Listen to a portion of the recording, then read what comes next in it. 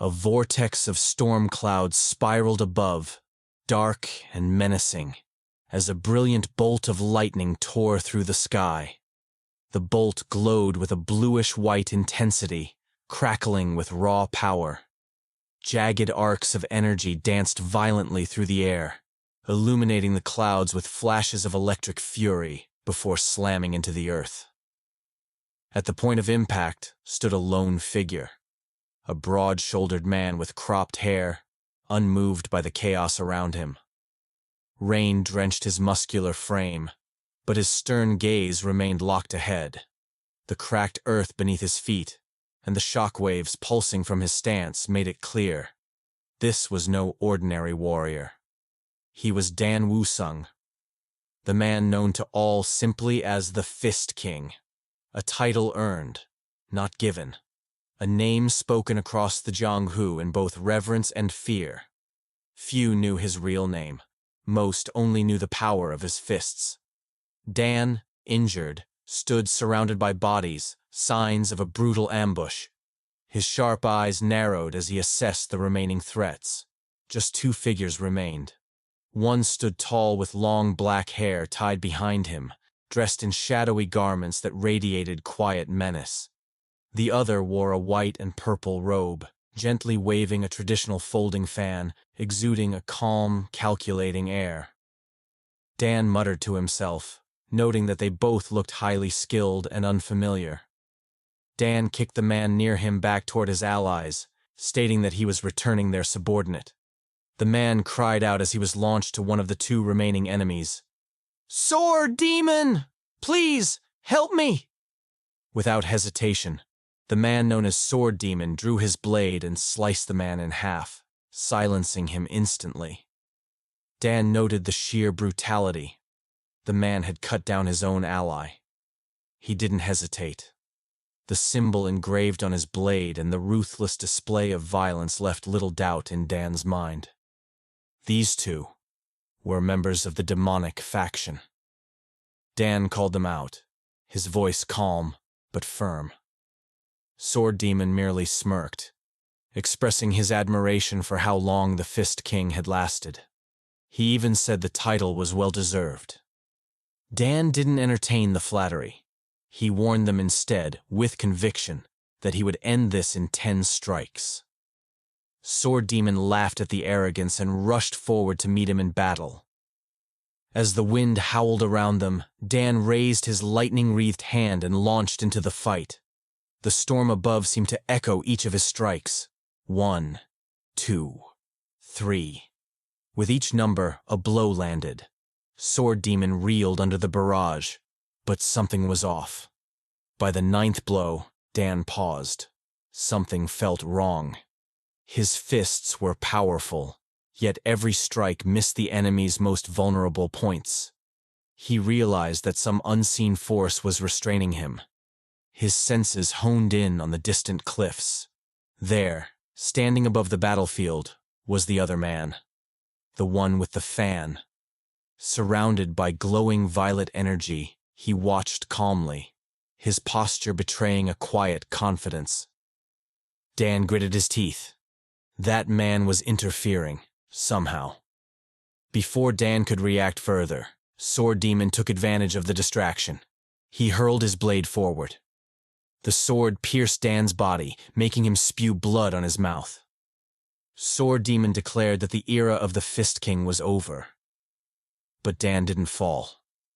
With the sword still embedded in his body, he forced himself forward, breaking through the mystical restraint and landing a crushing punch on Sword Demon's face. But it only grazed the Sword Demon on his face. A cut opened on his cheek, but instead of despair, the man only laughed. "You really are good at fighting, Fist King," he admitted with twisted admiration. The man with the fan descended from the cliff and commented on how close that had been.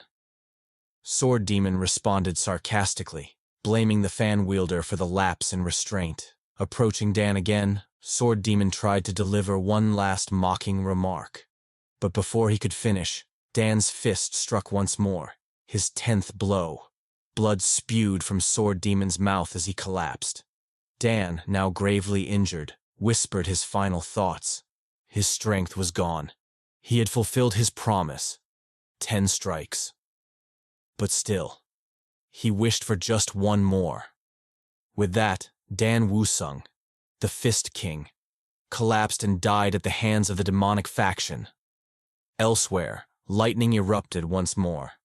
In a remote location known as the Juhua Mountains Safe House, a blast of electric blue energy surged from the earth.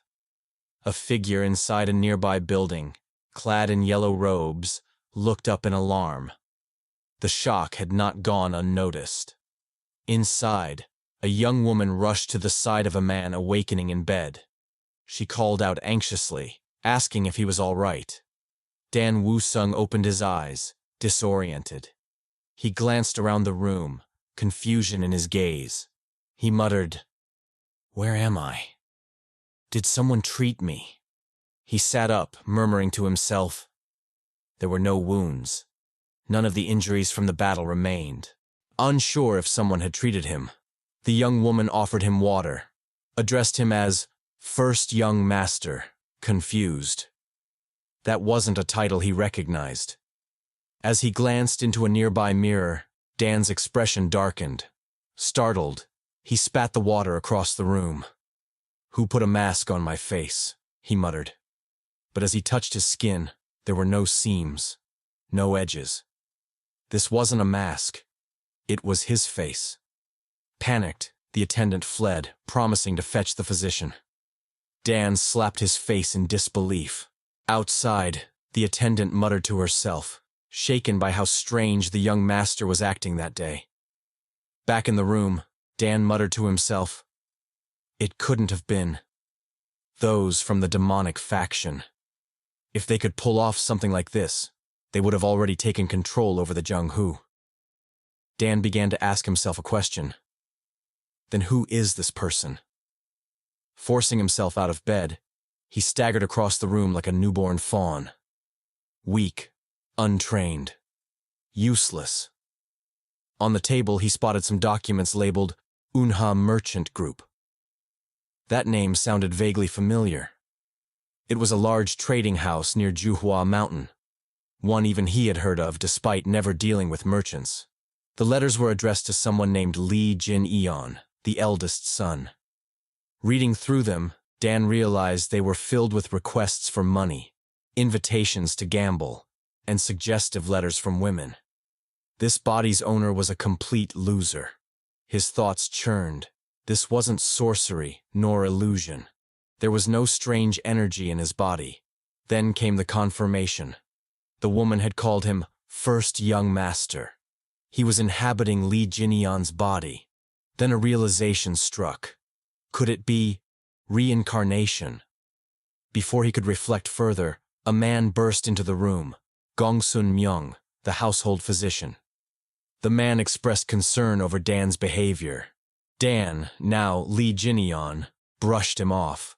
Gongsun insisted he had brought Jin-eon's favorite meal, chicken soup. But when the bowl arrived, Dan narrowed his eyes. Dragon and phoenix soup. To the healthy, it was a nourishing dish. But to someone as frail as the original Lee Jin-eon, it was poison. Dan noted how the physician had subtly tried to take his pulse earlier. Suspicious. Too suspicious. He played along, asking how long the Dragon Phoenix martial competition had been running. About 200 years, the physician answered casually. Dan's expression darkened. That meant not much time had passed since his death. The demonic faction could still be alive. He waved the man away, feigning exhaustion. Gongsun hesitated but obeyed. Now alone, Dan looked around once more. He was surrounded by liars, deceivers, and snakes. The demonic faction still lingered like a shadow across the land. But this time he'd finish the job. "One punch," he muttered darkly. "That's all it'll take this time." A meticulously prepared breakfast sat atop a low wooden table. Grilled skewers, a mix of seasoned meats. A bowl of perfectly steamed white rice emitted faint wisps of steam, and beside it, a delicate porcelain cup cradled a warm, fragrant tea. The entire arrangement felt ceremonial, exuding tradition and calm precision. One of the servants, clearly impressed, let out a breathy exclamation. "Wow," she whispered, her eyes wide. She turned to her companion and remarked, almost in disbelief, that the young master had taken to eating full meals again. Just recently, he had only been able to stomach porridge. Her fellow servant chuckled softly and nodded. "Yes," she agreed. "He's been eating with such appetite lately. He should be back from his morning walk any moment now." Right on cue, Lee Jinian, formerly Dan Woo-sung, entered the room shirtless, a light sheen of sweat glistening on his muscular frame. His breathing was calm but heavy, like someone who had just finished a rigorous training session. He glanced at the table and gave a nod of approval. "Oh, breakfast is already prepared?" he asked casually. The servants bowed silently in confirmation. "Well done," he said. "Keep breakfast simple like this from now on." "Yes, sir," one of them replied dutifully. As Lee Jinian slipped on a fresh robe, the servants exchanged hushed whispers behind him. "He really does seem healthier," one murmured. "I know, right?" the other whispered back with a giggle. Just then, a soft knock interrupted the moment. One of the servants turned and informed the young master that physician Gongsun Myung had arrived to visit. Lee Jinian, his expression tightening slightly, before giving a curt nod. "Let him in." As Gongsun Myung entered the room, muttered under his breath, "He's so rude," Gongsun Myung with his usual exaggerated enthusiasm. "Sir," he exclaimed, arms open as though greeting a long-lost friend. Lee Jinian's lips curled into a restrained smirk as he muttered privately, "I still don't understand why he grovels like that." He narrowed his eyes in amusement. "Shall I try catching this little rat today?" Adopting a more composed tone, he addressed the physician directly. "What brings you here, Physician Gongsun?" Feigning innocence, Gongsun replied, "What do you mean, sir? I hadn't heard anything from you, and I couldn't endure the loneliness. So I came. But I must say, your complexion, it's completely different now. All the effort I put in feels pointless now." Lee Jinian raised a brow. "Effort? You mean your little trick with the dragon phoenix soup?" Gongsun's eyes widened. "Sir, I believe there's been some misunderstanding. The dragon phoenix soup is a nourishing tonic, nothing more." "Oh, really?" Lee Jinian said with a mock tone. "I thought it was poison." Gongsun stiffened. "What?" "Sir, I am Gongsun Myung, your personal physician. If I'm not welcome here," he added with a slight bow, "then I'll take my leave." Lee Jinian narrowed his eyes. "You came without being called, and now you leave without being dismissed?" His voice carried a chill. "Are you the master here, not me?" Gongsun flinched at the sharpness of the retort. But then Lee Jinian laughed, his tone suddenly light. "Ha ha, I'm just joking." Gongsun let out a sheepish chuckle. "Ah, ha ha." Then Lee Jinian issued a sharp order. "I need to send a letter. Bring me writing tools from the desk." "Yes, sir. I'll do that," Gongsun replied as he complied. "I'll dictate. You write," Lee Jinian continued. Gongsun nodded. "Yes, please begin." Lee Jinian began his message with a deceptively calm tone. "Due to Sir Lee Jinian's severe illness, I must remain in the villa for some time. Since this life of mine is so stubbornly long, please advise on what I should do next." As the words sank in, Gongsun froze. His expression darkened. "What's wrong?" Lee Jinian asked coldly. "Why aren't you writing it down?" Gongsun struggled for words. "Sir, what are you saying?"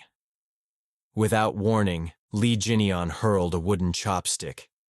It shot past Gongsun's face and embedded itself in the wall behind him, mere inches from his throat. "Hey, old man," Lee Jinian said, his tone now devoid of humor. I'm not the Lee Jinian of the past anymore. Gongsun leans back, clearly shaken. Sir, what on earth do you mean? Lee Jinian calmly, but his words carried weight. First, about that dragon phoenix soup. To a healthy man, sure, it's a tonic. But to someone as ill as me, it's poison. And you, as a physician, know that well. Did you really think I wouldn't notice you checking my pulse secretly when I didn't die? His voice dropped. And most importantly, you couldn't even hide your intent to kill me. Gongsun's mask of civility finally cracked. His eyes narrowed. Lee Jinian remained seated, his posture casual yet unyielding. You're clearly not acting alone. Write down the name of the one who gave you orders. Gongsun looked away. Why are you doing this, sir? How could you suspect a kind man like me? He let out a breath. Sigh. Gongsun's demeanor changed. His voice turned cold. Even a scoundrel like you has a conscience, huh? Lee Jinian responds. You finally show your true colors. Gongsun, he sneered. I was trying to let you pass with dignity. How foolish. Now there's no other way. If I have to, I'll kill all the servants and silence them. Gongsun muttered. His hand reached for a hidden weapon beneath his clothes, but he wasn't fast enough. In one clean, brutal motion, Lee Jinian struck his head, ending the treachery with a single blow.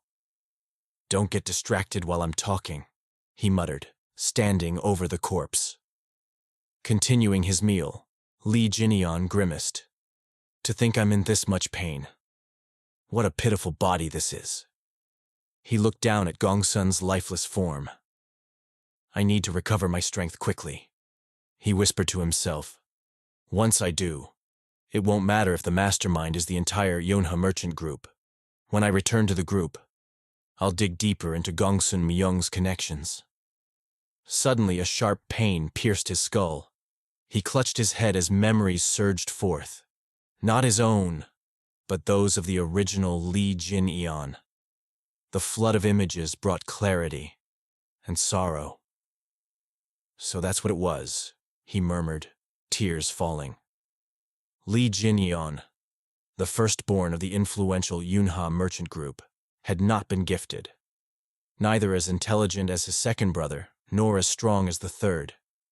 He was simply lacking. To mask his inadequacies, he buried himself in a life of luxury, spending frivolously and seeking comfort in vice. But when he finally realized the damage he had done to his name, his health, his family, it was already too late. They had sent him here, to this remote villa, to die in exile. If these memories are right, Lee Jinian muttered, then the main family wouldn't care what happens to me here. At first, the problem was that I had reincarnated without access to this body's past. But now, I can finally focus on martial arts again. He looked down at his own hands. To think he wasted such an innately gifted body. With my knowledge from my previous life, and a few rare elixirs, I can climb to the top again. He turned his eyes to a pouch filled with coins.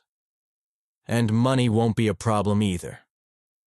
His gaze drifted briefly to Gongsun's corpse. I should bury that, he muttered. 1 year later, Juhua Mountain Safe House. A young man in uniform approached the villa gates, a formal letter clutched in hand. His steps were steady, but his eyes darted around with confidence. Hello, he called to one of the servants. I have a letter for young Master Lee Jin-eon. Where can I find him? The servant replied casually. Oh, he's right over there. The man, Mok In Siop, part of the Yunha merchant group's personal guard squad, turned to follow her gaze. And when he saw the figure beyond the courtyard, his breath caught in his throat. That's... he stammered. Young Master Lee Jin-eon. A few seasons had passed. In that time, Lee Jin-eon's energy core had manifested. He had carved into his body the martial techniques essential for survival, the enlightened mobility art, the enlightened body art, and the rapid stride. Most significantly, he had begun mastering a lightning-based technique, the white lightning 10-phase art, of which he had reached the 4th phase. Everything had progressed smoothly. Seated cross-legged in a lotus position, Jinyan concentrated deeply. But despite the progress, as he executed a technique, a single thought echoed in his mind. It still wasn't enough. Just then, a voice broke through his focus. Mok In-seop had arrived and respectfully greeted him. "It's been a long time," he said. "I'm Mok In-seop of the guard squad. I've brought a letter from the main clan." Jinyan acknowledged him with a nod and asked to see the letter. Even as he handed it over, Mok In-seop remained stunned. Internally, he questioned what he was seeing. Was this really the same fragile young master he had once known? Jinyan looked nothing like the frail figure from before. As Jinyan accepted the letter, he muttered with slight irritation that his arm was about to fall off. The contents of the letter were brief, yet heavy. The head of the Yunha merchant group, his father, had collapsed and was now bedridden. No explanation had been provided for the sudden illness. Leadership of the group was to be passed to Jinyan. Reading aloud, Jinyan echoed the words. "Father has collapsed and is now bedridden, but there's no explanation." In-seop hesitated before responding. He speculated that the Ouyang clan might be behind it. The group had long demanded protection fees disguised as tributes. These fees had grown intolerable. Jinyan asked calmly if the Ouyang clan had done anything to warrant increasing those fees.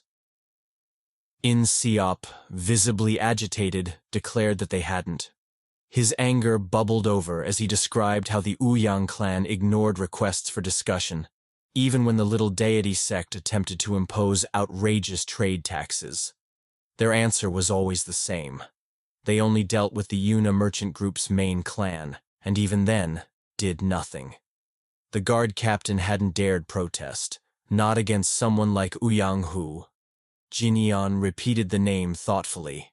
Ouyang Hu. He had heard of the man. He was a powerful figure in the Jianghu, enough for even Jinyan to recognize. He guessed that someone like Ouyang Hu considered merchant groups beneath him. Then he smirked and asked, "So if I take care of the Ouyang clan, this problem goes away?" In-seop was taken aback by the bold suggestion. But he quickly added that there was another critical reason behind the merchant leader's collapse.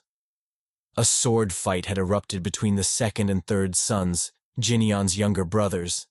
Their father had witnessed the scene and collapsed, likely from anger. Jinyan couldn't believe it. They fought in front of him? A sword fight, no less? He sighed deeply. In-seop tried to reassure him that he wouldn't be held responsible. But Jinyan shook his head. "No," he said firmly. "I can't just sit by and watch."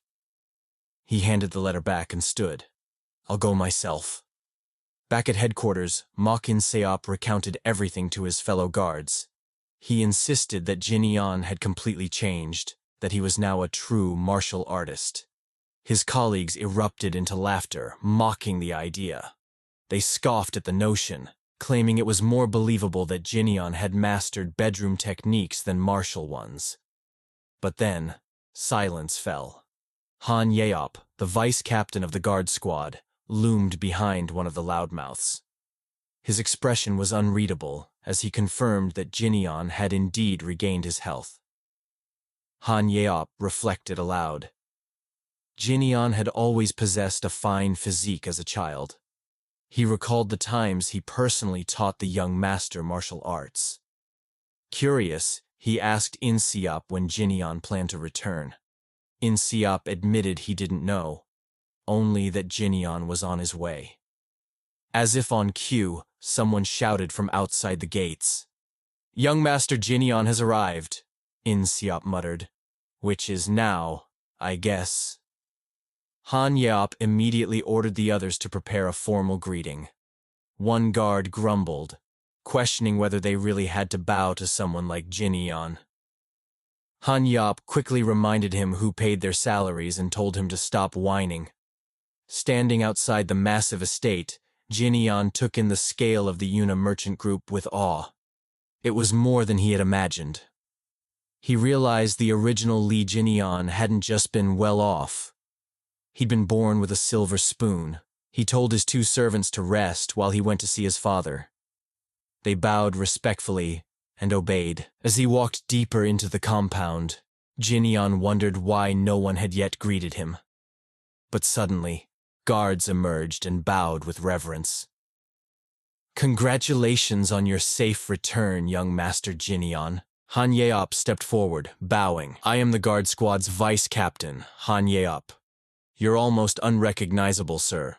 I'm relieved to see you healthy." One guard muttered under his breath, calling Han Yeop shameless. He couldn't believe the vice captain was showing respect to someone who had always looked down on him. Jin Yeon, smiling, replied enthusiastically, quite the warm welcome for a troublemaker. "Thank you, everyone." The guards were stunned.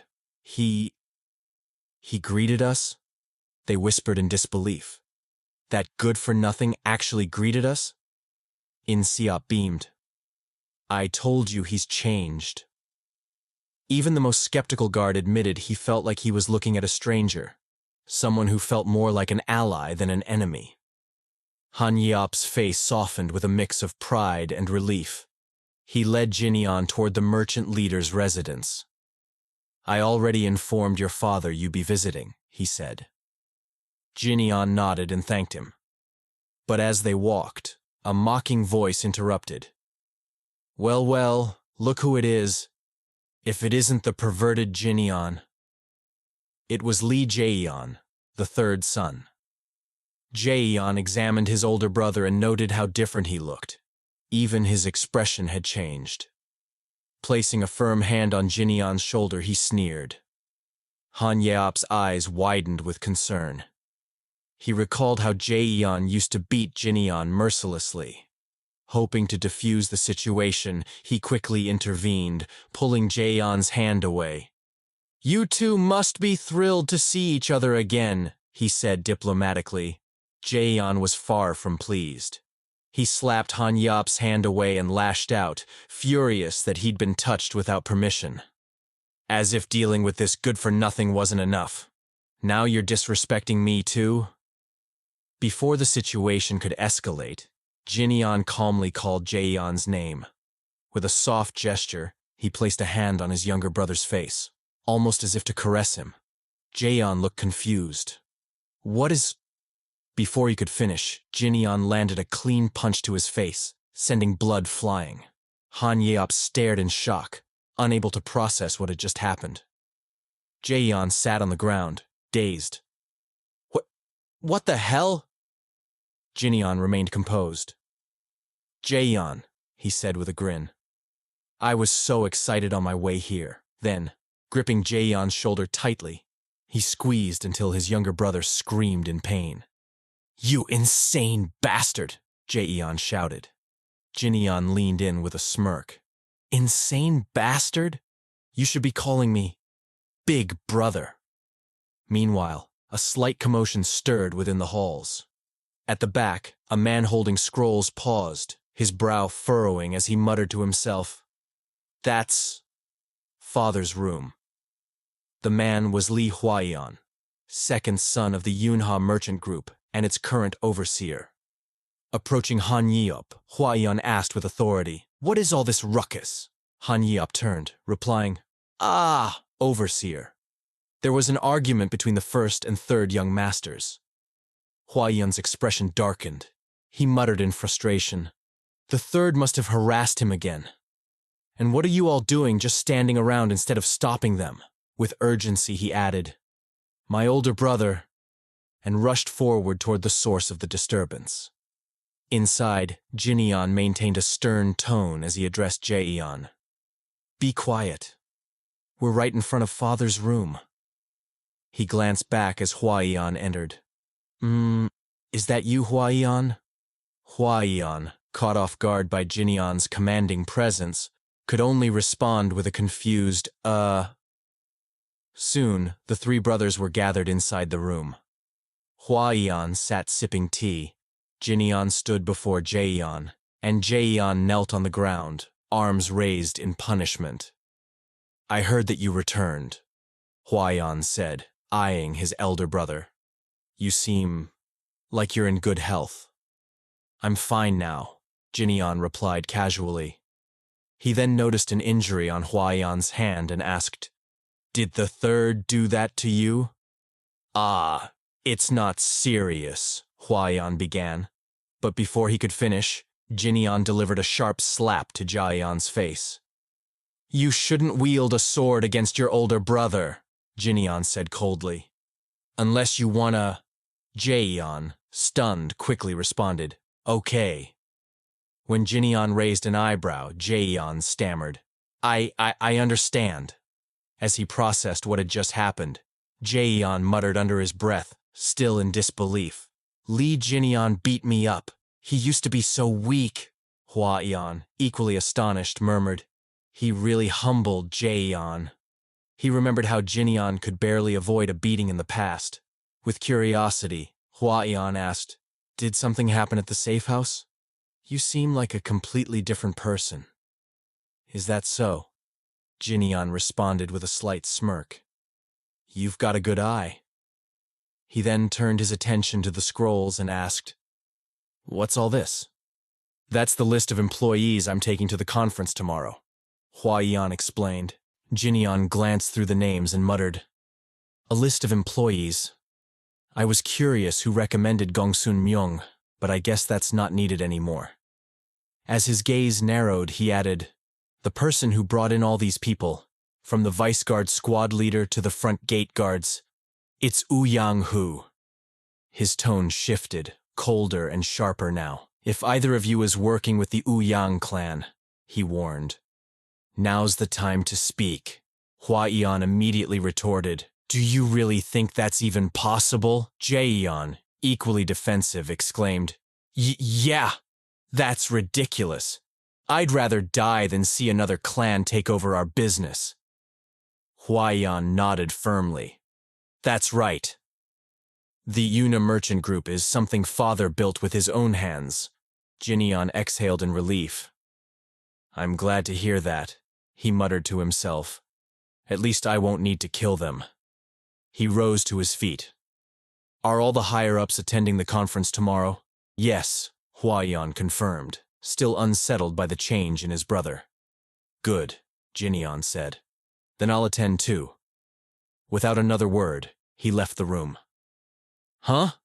Where are you going?" Huaiyan called after him.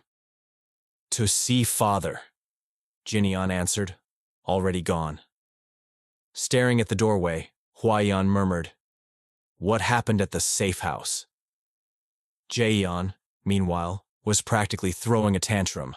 "I should have gone to Juhua Mountain. Me! Ah!"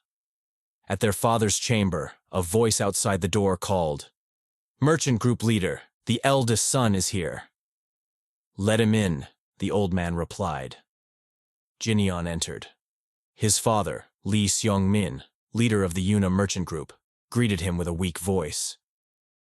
"You're here. What was all that noise outside?" he asked. Jinyan waved it off. "Nothing important. I heard you're unwell, due to stress." "Yes," Seong-min replied with a sigh. "I've always been under stress, but now this old body just can't handle it anymore." He reached out and gently touched Jinyan's face. "You've changed a lot. For the better," he said with a soft smile. "Your face looks different. Are you really Jinyan?" Jinyan simply nodded. "Yes." Internally, however, he was caught in his own thoughts. Strange. I grew up without parents, so I never knew what having a father felt like. But in Lee Jinyan's memories, his father was a great man. As he held his father's frail hands, he muttered, "When did he become so small?" Out loud, he promised, "Father, don't worry. We just need to eliminate the cause of your stress. I'll handle that, so please, don't worry. Hmm? Eliminate? The old man asked, concerned. Ah. Jinyon forced a smile. It's nothing. Don't worry. The following day, the Yunha Merchant Group's conference began. Among the attendees was Ouyang Hu, guard squad leader and a martial master from the Ouyang clan. A subordinate leaned over and whispered, Guard squad leader. Isn't that the eldest son? What's he doing here? Ouyang Hu smirked. He must be worried about his position in the group. During the meeting, Huaiyan continued discussing business. So, does anyone have a different opinion? If not, I'll move on to… I do, Ouyang interrupted confidently. I heard the first young master still doesn't have a guard, despite returning. I'd like to make a recommendation. Murmurs spread through the room. One man whispered, Half the group's already under the Ouyang clan. Another replied, Hey, only to have his teacup swatted away by Ouyang Hu. Oops, my hand slipped, Ouyang said mockingly. My bad. Anyone have anything to say about my suggestion? When the room remained silent, he sneered. Thought so. Jinyon stood up. I do. I have complaints. As he stepped forward, all eyes turned to him. I'd like to make a suggestion too, he said, his tone sharpening. A suggestion. To fire the guard squad leader, Ouyang Hu. Gasps filled the room. The Yunha members were stunned. The Ouyang representatives burst into laughter. One man chuckled. Goodness, what a joke. Another added, Doesn't he know how much the squad leader's done for the group's security? Fire me? Ouyang Hu laughed loudly. You must have forgotten how things work after lying bedridden so long. That's not something you get a say in. Jinyon's expression hardened. Is that so? Without warning, he punched the floor, sending a ripple of force that silenced the room. You must have forgotten. Just because you've gained some influence, Jinyon said coldly. Ouyang's confident smirk vanished. But let me remind you. Jinyon's voice cut like a blade. The Yuna Merchant Group belongs to me. Before the assembly, Li Huayan glanced nervously at Li Jinyon and asked why he was present. Are you really planning to dismiss Guard Captain Ouyang Hu? That's why you came? Honestly, we're just a merchant group. It's above our pay grade to confront someone like him. Jinyon fixed Huayan with a steady gaze. Huayan, do you realize what happens when a martial artist from the Jianghu is underestimated? The ignorant ones get devoured. Look at our merchant group. It's being eaten alive right now. Inwardly, Huayan thought. He's right. When did the Ouyang clan grow so powerful here? Jinyon placed a reassuring hand on his shoulder and smiled. But don't worry, I, your older brother, will handle it. Han Yup murmured skeptically. Handle it. Like that, brother. Ouyang's subordinate rushes forward drew their sword. Ouyang shouted, Young Master Jinyon, what madness is this? Ouyang Hu hissed to himself. That troublemaker, has he lost his mind? Captain Han Yeop quickly intervened. Insolent! How dare you brandish a sword at young Master Jinyon? Step back at once. Jinyon's expression darkened. You're right. That was truly insolent. Drawing a sword on your employer? You young punks really have a death wish. Since I feel a little sorry for Ouyang, maybe I'll consider this compensation. Ouyang scowled. Feel sorry? Jinyon continued, stepping closer. You ruined his retirement plans. You had Gongsun Myung try to assassinate me while I was recovering, and you provoked a feud between my second and third brothers. Blood between siblings makes your work easier, and thanks to you, father collapsed. Had you manipulated one of my brothers, you could have taken over the Yunha Merchant Group without lifting a finger.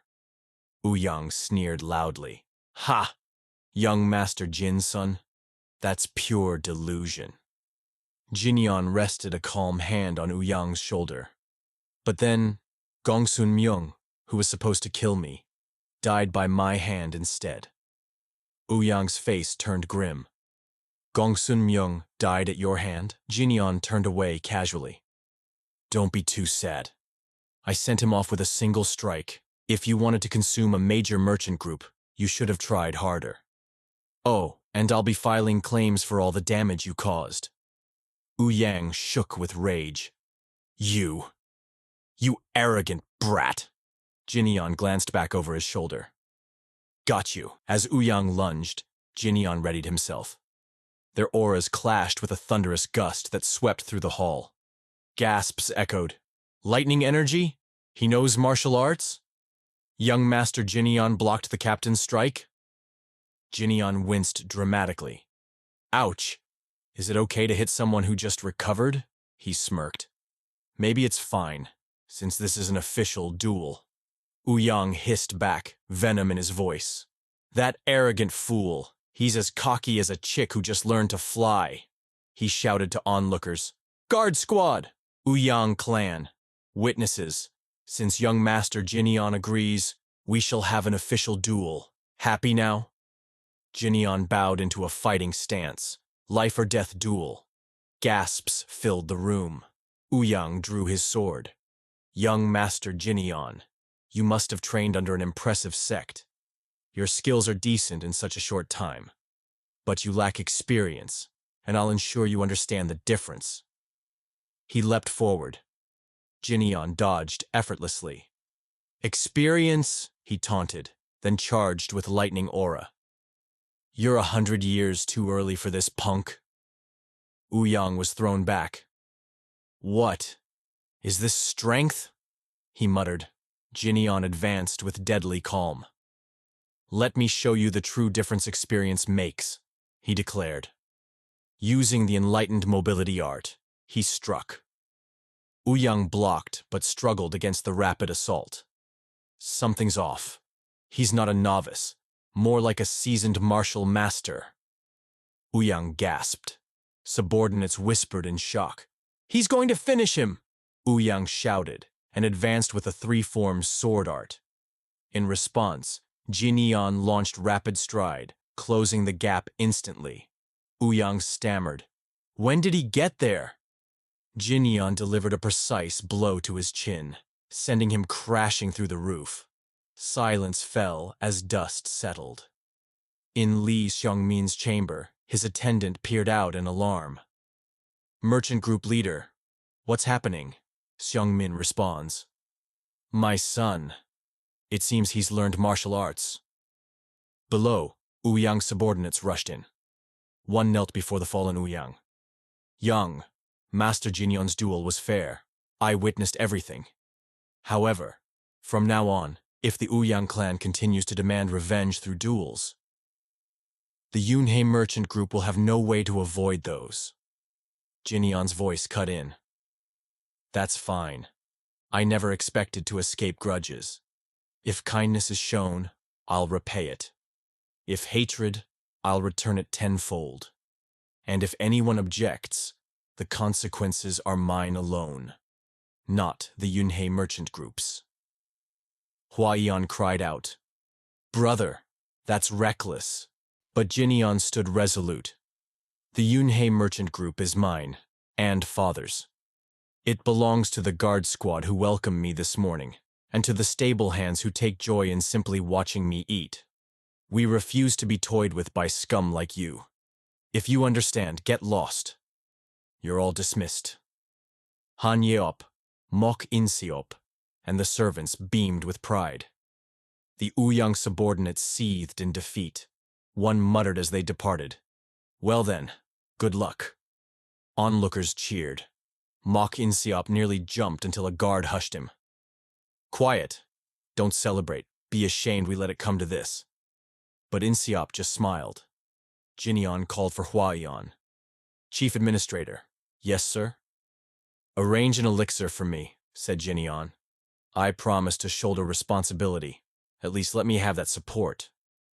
Of course, Huaiyan answered excitedly. I'll get the finest tonic. Elixir orders, hiring new guards. You'll be busy. Jinyeon mused. Oh, And the new guard squad. I already have candidates.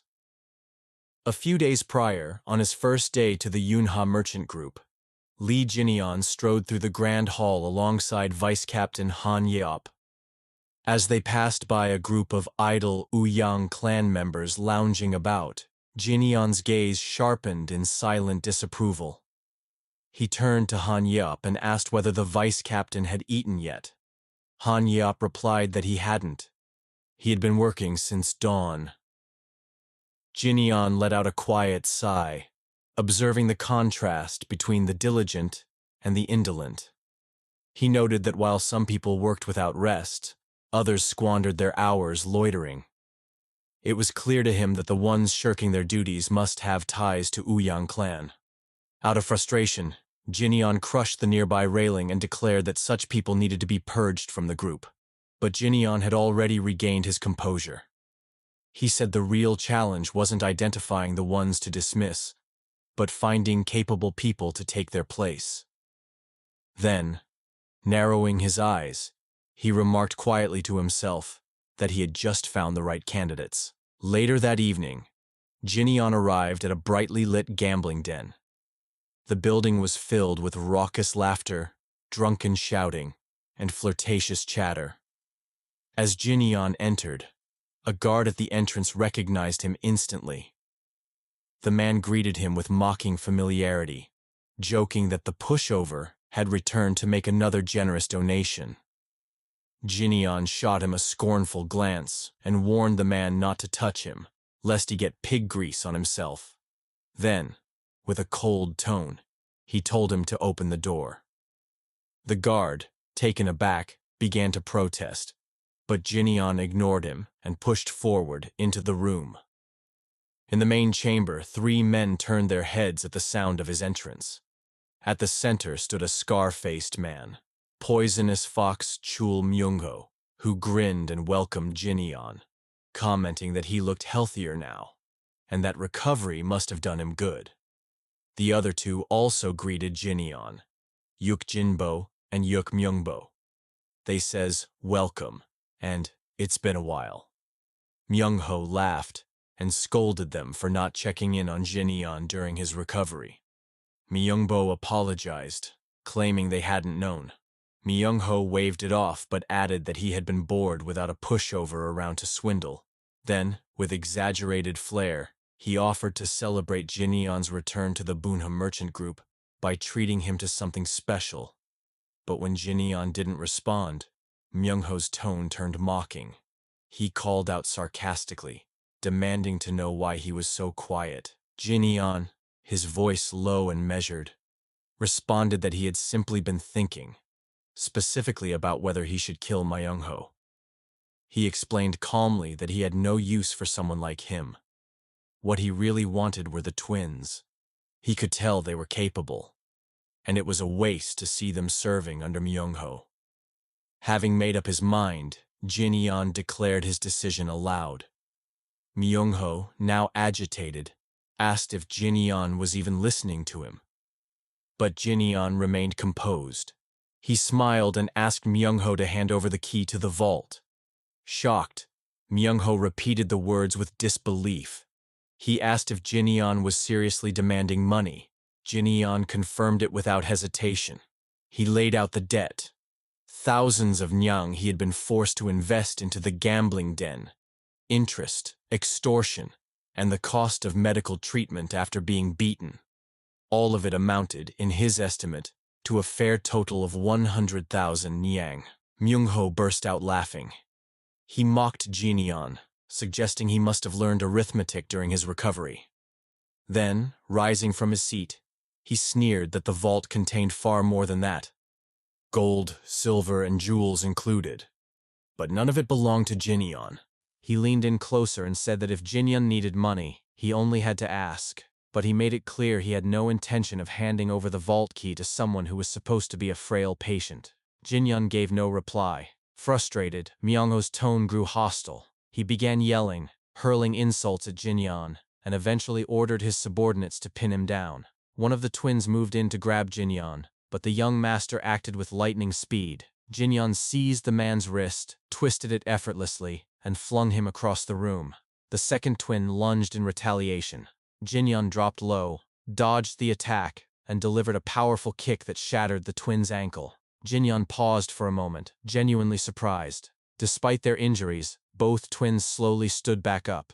There was no trace of fear in their eyes. Jinyon nodded to himself in admiration, muttering that this was exactly the kind of value he had been looking for. The twins began their attack, rushing toward Jinyon, but in the blink of an eye, he reappeared between them, grabbed them by their heads, and slammed their skulls together with a loud crack. He released them and warned them sternly not to move again.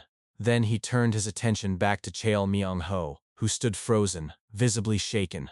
Jinyon's tone dropped further, his gaze icy cold. It was just the two of them now.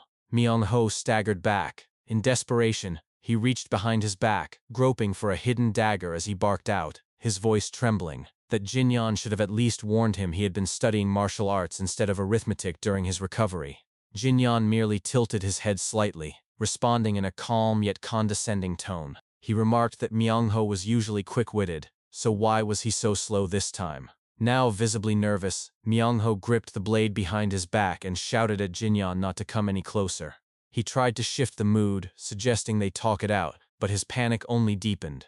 He cursed under his breath, muttering that there was no need to be afraid. After Ed, Jinyon had always been a pushover. With a sudden burst of aggression, Myung-ho charged forward, declaring that the first strike wins. But Jinyon acted faster. He kicked a table up to intercept the blow, punched clean through the wooden surface, and seized Myung-ho by the head. With a cold smirk he countered, stating that the counter-strike wins, then drove a lightning-fast strike into Myung-ho's skull. Myung-ho screamed in pain. Outside, the guard from earlier muttered that someone was probably going to die tonight. Jinyon let Myung-ho drop to the ground, telling him to snap out of it. Myung-ho laughed bitterly, his breathing ragged. He said he was conscious and asked what Jinyon wanted now. But his expression darkened as he began to wonder what Jinyon had actually been doing during his so-called recovery. Was it training? Was all of this for revenge? He insisted he hadn't been that cruel to Jinyon, had he? Panic set in as he scrambled upright, suddenly offering alternatives. He asked if Jinyon wanted something else instead of the vault key, anything at all. He insisted they had been friends since childhood and tried to guilt Jinyon by invoking their past. Jinyon paused, then agreed. They were friends, after all.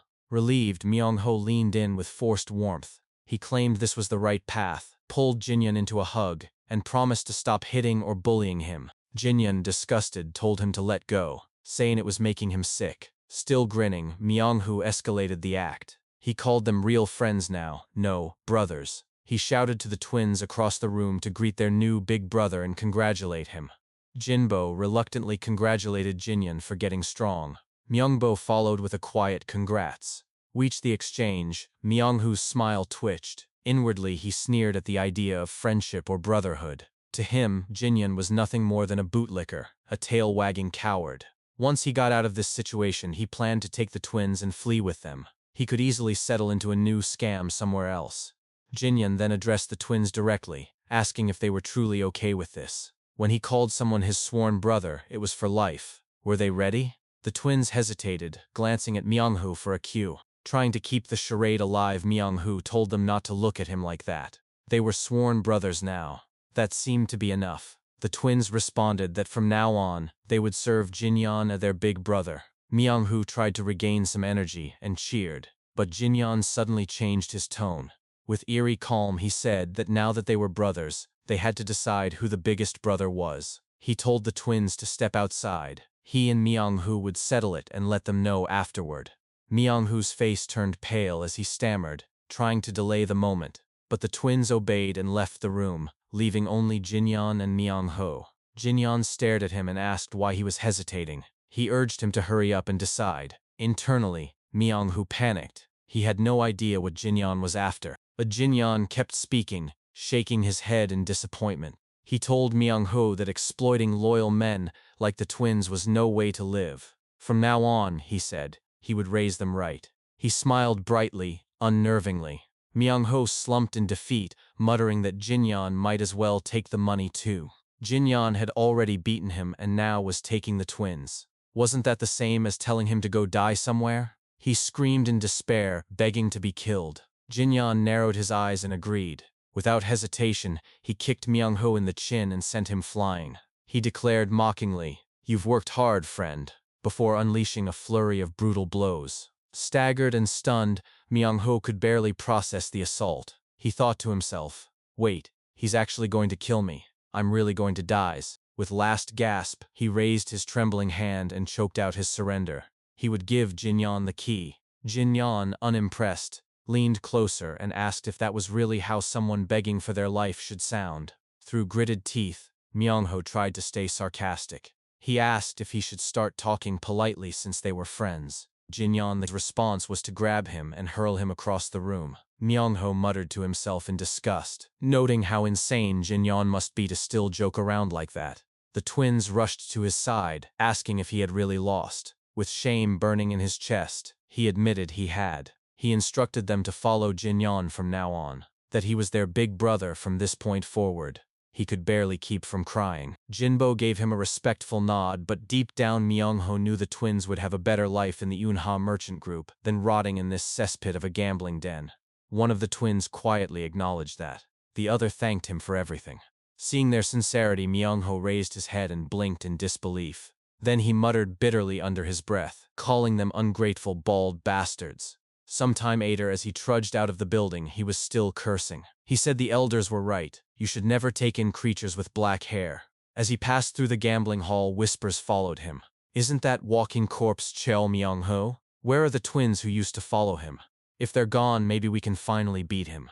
With the twins gone, gamblers began circling him like vultures. He sighed and muttered that the rats were finally crawling out of the woodwork. He raised his voice, reminding them who he was, the venomous fox. If they had the guts, they should come at him.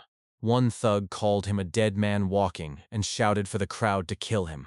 Weapons were drawn. Myung-ho braced himself, muttering bitterly that this really might be the end. He cursed Jinyan last time, saying he should have taken it easier on him. But before the mob could strike, Jinyan intervened. With what devastating blow he cleared the room. Jinyan sneered at the gamblers, pointing out how none of them dared look at Myung-ho before, but now they swarmed because he was weak. He told them to come back when Myung-ho wasn't half dead, if they had any class at all. Instead of gratitude, Myung-ho grumbled that Jinyan was acting too cool for his own good. He limped away, muttering that the world really was messed up.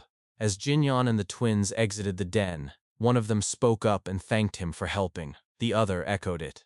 Jinyan didn't respond at first. He simply stared ahead and muttered that anyone who had visited this den likely wondered the same thing. Why the twins followed Cheo Myung-ho. Some said they were bought and sold like slaves. Others believed they feared him.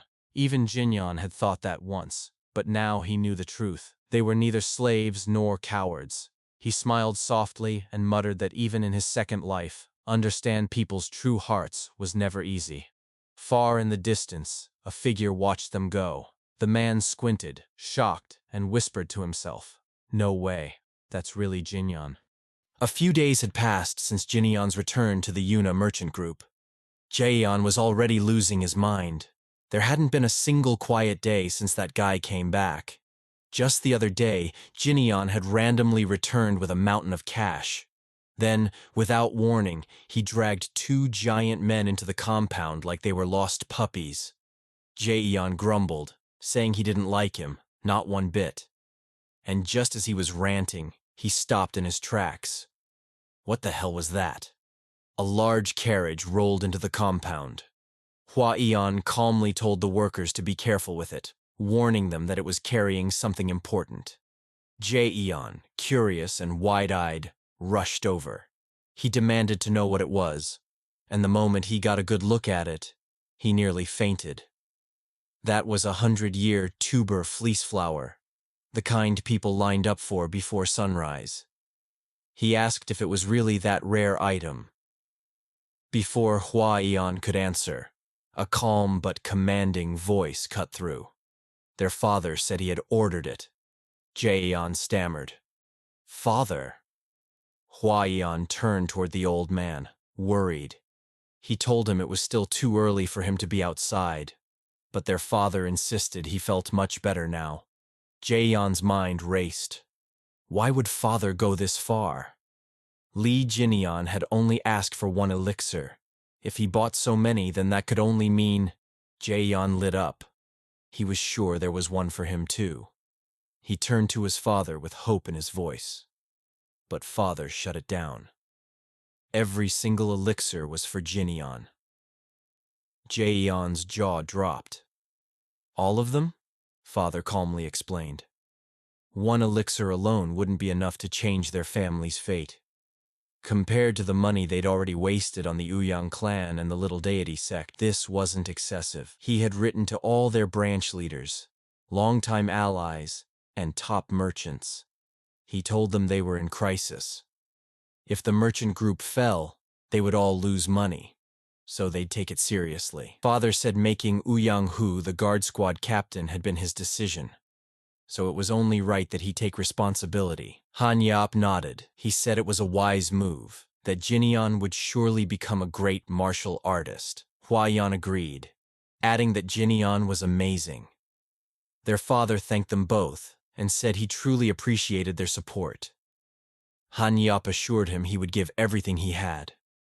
But Jaeyeon was still sulking. Father cut him off. He said this was perfect timing. The perfect opportunity to use every bit of wealth he'd earned in his life. Jaeyeon panicked. What about him? Where was his elixir? Father turned to him slowly and asked, did he even need one? Later at the training ground, Jaeyeon trains out of frustration. Everywhere he went, it was Jinian this, Jinian that. Why didn't he get an elixir? Was everyone just ignoring him now? He cursed under his breath, wondering what kind of damn miracle Jinian had stumbled into. Then, from the distance, he heard heavy footsteps. Jinian ran past him, with a fucking boulder strapped to his back. Jaeyeon jumped back, confused. He asked what the hell that was supposed to be. Jinian answered that he was just out for a walk. Jaeyeon scoffed. A walk? With a fucking boulder? Now the guy who was born lucky was suddenly putting in effort? Jaeyeon collapsed on the ground with his wooden sword, muttering to himself. He tried to mimic the battle he had seen between Jinian and Uyang Hu. He acted it out like some kind of scene. He imagined the moment Uyang Hu slashed down and Jinian dashed forward and smashed him in the jaw. It still didn't make sense to him. How did that bastard do it?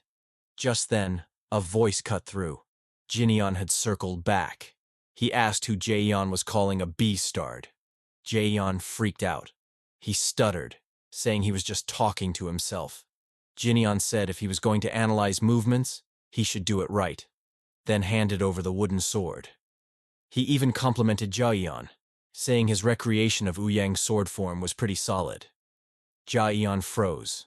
So Jinian had been watching. He followed Jinian's instructions, replaying the move. Jinian added that Uyang Hu stabbed sloppily. Jaeyeon growled, insulted. He yelled that Jinian had a real sharp tongue. Before he could say more, Jinian lunged. Jaeyeon barely blocked it. Jinian said that after breaking the feint, he had closed the gap. Jaeyeon's thoughts spiraled. What was this lunatic doing? Jinian moved behind him in a blur. He tried to kick again, but Jaeyeon dodged just in time. Jinian added that once a fighter is cornered, they reveal their hidden trump card.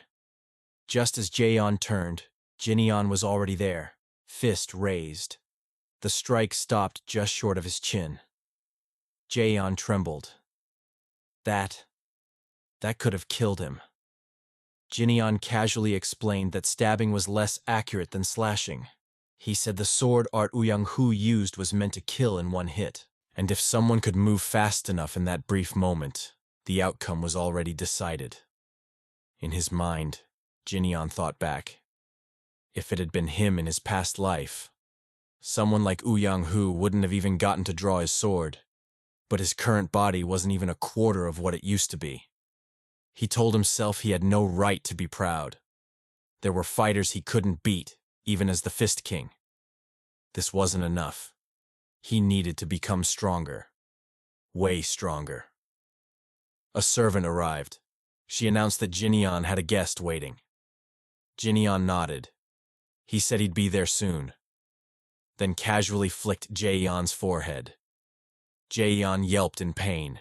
He asked why the hell Jinyeon hit him. Jinyeon smirked and said it was because he was a damn bastard. Somewhere else, a group of guys were arguing. One of them said it was nonsense. There was no way Jinyeon knew martial arts. Wasn't that the guy who spent all day chasing girls? Another guy, Gu-ung, insisted it was real. He had seen it himself. One night, drunk, he stumbled past Chul Myung-ho's gambling den. He remembered hearing a voice. It was Jinyeon's, but when he turned around, Jinyeon had vanished. Back in the present, the others still didn't believe him. That's why they had all come here, to see it for themselves. They barged into Jinyeon's room without knocking.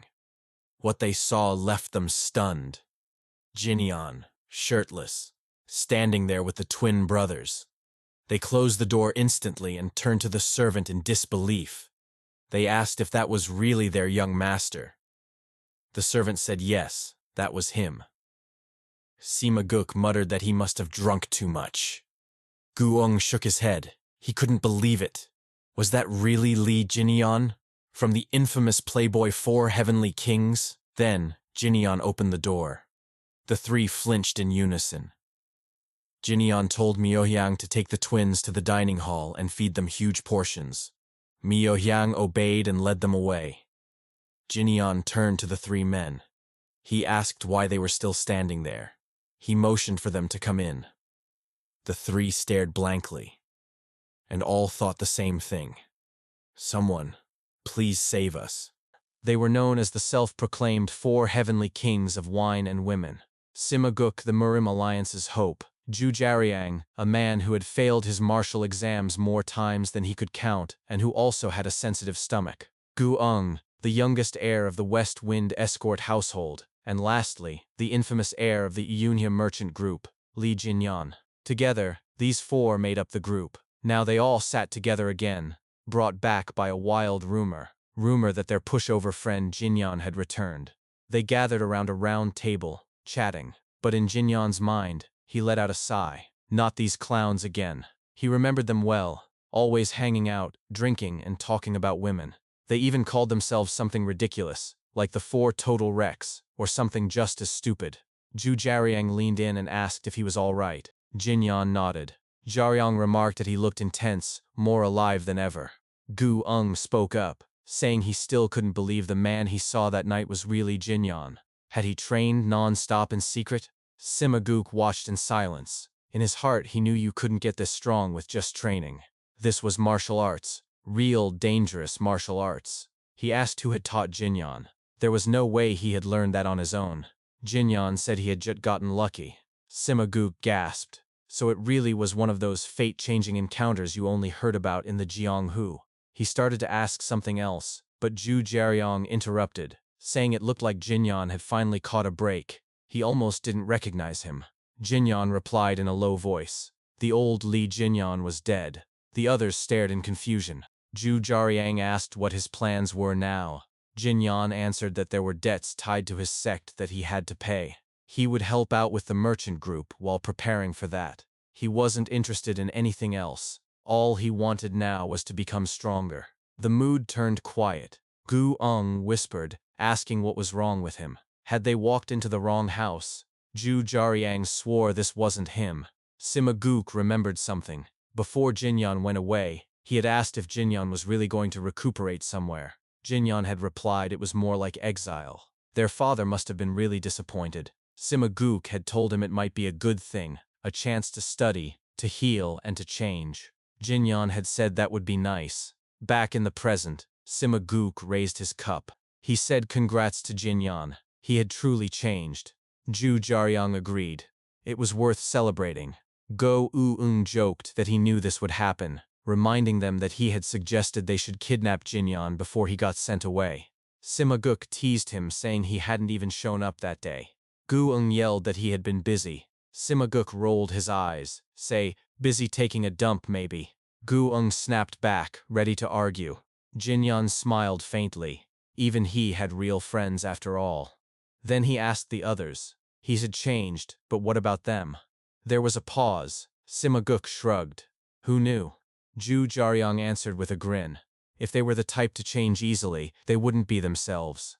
Jinyan sighed and told them to stop talking about it. In Ju Jaryang's mind, a thought stayed. They all used to think they were stuck in a well, but one of them had already climbed out and seen the world. Time passed. Ju Jaryang said he had fun. He told Jinyan to call if he ever needed help, and to train hard so he wouldn't get beat up out there. Sima Guk congratulated him again.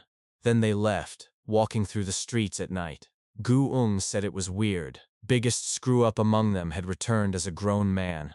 It almost felt like youth was over. Sima Guk admitted he felt unusually lonely tonight. Let's go. Ju Jaryang asked, where to? A brothel? Sima Guk yelled back, home, you idiot. Go study. You failed your exam again, didn't you?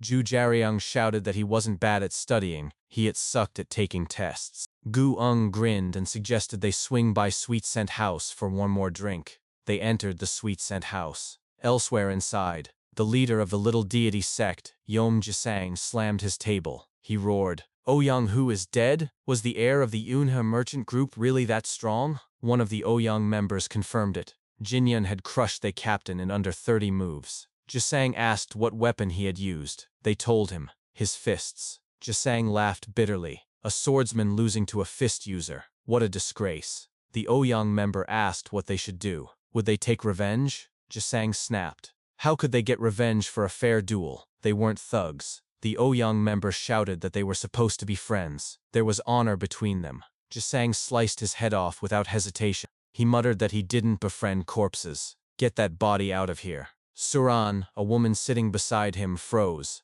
Blood splattered across her face. Jisang looked at her, startled. He apologized, saying the drink tasted awful. Now, let's go. As they walked, he muttered that the Yunhe merchant group refused to pay taxes, and now they had killed Ouyang Hu. What should they do with that? One of his men said it meant they didn't respect the little deity sect anymore. Jisang agreed. That was exactly it. He clicked his tongue. Another lackey asked if he would kill them. Jisang was shocked. They weren't some gang. They couldn't just go around killing people. The lackey asked again if he would just let it go. Just then, the trio, Gu Ung, Ju Jaryang, and Sima Guk, walked into the establishment. They passed right by the little deity sect members. As they crossed paths, Jae Sang muttered loudly that he wanted the Yunhe merchant group's money. Sima Guk heard it and paused. The Yunhe merchant group, Jae Sang went on. Li Xiangmin, the old man, was a master of deals. There was a rumor he was richer than people realized. It made him wonder just how much the young heir was worth. Sima Guk rushed out. He ran all the way back to the Yunhe compound, where he found Jinyun. Breathing hard, he told him what he had heard. Jinyun yawned and joked that it was touching. Sima Guk really came running back. Sima Guk shouted that the little deity sect looked ready to attack. They had no proper guards left. Should they ask Gu Ung for help? Jinyun stayed quiet. In his mind, he remembered Mok In Siop's warning.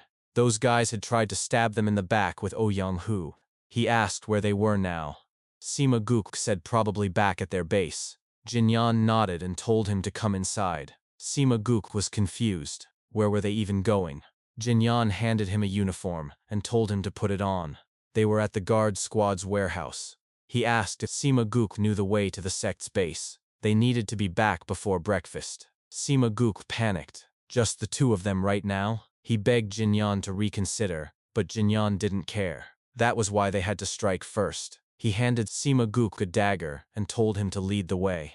They arrived outside the little deity sect's base. Jinyan looked around. There were tons of guards. It had to be the place. Sima Guk whispered that he wasn't going to be any help. Jinyan nodded. His job was already done. Sima Guk realized it. He just needed to bring Jinyan here. He asked how they would get in. What was the plan? Jinyan gave a small smile, then raised his leg and kicked the front door wide open. He muttered to himself, let's do it like I did in my past life. Dan Wusung had never backed away from a fight. Not when he was a hungry orphan. Not during his long years wandering the Jianghu. And not even after rising to the throne as the Fist King. Wherever he went, Dan Wusung welcomed battles. he loved fighting more than anything else. Now, in his new life as Li Jinyan, he hadn't changed much. Jinyan walked through the gates of the little deity sect without hiding. Calm, quiet, and fearless, he strolled right past the guards. In the middle of the courtyard, he asked out loud where the sect leader was. One of the guards yelled at him, calling him crazy. Before the man could finish his sentence, Jinyan grabbed him by the neck and broke it. The body hit the ground. Jinyan warned the others not to make him repeat himself. Another guard cursed and stepped forward, shouting if Jinyan even knew where he was. Did he think this was a joke? At that moment, Yom Jisang, the leader of the little deity sect, stepped onto the balcony above. He asked what tall the noise was. Looking down, he saw Jinyan and asked who the young man was. Jinyan said he was an assassin. He asked if Jisang was the sect leader. Jisang smirked. So what if he was? Inwardly, he thought this was strange. What kind of assassin walked through the front door? He narrowed his eyes, examining Jinyan's knuckles. They were thick with bruises and calluses. Those weren't the hands of a spoiled heir. He asked if Jinyan was the young master of the Yunha merchant group. Jinyan shrugged. So what if he was? Maybe he had hidden his face for nothing. Jisang chuckled. He said he didn't expect someone so important to come to him first. Now that Jinyan had shown up on his own, he wasn't going to hold back. He'd take full advantage of it. A guard threw a net from above. Jinyan moved, dodging it with ease. He caught the net in midair. It reminded him of something. It had been a while since he had fought against a group this large. He thought back to a battle in his past life, a fight against the demonic faction. Even though this body wasn't as strong as his old one, it was still enough. He gripped the net and whipped it around like a weapon. The guards fell one after another. Jinyan smiled. It had been a long time since he had this kind of fun. The courtyard filled with screams. One guard stammered that Jinyan was fighting without even a weapon. Another whispered that he must be a monster. An arrow suddenly flew. It grazed Jinyan's face. His mask fell. Jinyan looked annoyed. Was the enemy just trying to show off? Jisang raised his voice. He didn't want to use this weapon because it was expensive. But since Jinyan was a special guest, he'd make an exception. Some guards rushed forward, grabbing Jinyan's legs to hold him down. One of them trembled inside. If this kept up, he'd really die here. Jisang asked if even with Jinyan's skills, could he dodge this? He ordered his men to fire. Dozens of crossbows launched arrows. Jinyan's eyes narrowed. He knew Jisang didn't care if his own men got caught in the attack. Even someone from the underworld would hate that kind of betrayal. Just then, a voice shouted from outside. Sima Gook called out. He threw a dagger into the air. Jinyan caught it. With one quick motion, he spun the blade and deflected every incoming arrow. Everyone watching froze. Jisang's face twisted in shock. He couldn't believe it. That dagger was cheap, and yet Jinyan blocked everything with it. Jinyan turned and gave Sima Gook a thumbs up. Then, without pause, he hurled the dagger at Jisang. It slashed his neck, just a graze, a warning. Jinyan said he didn't usually use swords, but he'd make an exception for Jisang. Jisang cursed inside. That crazy bastard. He shouted at his men. What were they standing around for? Shoot him already. Jinyan replied coldly. He specialized in fists. With that, he launched forward.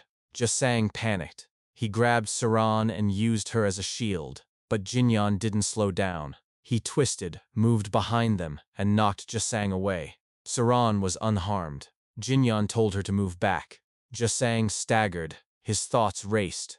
Who is this guy? If he's really the young master, then how can he fight like that? He looks more like a veteran killer than some merchant's son. Jinyan stepped forward and asked what Jisang was staring at. Did he have something to say? Jisang begged. He said he'd save a lot of money. If Jinyan spared him, he'd pay a huge reward. He wouldn't be stingy. Jinyan responded with a kick to his face. He looked down at the fallen coins spilling from Jisang's clothes, then asked why a man like him always valued money more than human life. He picked up a few coins and tossed them aside. He said he didn't need them. Jisang could keep them. Then, with no hesitation, Jinyan drove his fist through Jisang's chest, piercing his heart. Everything stopped. The room went silent. People stared, stunned. Jinyan stood over his lifeless body and muttered, "Disgusting." Later, as the sun finally rose, Jin Aeon, Samagyuk, and the escort lady walked together after surviving a fierce battle. Samagyuk glanced at Jin Aeon and spoke with a hesitant tone. telling him that since Jineon was heading in one direction while he was going the other way, he would escort the lady from there. Jineon agreed and left her in his care. As Jineon walked away, he waved at them. Samagyuk waved back while the escort lady bowed respectfully. As Samagyuk and the lady continued walking together, she suddenly broke the silence and addressed him. She asked if he was young Master Samagyuk. Samagyuk flinched at her words, stopped in his tracks, and removed his mask. He turned toward her and asked how she had known his identity. The lady smiled gently and explained that she had seen him many times in Danhyang. More importantly, since he was close friends with young Master Jin Eon, it was obvious who he was. Samagyuk gave a small nod, saying he understood. The lady then bowed deeply in front of him and expressed her gratitude. She said that she was thankful for everything he had done that day, and promised that if he ever visited again, she would serve him a bottle of top-grade rice wine. Samagyuk scoffed at the offer, saying it was unnecessary since he had done nothing to deserve it, and added that he was not planning to visit the pleasure quarters anymore. The lady lifted her head, smiling warmly. She remarked that he had truly changed. Samagyuk fell silent for a moment before answering softly that he needed to change as well. As his eyes followed Jineon walking far in the distance, he thought to himself that his friend had already changed so much, so he had to change too. Back at the estate, a table was filled with delicious food. The twins stared at the spread, clearly eager to eat. From behind them, Jin Aeon, who had just finished bathing, entered the room. He approached the table, sat down with them, and told them to eat comfortably.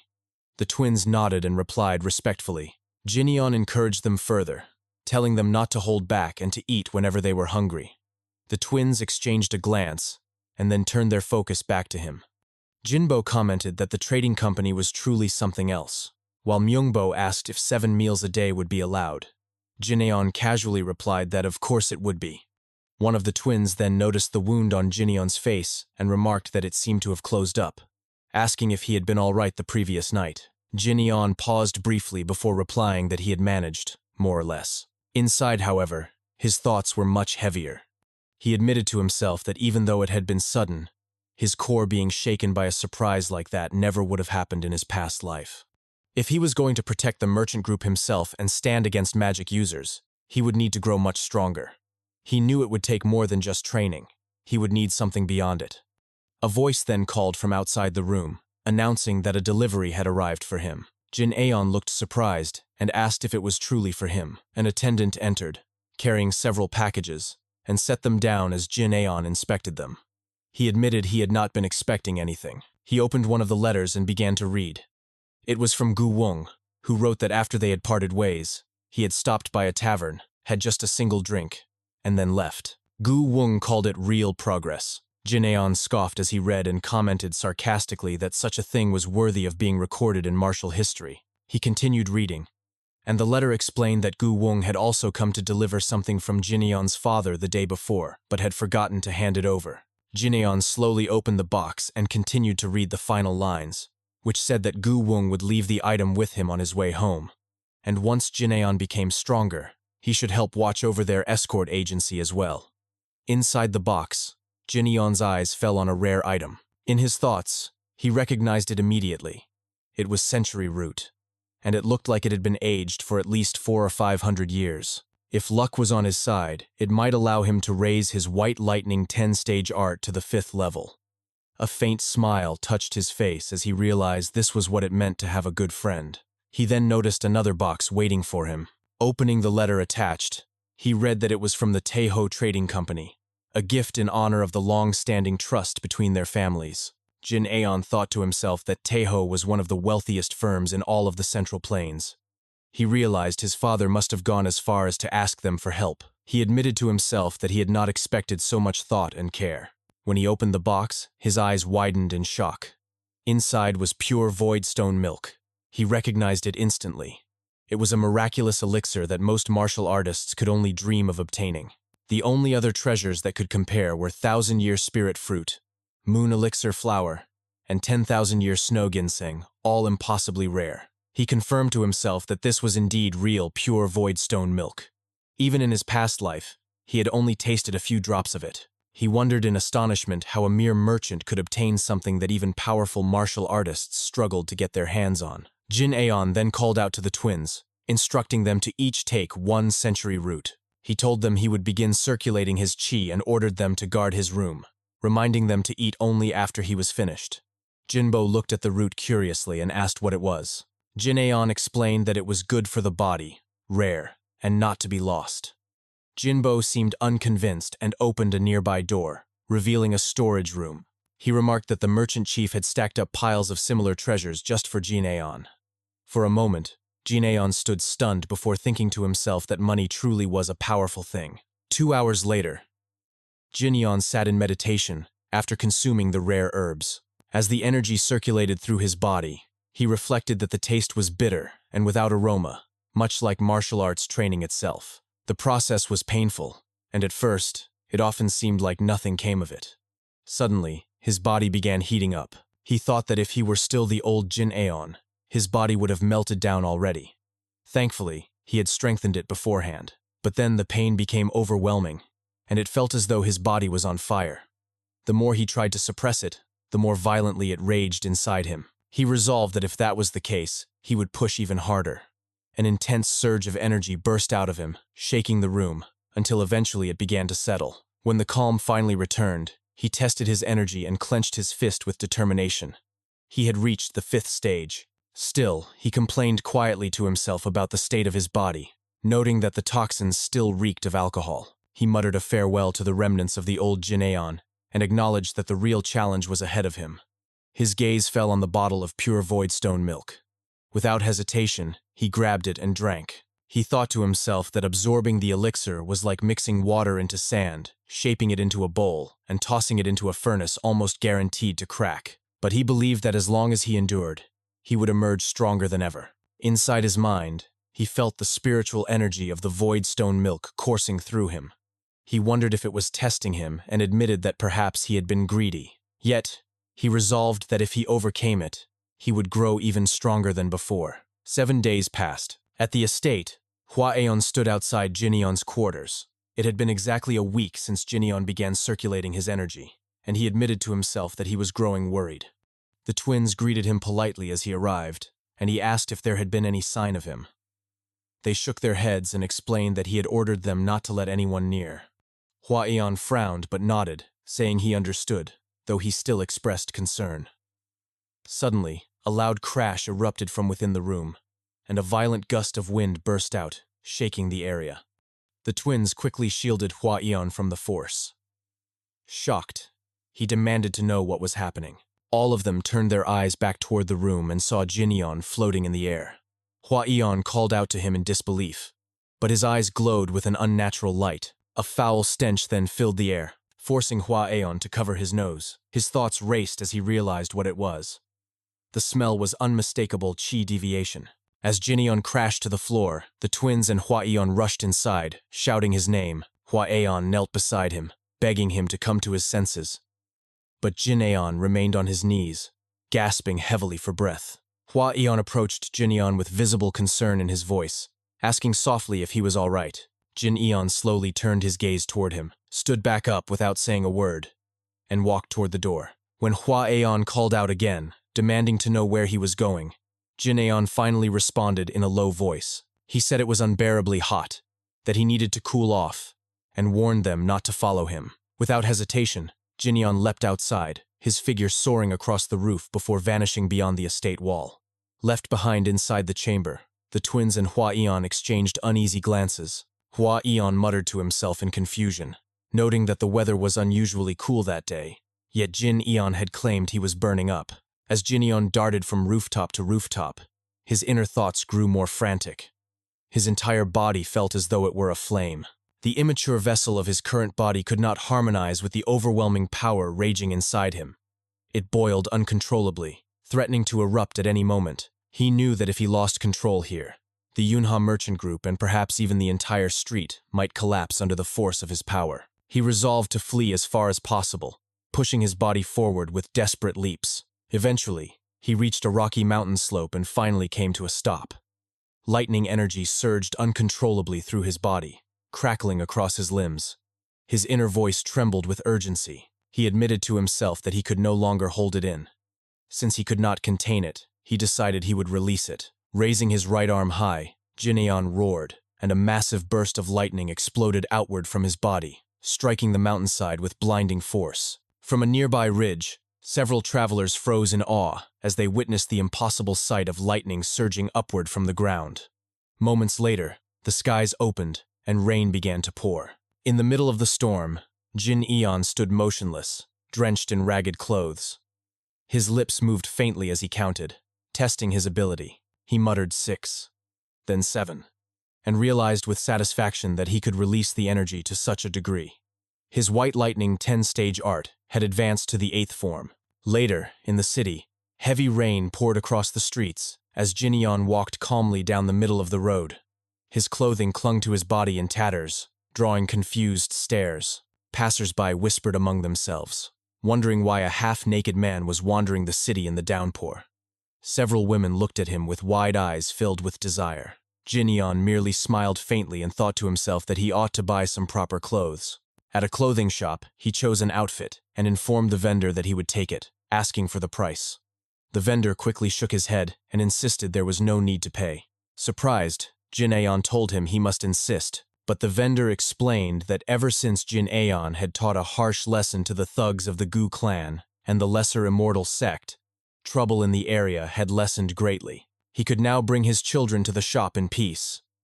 Being able to repay such a favor, he said, was a blessing. Jin Aeon noticed 2 children peeking timidly from the side of the shop. The vendor urged him to take an umbrella as well since the rain was still heavy. The children stepped forward shyly and handed it to him. Jin Aeon accepted with a gentle smile and told them he would gladly take it. As he stepped outside, opening the umbrella, the vendor and his children waved and called their goodbyes. Jin Aeon continued down the busy streets, blending into the flow of people. His inner voice reflected on the peace around him. The area truly did feel calmer. He realized that he had never before paid attention to the aftermath of his battles, the way peace and safety returned once the violence was gone. Observing the people laughing, shopping, and enjoying themselves despite the storm, he closed his eyes and smiled. The feeling was not unpleasant, and he thought that perhaps he might even enjoy this rare, quiet walk. His reflection was interrupted by shouting nearby. Someone cried out for people to move aside and yelled for others to catch a fleeing man. Jin Aeon's eyes followed the commotion, and he froze when he recognized the figure being chased. It was Cheol Myung-ho. The fugitive noticed him as well, stopped beside him, and grinned as though meeting an old friend. Cheol Myung-ho greeted him casually, remarking on how heavily the rain was falling. Jin Aeon exhaled and told him bluntly that he certainly lived a hectic life. Meanwhile, at the Moyong clan estate, a private council of lords had gathered in the hall. Dokgo Myung remarked with satisfaction that it was good to see the council united again and praised Moyong Bin for preparing the meeting. Moyong Bin humbly replied that it was nothing. He then mentioned that he had heard of an unfortunate incident. According to rumors, Gu Yanghu had challenged one of the merchant heirs to a duel and had died. He asked if it was true. The head of the Gu family lowered his head in silence, giving no answer. The other council lords began murmuring among themselves. They commented that the Gu family had been among the most experienced warriors in the clan, and yet Gu Yanghu had made a fool of himself by causing a scene at the merchant guild and losing his life. Suddenly, loud laughter echoed throughout the hall. The boisterous voice belonged to Namgung Wu, the Blade Emperor. He jeered that being defeated by a mere merchant brat was more entertaining than any clown show. His laughter rang out as Gu Hyang-sang trembled with anger at the humiliation. Dokgo Myung, caught between them, awkwardly agreed with the laughter. Finally, Gu Yang-sang raised his head and declared coldly that Gu Yanghu had been practically disowned by their clan anyway. He added that he intended to make that merchant brat witness the true power of the Gu family. Back in the rain-soaked street, the pursuers chasing Cheol Myung-ho came to a halt in front of Jin Aeon. One of them barked out a commanding order, demanding that he hand over the fugitive. They warned him not to stick his nose into business that did not concern him, unless he wanted to get hurt. Jin Aeon turned slightly toward Myung-ho and asked who these men were. Myung-ho smirked bitterly and explained that they were underworld thugs who had been running rampant recently, calling themselves the Red Reaper Alliance. They had been trying to seize control of the entire region. He revealed that he had once run an auction business, but when he returned to settle the accounts, he discovered that the Alliance had already taken it over. To him, they were nothing more than a band of bandits. Jin Aeon's gaze dropped to Myung-ho's hand, and he asked if it had fully healed. With a crooked smile, Myung-ho lifted both hands and admitted that it was still useless. Jin-yeon then stepped forward, pointing at the bandits. He declared that since they were not locals, he would explain things to them in simple terms. He told them to come find him only when Cheol Myung-ho's hand had healed, and until then, they should get lost. The bandits erupted into mocking laughter, jeering at him. They asked if he had grown up sheltered, warning him that he clearly did not understand how things worked. They taunted him, pretending to dismiss his presence. But inside, unease spread through their ranks. An inexplicable sense of intimidation pressed down on them.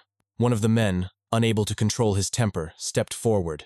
He shouted that Jin-aeon must want to die and raised his finger to point directly at him. His colleague tried to stop him, warning him not to act rashly, but the bandit ignored the advice. He sneered, asking if Jin-yeon knew who he was speaking to and demanded to know who Jin-yeon thought he was to order them around. Before he could finish his threat, Jin-aeon flicked his forehead with a sharp snap, sending the man flying backward. With a chilling tone, Jin-yeon spoke slowly and clearly. He told them that he was so hungry at that moment. If they insisted on fighting, he might kill them all without hesitation. He advised them to leave while he was offering mercy, promising that they could meet again another time. Either Cheol Myung-ho would be there, or he himself would. The rest of the bandits immediately bowed in unison, their fear evident, and chorused that he should go safely. Jin-yeon answered simply with a quiet acknowledgement. As the group retreated quickly into the rain, Myung-ho waved mockingly at their backs. He then turned to Jin-aeon, grinning, and demanded that he buy him food, claiming that he too was hungry. Noodles, he said, would be enough. As they began to walk together, Myung-ho continued speaking in his usual dramatic tone. He reminded Jin-aeon that on the day they had first met, it was not Jin-aeon's beating that had nearly killed him, but his hunger. He complained that since ancient times, people of the Central Plains had relied on food for their strength, and that Jin-aeon should have fed him before dealing with injuries.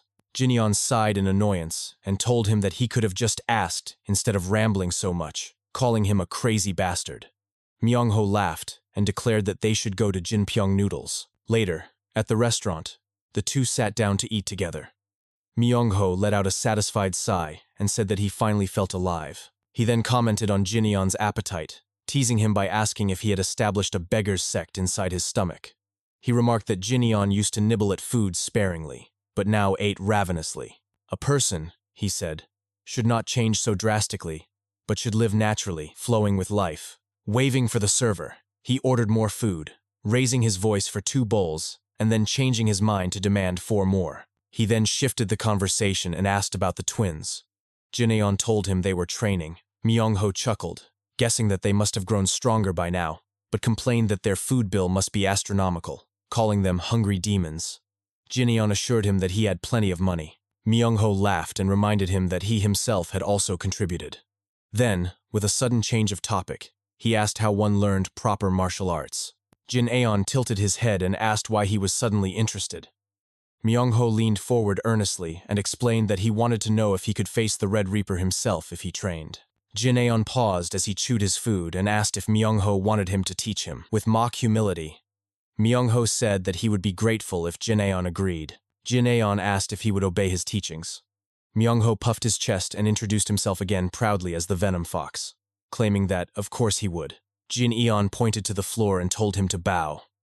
Myung-ho scratched the back of his head, embarrassed, and muttered that it was humiliating. But eventually, with a groan, he lowered himself to the floor and bowed, telling Jin-aeon that he had better keep his word, or else he might just disgrace the Unha Merchant Group's main gate. Without a word, Jin-aeon grabbed the umbrella beside him, swung it, and demonstrated a move before pointing at it. He told Myung-ho to follow the example. Myung-ho stared in disbelief and asked if that was all. Jin-aeon replied flatly, asking what else he expected.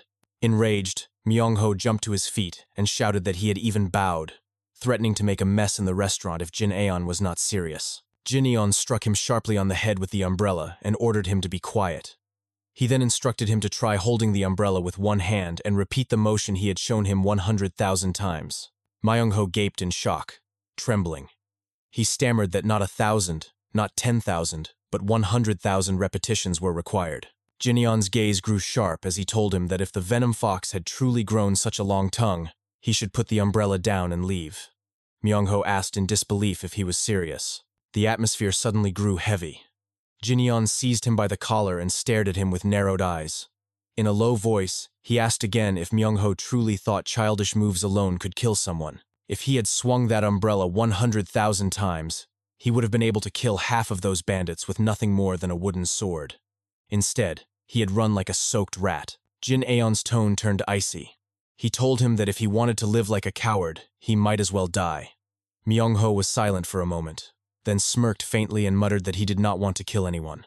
Jin-yeon's gaze hardened further as he asked if he was a rat or the venom fox, warning him to know his place and stop flapping his mouth. The two sat in silence, the sound of the rain outside filling the quiet. They stared out the window, watching as people passed by on the wet streets. Eventually, the rain ceased, and sunlight broke through the clouds. Slowly, Myung-ho rose to his feet and asked to borrow the umbrella for a while. Without waiting for permission, he walked out of the restaurant. A servant approached Jin-yeon and asked politely if he could cover his friend's bill as well. Jin-yeon reached into his pocket, and the attendant smiled in gratitude. Left alone, Jin-yeon thought to himself that now they would just have to wait and see if that fool Myung-ho could finally get himself together. He remembered Myung-ho's words about wanting to face the Red Reaper, the leader of the Alliance. Crossing his arms, Jin-yeon murmured under his breath, "The Red Reaper Alliance." He had promised that he would come find them, and a promise was a promise. Elsewhere, inside a shadowed chamber, a man sat in front of two dead bodies while several of his followers knelt before him. Their heads bowed low, trembling with fear. None dared to meet his gaze. The man spoke with cold authority, demanding to know their excuse for letting Cheol Myung-ho slip away. They claimed they had almost captured him but had been stopped by one of Dok Jong-ho's friends.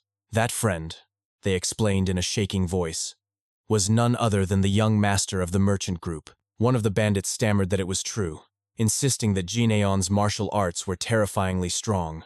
He added that word was already spreading that Jin Aeon was being called the fiercest man in the entire Yanghwa region. The man's eyes narrowed, his stare making the bandit flinch. In a chilling voice, he ordered his men to prepare. Both Jin Aeon and Cheol Myung-ho, he said, must be tracked down and killed. Sometime later, Jin Aeon was training while conversing with one of the twins.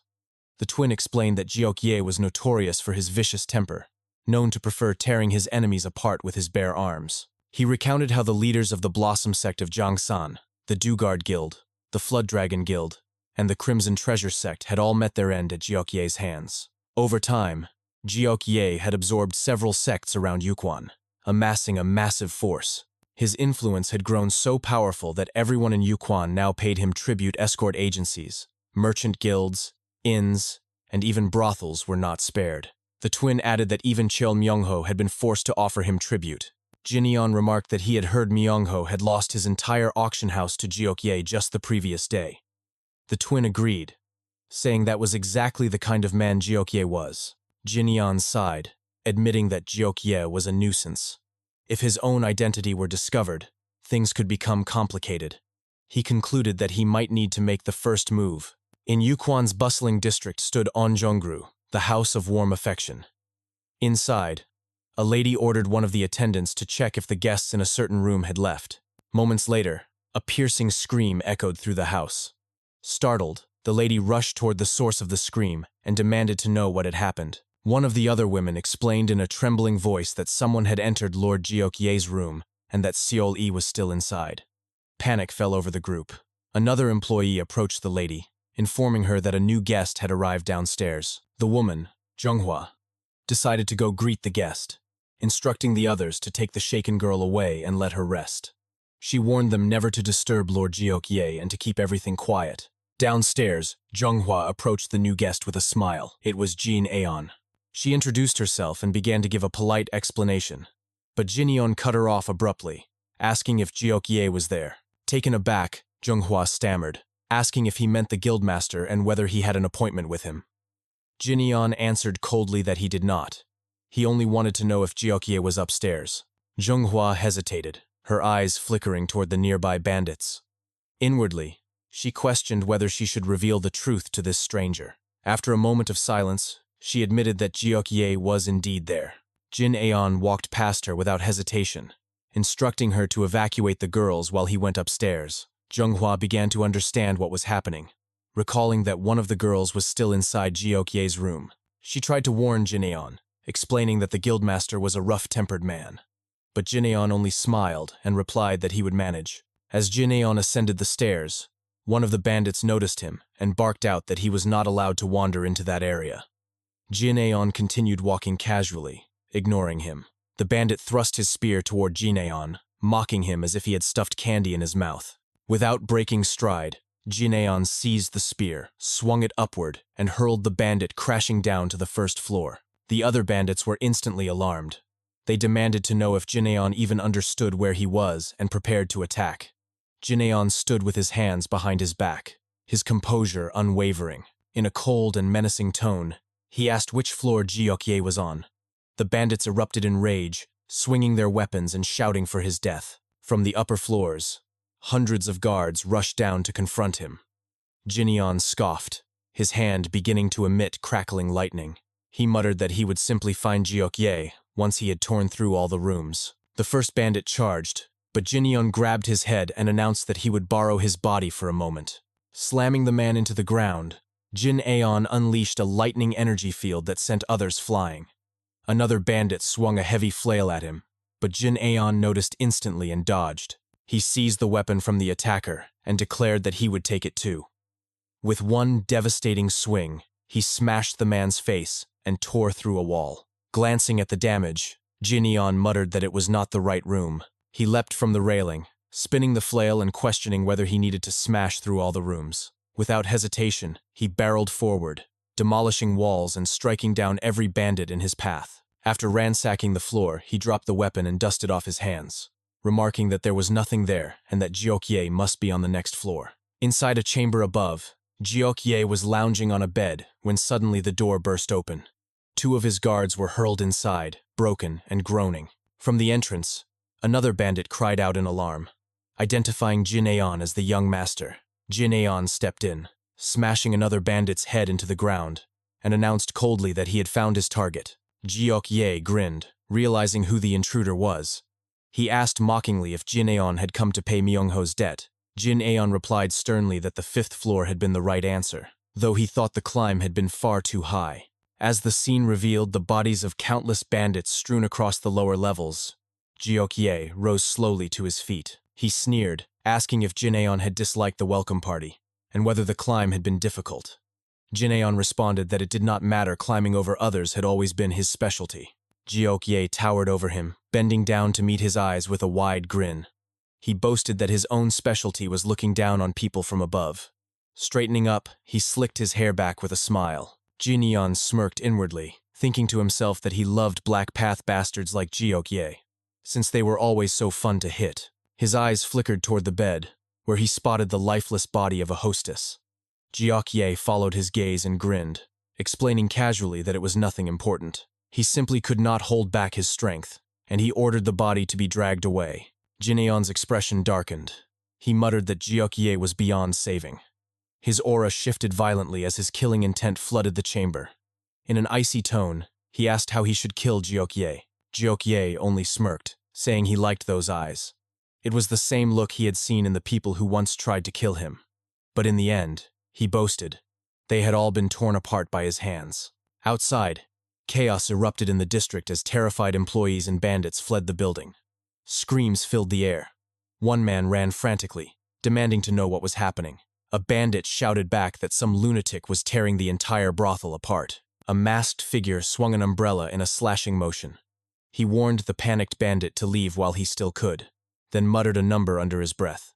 2,874. The bandit froze in confusion, asking what he was talking about. The masked man swung the umbrella again, smashing it into the bandit's skull.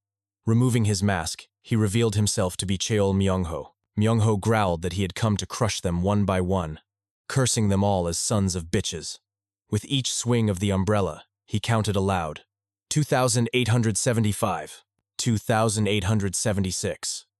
He complained that at this pace, he would never finish the 10,000 swings he had been tasked with. Suddenly, an explosion rocked the top of the brothel, shaking the entire district. Myungho froze, stammering in shock as he asked what in the world that noise had been. Meanwhile, at the top of the building, Jiokye was thrown off balance and sent flying through the air. Jinyeon immediately followed from above, preparing an attack midair. He brought both hands down with immense force, smashing Jiokye all the way to the ground outside the brothel. Jinyeon landed swiftly, his expression cold, as he stood surrounded by bandits. His eyes locked on Jiokye, who slowly pushed himself up from the ground. Jiokye dusted himself off, stood with a smirk, and remarked that the situation was becoming quite interesting.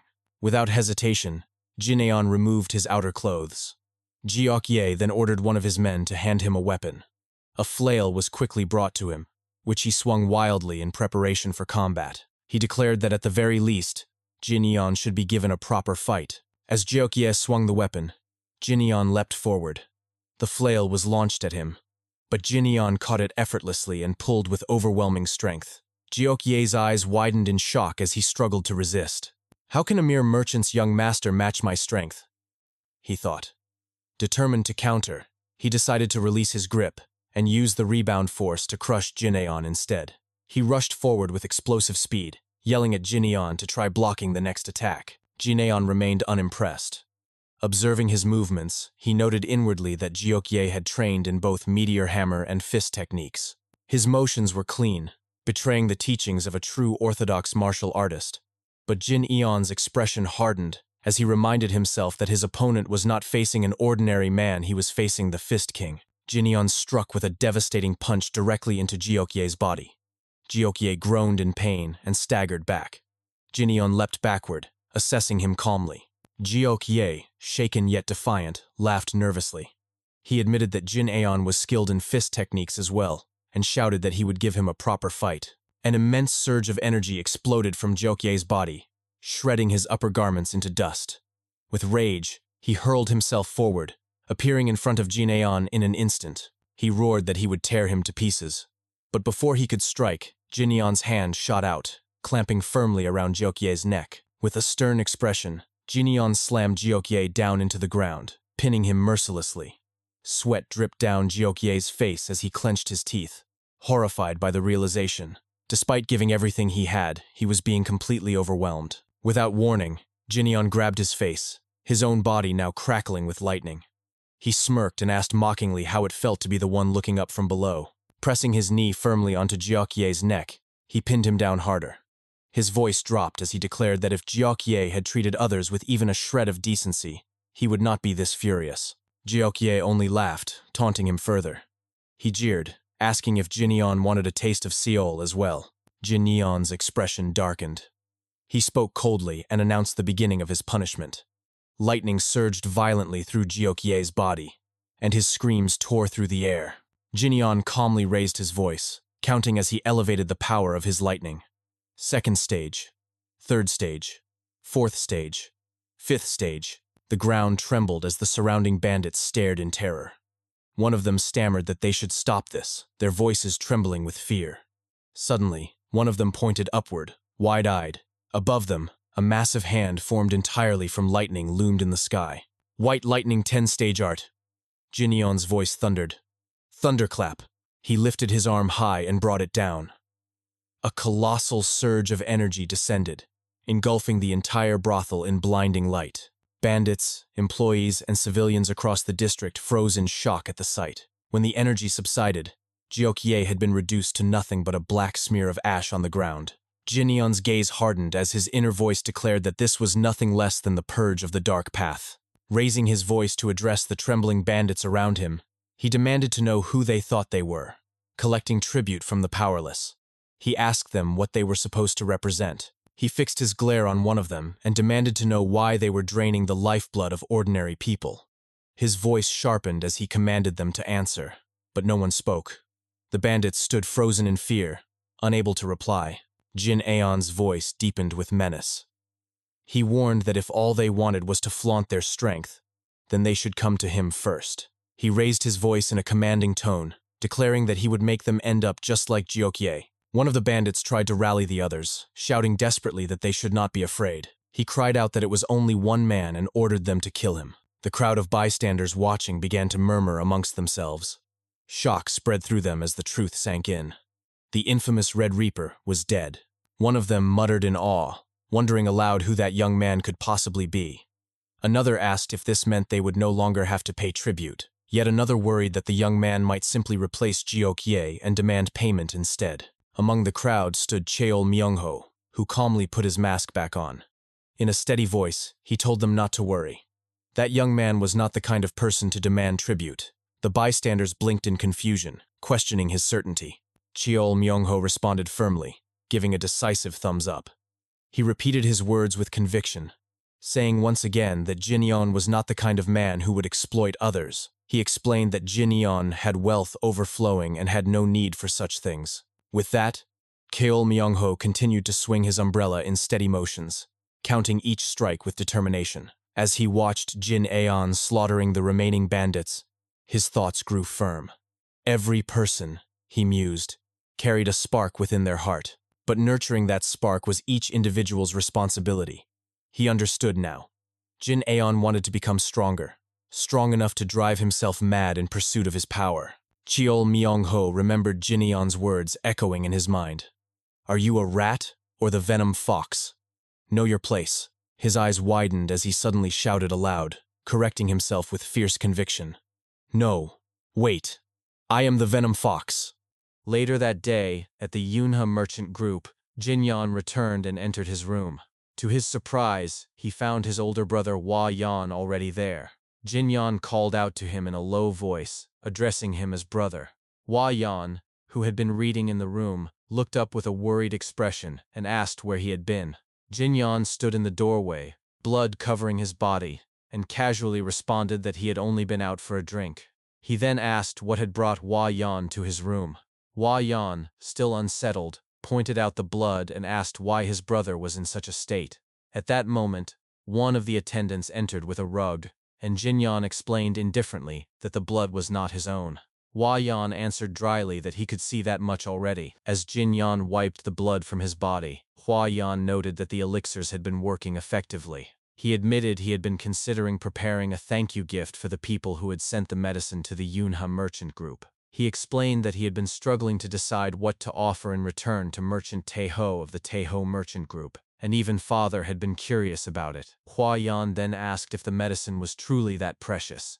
Jin Yeon thought to himself about the Taeho merchant group, recognizing them as the ones who had provided the azurite essence. He spoke aloud, admitting that even he could not easily measure its worth. Hwa Yeon was stunned and asked again if it was really that valuable, wondering what they could possibly offer in return. Jin Yeon answered firmly that repaying with money or goods would not be appropriate because what they had received was priceless. When Hwa Yeon asked what they should do, Jin Yeon spoke in a decisive tone. He suggested forming a merchants' alliance. His brother was shocked and repeated his words in disbelief. Jin Yeon explained that among those who had provided the elixirs were great merchant groups like Taeho, but there were also smaller ones, such as the West Wind Escort Establishment, which lacked its own defense force. He proposed that if they formed an alliance and offered protection to everyone, that would be repayment enough.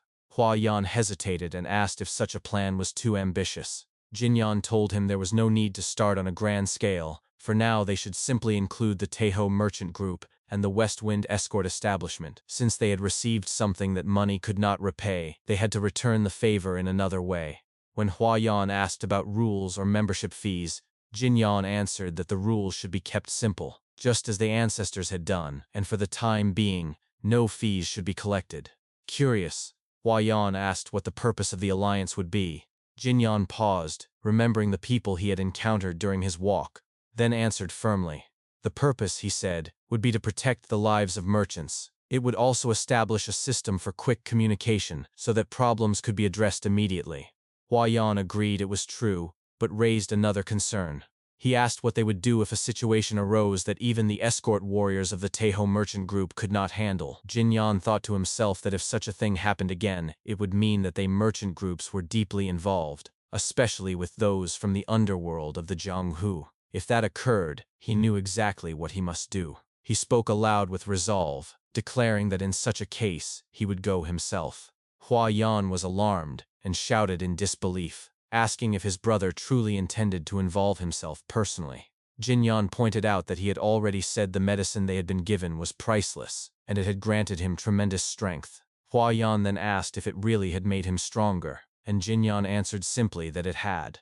Overcome with excitement, Huayan slammed the table and asked what they should name the alliance. He suggested calling it the Great Merchants Association. Jinyan frowned, recalling the Crimson Reaper Alliance, and said they should call it the Great Merchants Association, without the word alliance, because that word bothered him. Huayan accepted the decision and said he would prepare accordingly. As he was about to leave the room, Huayan turned his head back and commented that since Jinyan had returned, his workload had only increased. He sighed and admitted that he was truly swamped these days. Jinyan looked at him and apologized softly, but Huayan smiled widely and said it was fine. For merchants, being busy was always a good thing. Jinyan scoffed at his brother's words, but before they could continue, a loud voice was heard outside calling for young Master Jinyan and the chief administrator. A guard burst through the door in a panic, shouting that they were finished. Both brothers turned to him in confusion, and Huayan asked what was done. The guard, out of breath and pale with fear,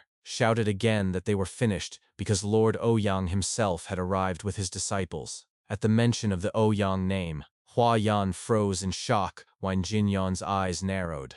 A short while later, in the main hall of the Unha merchant group, Patriarch Ouyang Sayang of the Ouyang clan sat drinking. He slammed his cup down on the table as the memory of the humiliation his clan had suffered at the rulers' meeting filled his mind with rage. He declared aloud that just remembering it made his blood boil. Turning sharply to his 3 disciples, he gave them orders. Each of them, he said, must fight Jinyan of Unha Trading. He warned them that one victory alone would not restore their pride. In a cold and menacing tone, he commanded that Jinyan must not be allowed to die peacefully, and he demanded if they understood.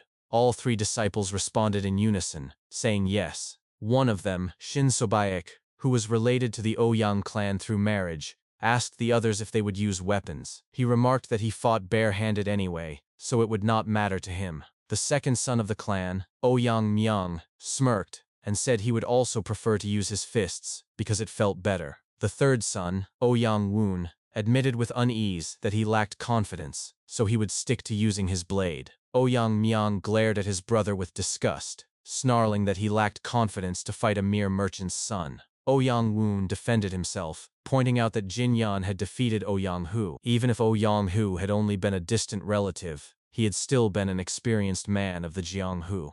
Ouyang Myung narrowed his eyes and dismissed the claim, saying that Ouyang Hu had lost because he lacked skill, nothing more. He waved his hand as a signal for more drinks, and muttered that there was no need for further chatter. He demanded that they bring Jinyan out quickly. At that moment, the twins who served the Unha merchant group approached, and informed the clan that the young master had invited them to the annex. They explained that once he finished eating, he would meet them there. Ouyang Myung was startled by their appearance and stammered in agreement. Inwardly, he muttered to himself, questioning why Jinyan's servants were so large. The twins then escorted the Ouyang clan to the annex. As they opened the curtain, one of them announced that they had brought the guests.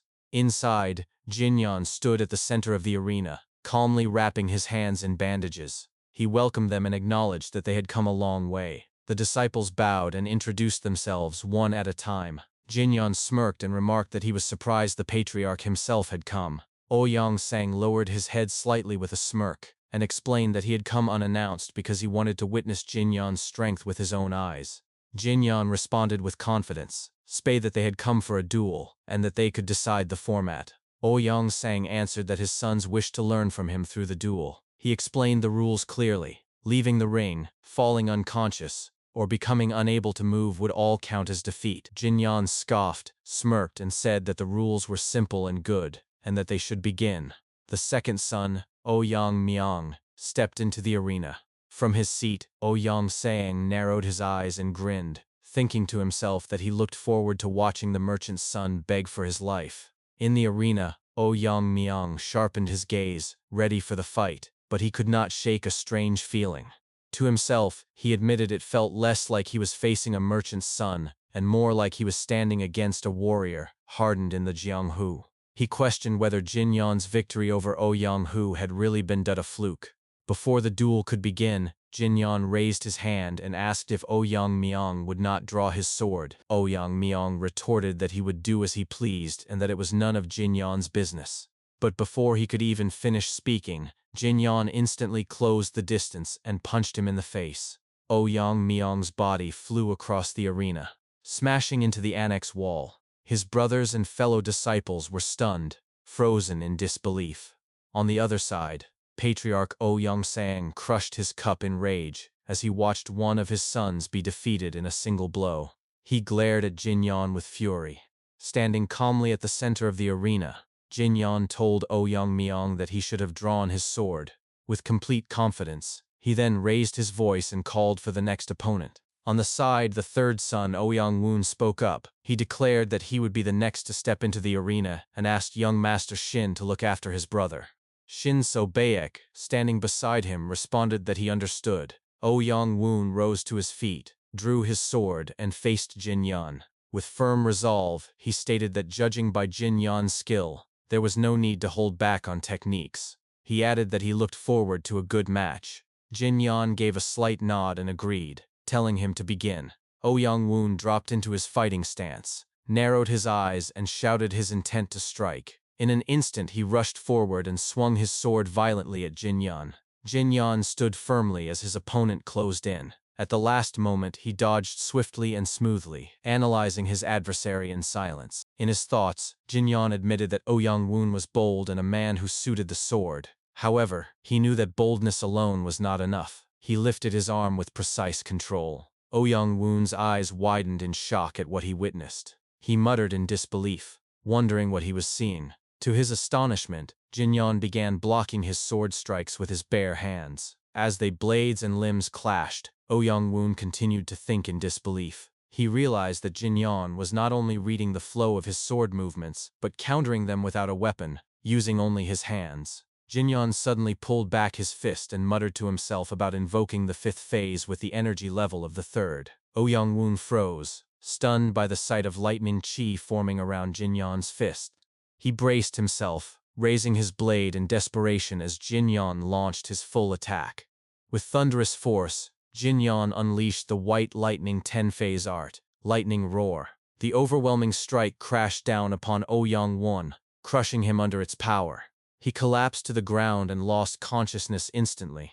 On the side, Patriarch Ouyang Sang watched the result of the duel in silence, his expression hard and unreadable. The disciples, however, were shaken by what they had just witnessed. Shin So-baek spoke, noting in disbelief that even the third young master had been defeated so easily.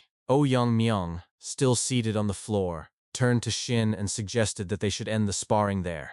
He argued that if all three of them were defeated, it would cause a massive uproar. Shin fell silent for a moment before answering with a single word. He said no. Without hesitation, Shin So-baek leapt into the center of the arena. With excitement written clearly on his face, he announced that while the eldest young master was an excellent martial artist, as one who trained in palm strike techniques, he could not let the opportunity pass him by. He assumed his fighting stance and asked Jin Yan directly if he would spar with him. Jin Yan was briefly surprised by his reaction, but soon shifted into his own stance. Inwardly, he admitted that at least Shin So-baek appeared decently skilled. A smirk spread across his face, and with excitement he accepted, agreeing to the duel.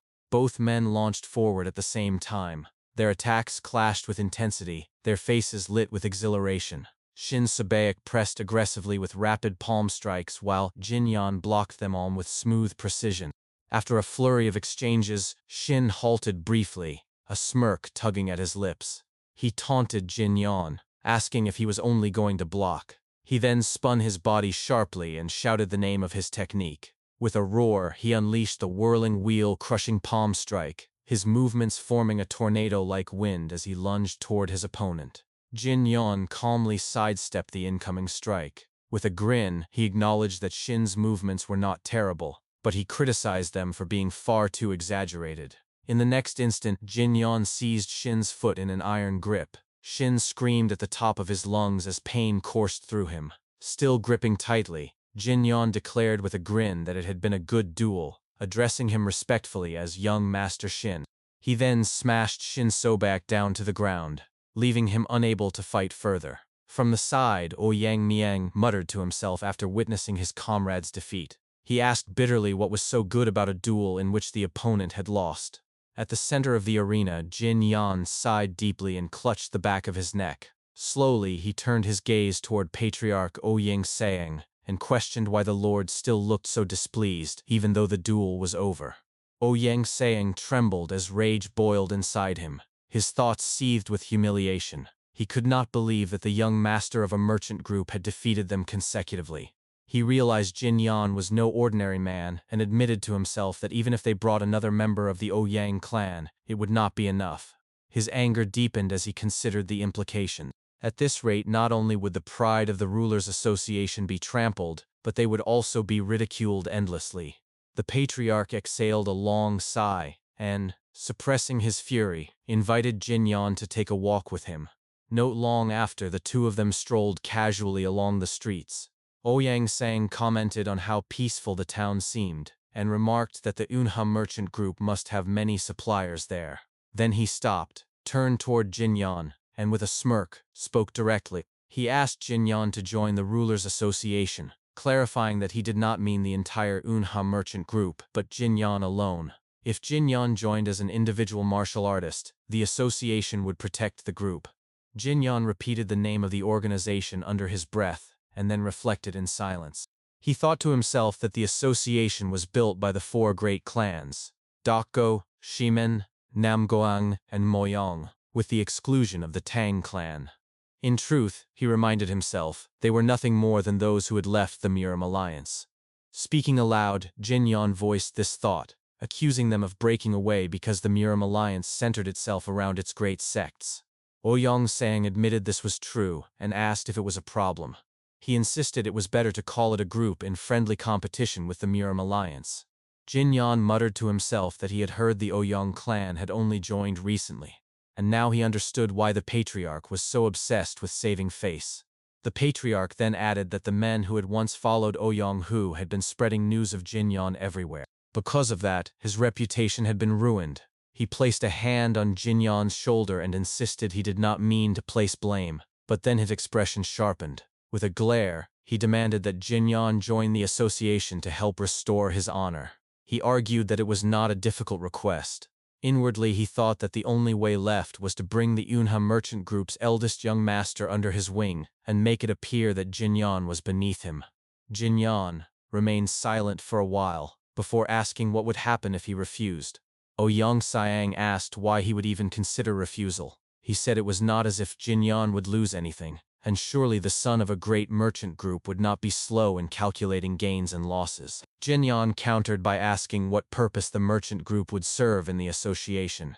He explained that it was not as if he lacked money, and what was being offered was only the seat of an ordinary martial artist. He turned his back on the patriarch and began to walk away, declaring that if this was not a fight, then their conversation was finished. He added coldly that the walk had not been enjoyable.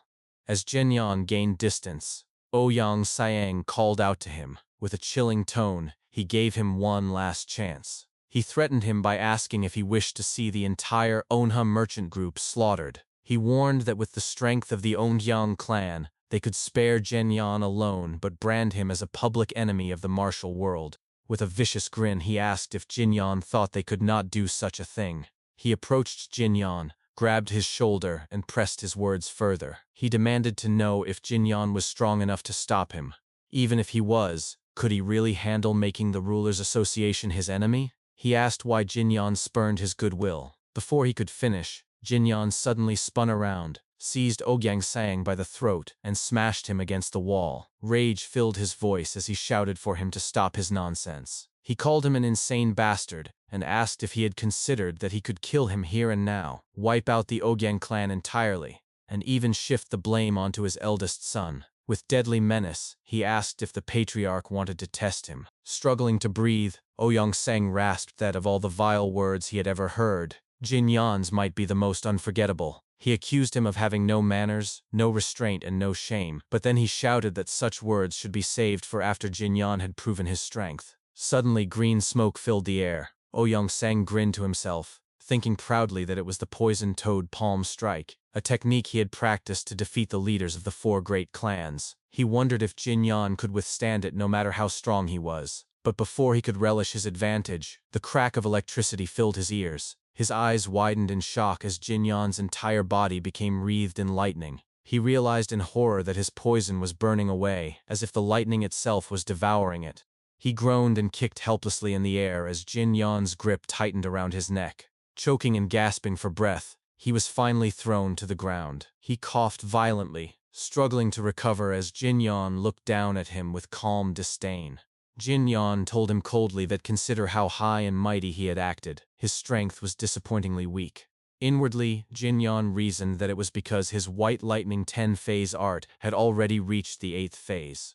On the ground, Ouyang Sang grinned despite his condition and shouted that if Jin Yan was going to kill him, he should do it right there.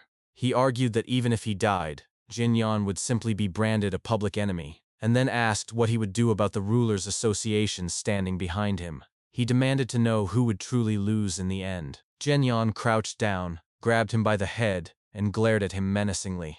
He spat out a single word, calling him by name, and promised that he would make him regret those words for the rest of his life. Later that day, inside the main hall of the Una merchant group, attendants were busy tending to the wounds of the Ouyang clan disciples. Suddenly the doors slammed open. Jin Yan entered, dragging Patriarch Ouyang Sang by his hair. The disciples cried out in alarm, calling for their patriarch and their father. Ouyang Myung leapt to his feet and shouted, demanding to know what Jin Yan was doing. Jin Yan turned his gaze on them, snapped his fingers, and warned them to be silent unless they wanted to end up like Ouyang Sang. From the back, Ouyang Woon asked in a strained voice if his father was still alive. Jin Yan dropped the patriarch to the ground and slowly walked forward, answering that he lived for now. He then called out to one of the guards, Mok Inseop, and ordered him to prepare a carriage outside. Inseop bowed immediately and acknowledged the command. Ouyang Woon spoke again, saying that Jin Yan must have a valid reason for such actions. Jin Yan responded with a grin, stating that Ouyang Sang had threatened him, claiming that if he did not cooperate, the entire Unya merchant group would be annihilated, and Jin Yan would be framed as the culprit. Shock rippled through the disciples, leaving them silent. Jin Yan added that from this point forward, he would take the matter to the Rulers' Association and report it directly. He ordered the guards to follow him and serve as witnesses. Shin Sabayak stepped in nervously and reminded him that the Rulers' Association had no official headquarters. Their meetings were held at the homes of the 4 clan patriarchs. He suggested that the Moyang clan estate was the closest. Jin Yan acknowledged this and issued further orders. He commanded the guards and the twins to keep watch over the disciples, so they would not attempt anything reckless. He instructed Hua Yan to organize the day's events and report them to the Murim Alliance. With a commanding tone, he gave the final order. They would head to the Moyang clan. Some time later, they began the journey.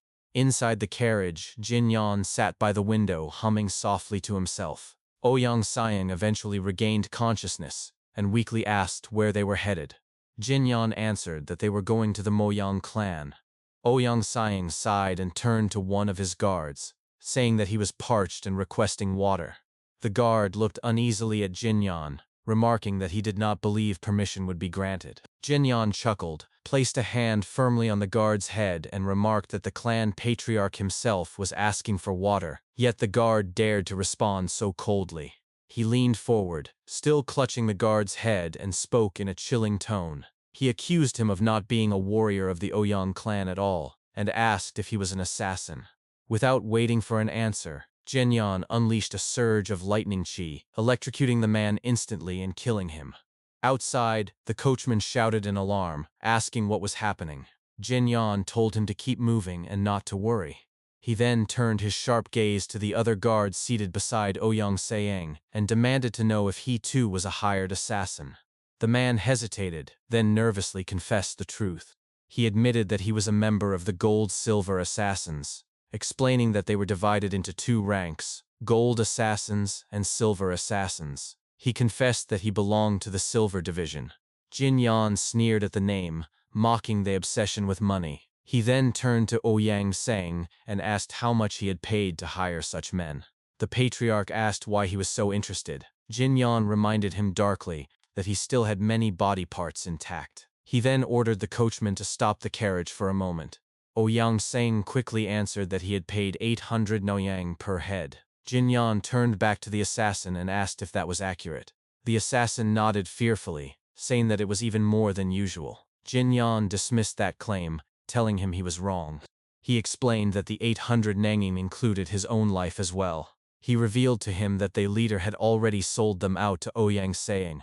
After the Yunhe merchant group had been wiped out, they themselves would have been eliminated, to erase all traces. He declared that it was easier to slaughter assassins than to endure the clan's scorn for dirty deeds. This, he said, was the way of the so-called orthodox faction, pristine on the surface, filthy inside. Jin Yan smirked and fixed his eyes on the terrified assassin. He told him that his life was worth no more than 800 nangin, and that it was cheap. He added that had the man trained harder, he might not have been sold off so cheaply. He continued mercilessly, "See that killers who took money for lives were not even worth being called people." Clapping his hands once, Jin Yan mocked him further, declaring that it was a grand life they had led. He leaned back and remarked that outside, there were 3 more assassins, 1 severely injured person, and 1 corpse. He commented coldly that it was the perfect group for a stroll. Eventually, they arrived at the Moyang clan estate. As Jin Yan, Ouyang Saying, and the guards entered the grounds, onlookers whispered in astonishment. Some asked if the man being dragged was truly the Ouyang clan patriarch. Others questioned who the young man beside him was, and what could have happened to the patriarch for him to appear in such a state.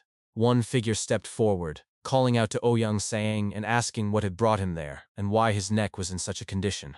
It was Moyang Bin, patriarch of the Moyang clan. He turned to Jin Yan and remarked that he was someone he had not met before, then introduced himself. Jin Yan introduced himself as Jin Yan, young master of the Yunhe merchant group. Inwardly he thought to himself with surprise that he had expected the Moyang patriarch to be Moyang Chu, not Moyang Bin. Moyang Bin fixed his gaze at Ouyang Sayang, and demanded to know why the eldest son of the Yunhe merchant group had arrived while dragging him like a criminal. Ouyang Sayang turned his head away and said nothing. Jin Yan stepped in and explained that he would tell the story. After finishing his explanation of the events, he concluded firmly that the assassins had been hired directly by Ouyang Sayang. Shocked murmurs filled the hall, and one of the men beside Moyang Bin whispered that threatening a merchant group was a grave crime. He suggested that if word spread, the Marim alliance would laugh at them, and it might be better to silence the matter. Moyang Bin cut him off by raising his hand and dismissed his words. He addressed Jin Yan directly, asking whether his intention in coming was to reveal the truth, out of fear of retaliation. Jin Yan narrowed his eyes and smirked, asking in return what Moyang Bin would have done if he had been in the same position. Moyang Bin considered the question privately. If someone had threatened to slaughter his clan and brand him a criminal, there would be only one answer: to kill him. But if that someone was Ouyang Saying, then he would have to face not only the Ouyang clan's wrath, but also the judgment of the entire martial world. His thoughts were interrupted when Ouyang Saying coughed and muttered bitterly. He cried out in frustration, lamenting how he could have lost to the child of a merchant group. He shouted that if only the other patriarchs had not sneered at him within the association, things would not have come to that. He admitted he had made a mistake, but claimed their mockery had driven him to it.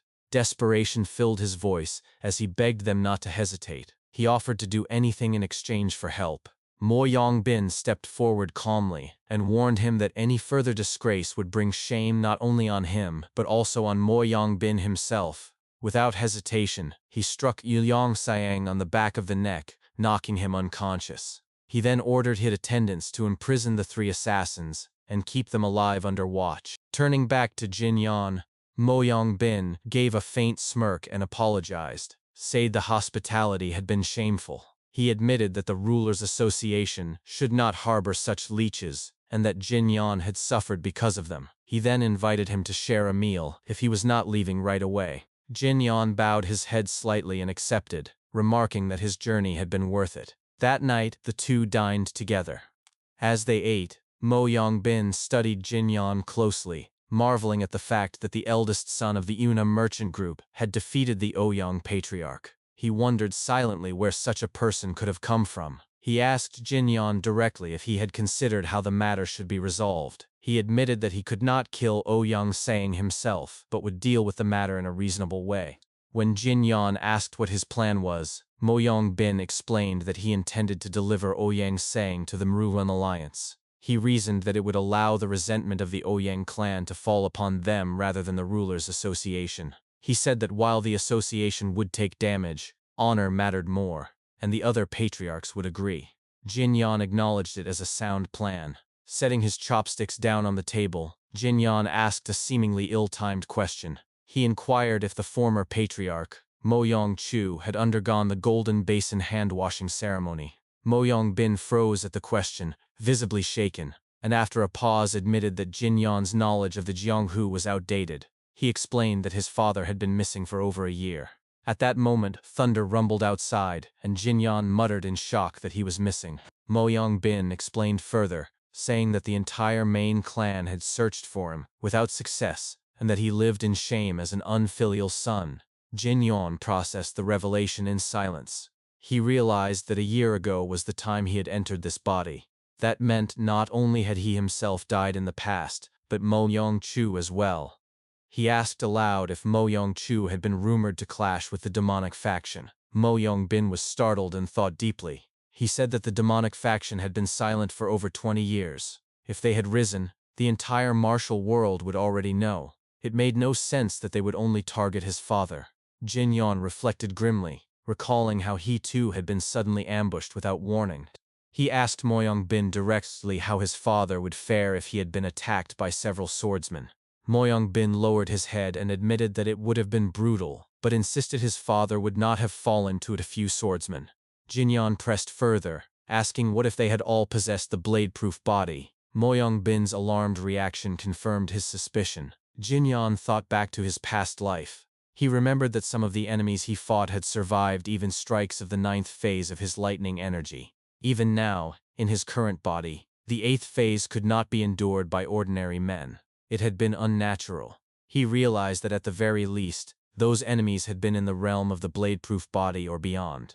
If such men, aided by strange sorcery, joined forces, only those who existed beyond the heavens could resist them. He pondered silently why the demonic faction moved in secrecy. Why did they remain hidden, and what were they truly after?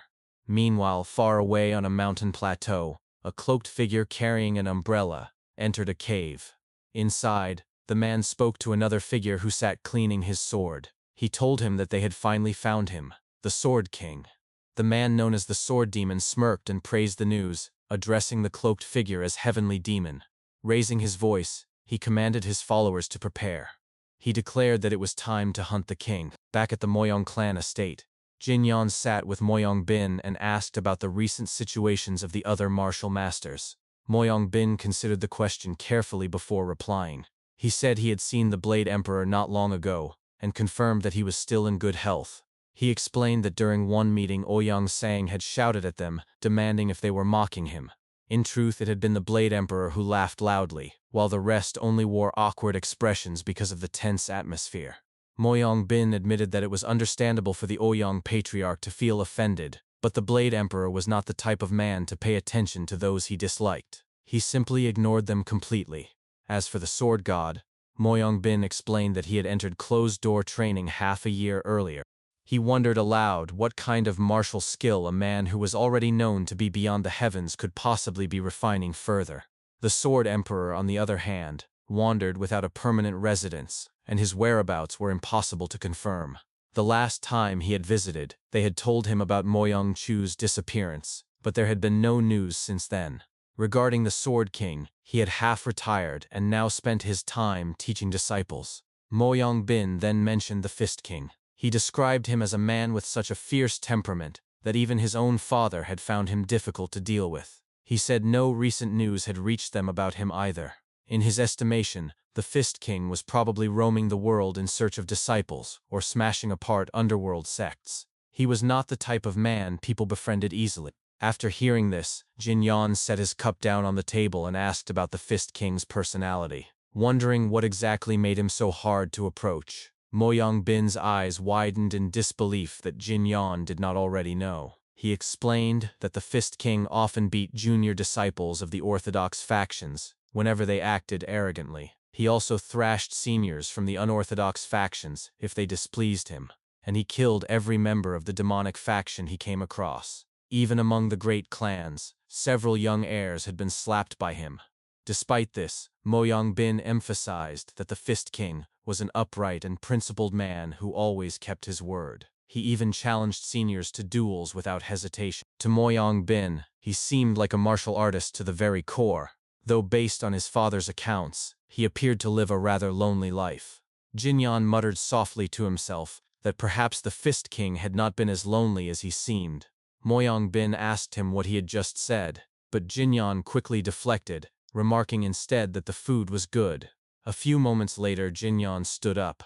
Moyang Bin asked if he was planning to return to the merchant group, and Jinyan confirmed that he was. Moyang Bin then suggested that if he had no immediate duties, he should consider visiting the Miram Alliance in person. The following day, outside the Moyang clan estate, Jinyan and his companions prepared to depart. Moyang Bin explained that if Jinyon gave testimony directly, they would be able to shape the case in their favor. He mentioned that the Moyang clan delegation was returning from a nearby assignment, and it would be good for Jinyon to travel with them. He then introduced Baek Hankyong of the Miram Alliance. Baek Hankyong bowed faintly and introduced himself. Moyang Bin added that Ouyang Sayang would be escorted separately, while Jinyon and Baek Hankyong could leave first using mobility arts. Jinyon agreed and then made one more request. He asked Moyang Bin to look after the Yunha merchant group while he was gone. Moyang Bin reassured him with a smile, explaining that Moyang clan martial artists had already been dispatched to escort the merchant group. Jinyon smiled back, bowed, and said he would not forget the patriarch's goodwill. He then added another request. He explained that the assassins who attacked earlier had belonged to an organization called the Gold-Silver Assassins. He asked the Rulers' Association to investigate them, promising to lend his strength if their headquarters was ever discovered. Moyang Bin nodded in agreement, saying it would not be difficult. Jinyan admitted honestly that he had come prepared for a full confrontation with the Moyang clan, but because the patriarch had handled the situation so wisely, he could now return with peace of mind. He expressed his gratitude before departing with Baek Hankyung. As they leapt forward to begin their journey, Moyang Bin closed his eyes and muttered to himself that the eldest son of the Una merchant group had truly come alone, ready for battle. He found him to be a most interesting man. 4 days later, Jinyan and Baek Hankyung arrived at a new town. Walking together in the middle of the busy street, Baek Hankyung studied him quietly and thought to himself that Jinyan was just as taciturn as he was. After several days of travel, they had only exchanged the briefest words, such as "let's depart" and "let's rest a bit." His thoughts were interrupted when he accidentally bumped into a man. Baek Hankyung apologized quickly, but as his eyes landed on the scar across the man's left cheek, he muttered in recognition, calling him a wicked rogue. He realized that he had just spotted a man from the Muram Alliance's most wanted list. He announced aloud that he would either kill or capture him. Jinyan asked quietly from the side if the man was a member of the unorthodox faction. Baek Hankyung leapt up onto a nearby wall and confirmed that he was, but warned Jinyun that it was dangerous and that he should stay back. He began chasing the man from rooftop to rooftop. The wanted man noticed the pursuit and bolted, yelling for people to get out of his way as he shoved through the crowd. Baek Hankyung observed him and thought to himself that he was fleeing noisily. He recalled that many outcasts of the unorthodox faction had grown dissatisfied with the Mirum Alliance's actions lately and had taken to capturing and killing its members. For such a man to walk openly through the streets without even a mask was suspicious. Dropping back to the ground, he confronted the rogue directly, concluding that it was a trap. As expected, 2 more men appeared beside the wanted criminal. Baek Hankyung examined them and noticed that both were missing arms. He realized they must have been among those who had previously lost to the alliance leader. He confronted them aloud, asking if they were truly still alive, only to waste their time with disgraceful tactics instead of challenging the leader again. He accused them of using wanted criminals as bait. The criminals grinned and replied that their hobby was cutting off arms for the alliance leader. Another added that they also enjoyed sending him the severed heads of his subordinates. Suddenly, from behind them, a voice cut through the air. Jinyan had appeared without a sound and mocked them, asking if that was truly their idea of a hobby. The 3 criminals spun around in shock, yelling to know who was there. From the front, Baek Hankyung froze, astonished. He wondered when Jinyan had managed to catch up. Jinyan simply stretched his shoulders with a smirk and told them he was just a man whose hobby was beating the likes of them. Meanwhile, back at the Yunha merchant group estate, Cheol Myung-ho was causing a scene outside the main gate. 2 escorts from the Moyang clan restrained him, but he struggled and shouted furiously. He demanded to know why Jinyan had gone to the Murim alliance, and why it had to be now. He screamed at them to release him, and cursed at them for holding him back. Hua Yan appeared and explained that the Moyang patriarch had decided it would be better for Jinyan to testify in person about the Ouyang clan incident, and so he had left immediately. He clarified that the escorts were sent by the Moyang clan and asked them to release him. Once freed, Cheol Myung-ho slumped to the ground with a heavy sigh. He muttered bitterly that Jinyan had left despite making a promise with him. When Hua Yan asked what promise that was, Myung-ho thought to himself that Jinyan had made him perform 100,000 swings. He admitted inwardly that it was embarrassing to say out loud. A moment later, he pulled down his pants, squatted in front of the gate, and screamed angrily that he had promised to defecate there if Jinyan did not tell him the next step. He asked desperately if they had heard that. Hua Yan, disgusted, closed the gate firmly and reminded him that if it was truly important, it would be better to chase after Jinyan and discuss it directly. He excused himself, saying he was busy. Myung-ho stood up and pulled up his pants again. He cursed, realizing that Jinyan had already left for the Murim alliance. Clutching his umbrella tightly, he gritted his teeth and muttered that he was not a fool to be toyed with. He declared that he was a venomous fox. Raising his umbrella, he clenched it with determination and announced that he would storm into the Murim alliance himself. He then took off running, swinging his umbrella and screaming out loud as he counted the number of swings he had completed. His voice carried through the streets as he yelled, asking Jinyan what the next step was, while shouting that he had already reached 101,203 swings. Back where Jinyan stood, the criminals turned their attention toward him. The original wanted criminal suddenly burst out laughing and said with mock apology that he should not laugh in front of his seniors. He asked who was beating who, calling Jinyan a runt. Then he remarked that since he had lured Jinyan out, he would now take his leave, claiming he was busy. Jinyan looked at him and asked if the man known as the lustful swordsman was off to relieve himself. The criminal's gaze sharpened, and with a grin, he demanded to know what Jinyan had just said. Jinyan responded calmly, asking why he was so sensitive, pointing out that even a healthy man could do that. Raising his voice, Jinyan then looked directly at Baek Hankyung and asked if he was allowed to kill a wanted man. Hankyung replied firmly that as a public enemy of the Murim alliance, the man was officially registered, and immediate execution was permitted. Jinyan began adjusting the wraps on his arm and repeated the phrase immediate execution, a faint smile crossing his face. Hankyung narrowed his eyes as he watched. In his thoughts, he admitted that after traveling with Jinyan for 3 days, this was the first time he had seen him smile. Jinyan remarked that he liked the sound of it. The criminals responded by drawing their swords against him. The wanted criminal shouted angrily, calling Jinyan a bastard, and hurled daggers at him while demanding to know who was really going to kill who. Jinyan dodged the first set of daggers, but when another came flying he caught all 3 with ease. Then, leaping high into the air, he threw the daggers into the other 2 criminals, leaving the wanted man isolated. The wanted criminal's eyes widened in shock as he realized Jinyan had deliberately avoided throwing the daggers at him. As Jinyan landed lightly on his feet, he called out to the lustful swordsman and asked what crime had made him a wanted man. The man grinned nervously, and green chi began to envelop his hand. He replied that it was not something that needed to be discussed between men.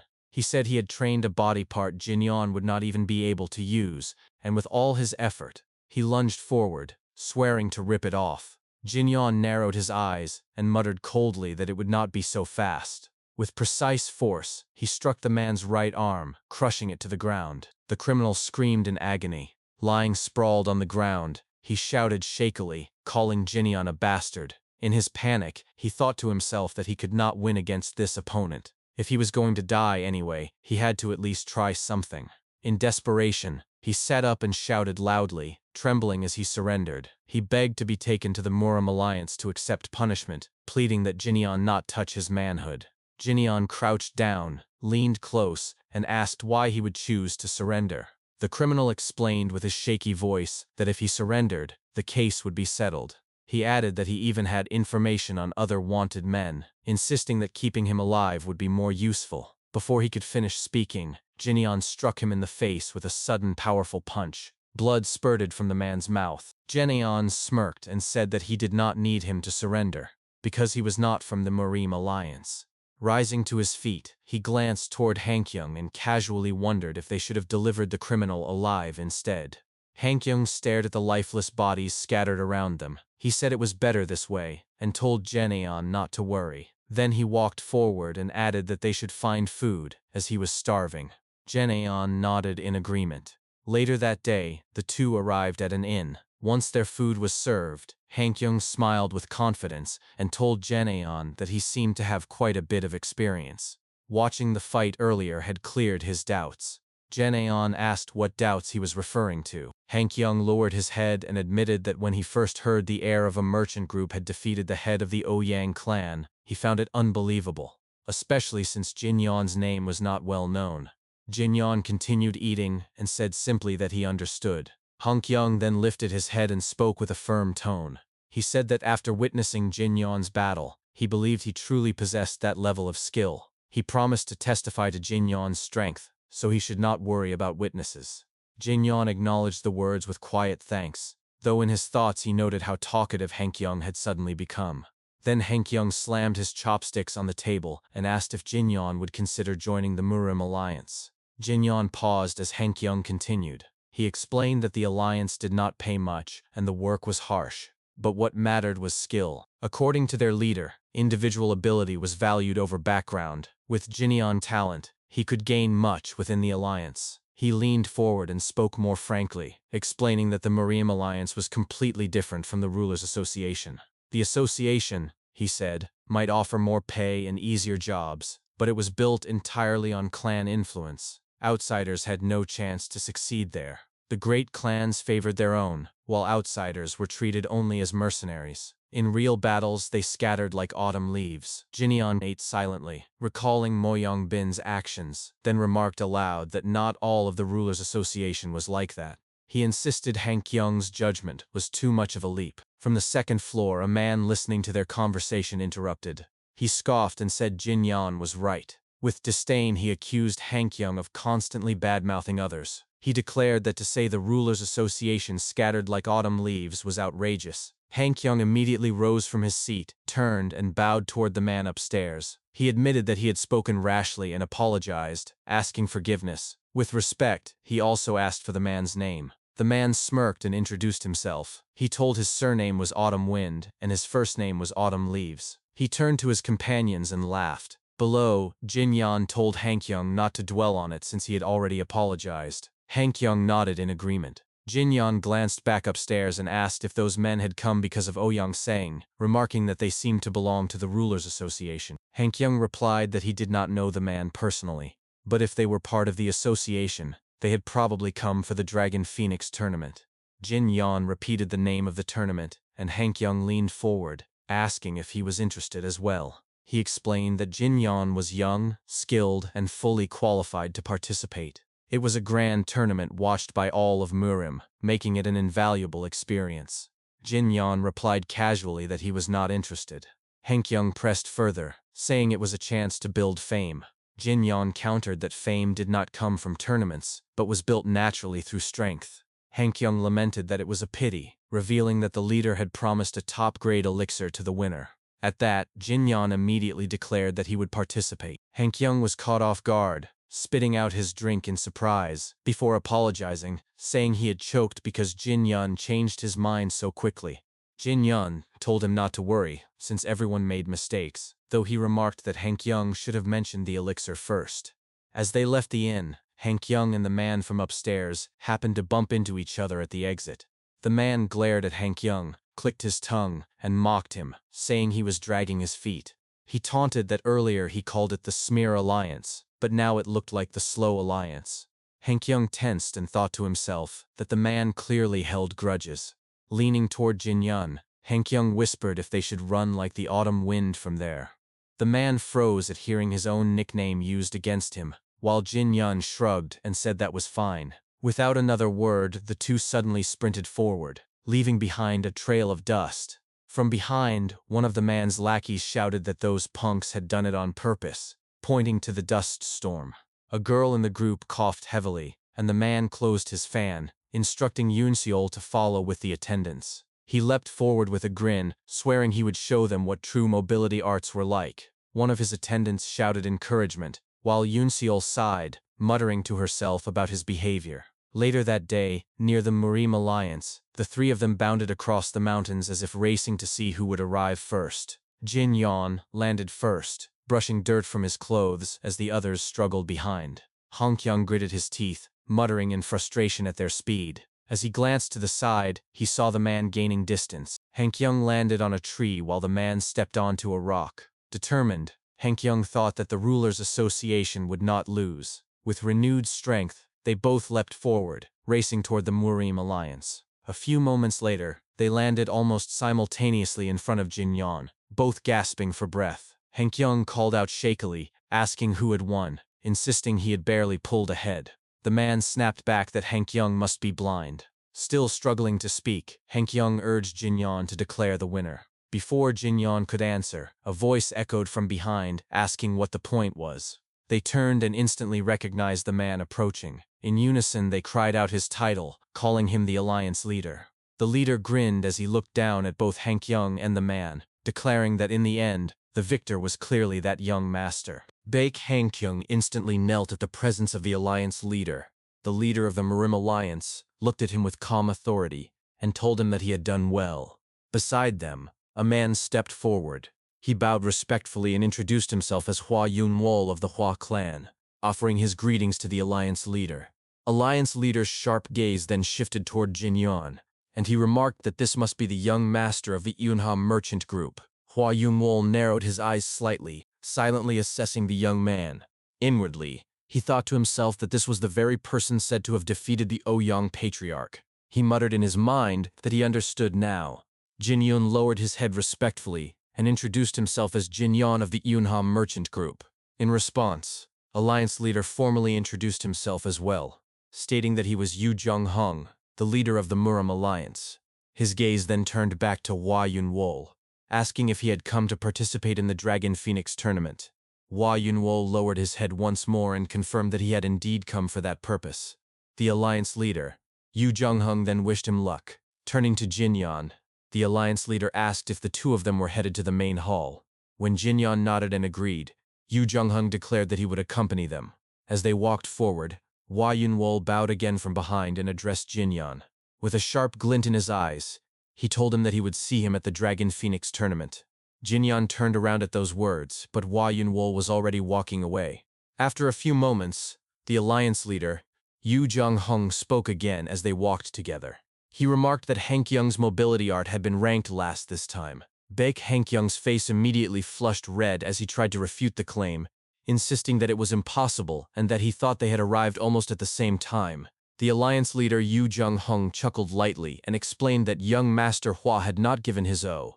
Since he had come for the tournament, he likely wished to conserve his stamina while also testing his opponent's ability at the same time. The Alliance leader noted that while he did not know the exact details, it seemed Han Kyung had run alongside Hua Yun-wol, unwilling to admit defeat. He laughed at the memory while Baek Han Kyung, flustered, turned to Jin Yon and asked if he had already known. Jin Yon simply nodded in confirmation. Han Kyung's embarrassment grew, his face heating further as he muttered that Hua Yun-wol was the type to use tricks for needless things. Jin Yon smirked faintly and told him it was nothing to be offended about. He explained that anyone about to compete in a martial contest usually hid their full strength, since it was the natural approach. Han Kyung exhaled sharply and muttered that he understood. Jin Yon reassured him not to feel embarrassed. Later, inside the Murim Alliance's main hall, one of the men present greeted the Alliance leader upon his arrival. The Alliance leader, Yu Jung-hung, waved him off casually and acknowledged his presence. Then, walking forward to the center of the hall, he commanded that everyone leave except for the young master of the Yunha merchant group. He declared that as for Ouyang Sang's matter, he would decide only after confirming Jin Yon's martial ability. The others quickly dispersed, leaving only Jin Yon and the Alliance leader within the hall. The Alliance leader, Yu Jung-hong, beckoned Jin Yon to come closer. Jin Yon respectfully agreed and approached. As he drew nearer, he could not help but think to himself how long it had been since he had stood so close to this man. He recalled that Yu Jung-hong was the Murim Alliance leader, second only to the three gods and one saint in renown. He had commanded all the Orthodox sects during the final battle that the demonic faction, known as the Battle of the Five Tombs. It had been Yu Jung-hong who dragged the three gods and one saint to the front line, personally leading them into war. To Jinyan, he was a man truly worthy of respect. His thoughts were interrupted when the alliance leader, Yu Jung-hong, gazed at him and remarked that he too carried a stern expression. The alliance leader explained that in the Jianghu, he often met juniors like him, though he preferred those who acted their age, as it made him more comfortable. Jinyan lowered his head, smiled faintly, and replied that he understood. The alliance leader laughed warmly and said that he looked even better when smiling. Then his tone shifted. He admitted that he had been curious since earlier, asking Jinyan if he was perhaps the successor of the Fist King. Jinyan was momentarily shocked by the question, but before he could react, Yu Jung-hong smirked and pressed further, asking how many techniques he had learned from his master. Jinyan lowered his head, pausing in silence. After a few moments, he exhaled deeply and replied in an irritated tone, demanding to know how Yu Jung-hong could possibly know that. The alliance leader asked him calmly why he was getting angry. He reasoned that Jinyan used fist techniques and manipulated lightning energy. When Jinyan confirmed both, Yu Jung-hong explained that in Murim history, the main factions that dealt with lightning energy had been the Shimen clan, the Namgong clan, the Baekli clan, and the Sect of Enlightenment. The Shimen were a sword clan, the Namgong turned toward Taoist arts, and the Baekli abandoned the practice after repeated failures. That left only the Sect of Enlightenment, which was the sect of the Fist King. Although, Yu Jung-hong added, calling it a sect was odd since they adhered to single successor succession. Jinyan smirked inwardly at the deduction, acknowledging to himself that this was to be expected of the alliance leader. He then sharpened his gaze and admitted firmly that it was true. He declared that he was indeed the successor of the Fist King. Yu Jung-hong glared at him, then broke into a smile, patting his shoulder and telling him that fate had brought them together. He said that he had thought as much. Pointing at Jinyan, Yu Jung-hong explained that those who mastered lightning-type martial arts always gained a domineering aura. Their eyes, energy, tone, and even temperament came to resemble lightning itself. That, he said, was why he had no special memories with the Fist King. The man had desired only to become a lone bolt of lightning that could tear apart the heavens, and such a man could form no real friendships. He then asked Jinyan how his master was faring, admitting that he had heard no word of him. Jinyan replied that his master was much like the former patriarch of the Moyong clan, keeping no contact at all. Yu Jung-hong was alarmed at the comparison and asked if he meant Moyong Chu. Jinyan explained that while the Fist King rarely sent word, that was not the true reason. His contact with him had been cut off completely. Inwardly, Jinyan thought to himself that it had been cut off forever. Yu Jung-hong fell into deep thought, murmuring that he understood. He promised that this news would be passed along to the three gods and one saint as well. He reflected grimly that martial masters of the Murim were vanishing one after another, and wondered aloud if the demonic faction had begun to stir again. If they reappeared, he declared, then they would have no choice but to fight once more, just as they had in the past. He then admitted that Jinyan would not know, since it had happened before he was born. Jinyan asked quietly if he meant the Battle of the Five Tombs. Yu Jung-hong confirmed it, explaining that although the world knew it as the Battle of the Five Tombs, in truth, there had been another battle afterward. The three gods and one saint had fought into single Grand Master of the demonic faction. He emphasized the words one man, describing the despair that had gripped them in that moment. Every time he heard that the sword god remained in training, it reminded him of those days. Even though it had been a fight that determined the outcome of the great war between orthodox and demonic forces, the three gods and one saint had faced a single man. He admitted that it was a secret tale he often shared only with alliance members, and it was also the reason why they all had to grow stronger.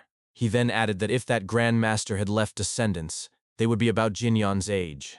Reaching for Jinyan's hand, he urged him to become stronger, overwhelmingly and selfishly. Then his expression softened again. He assured Jinyan not to worry about Ouyang, saying, since he was the successor of the Fist King, there was no reason for doubt.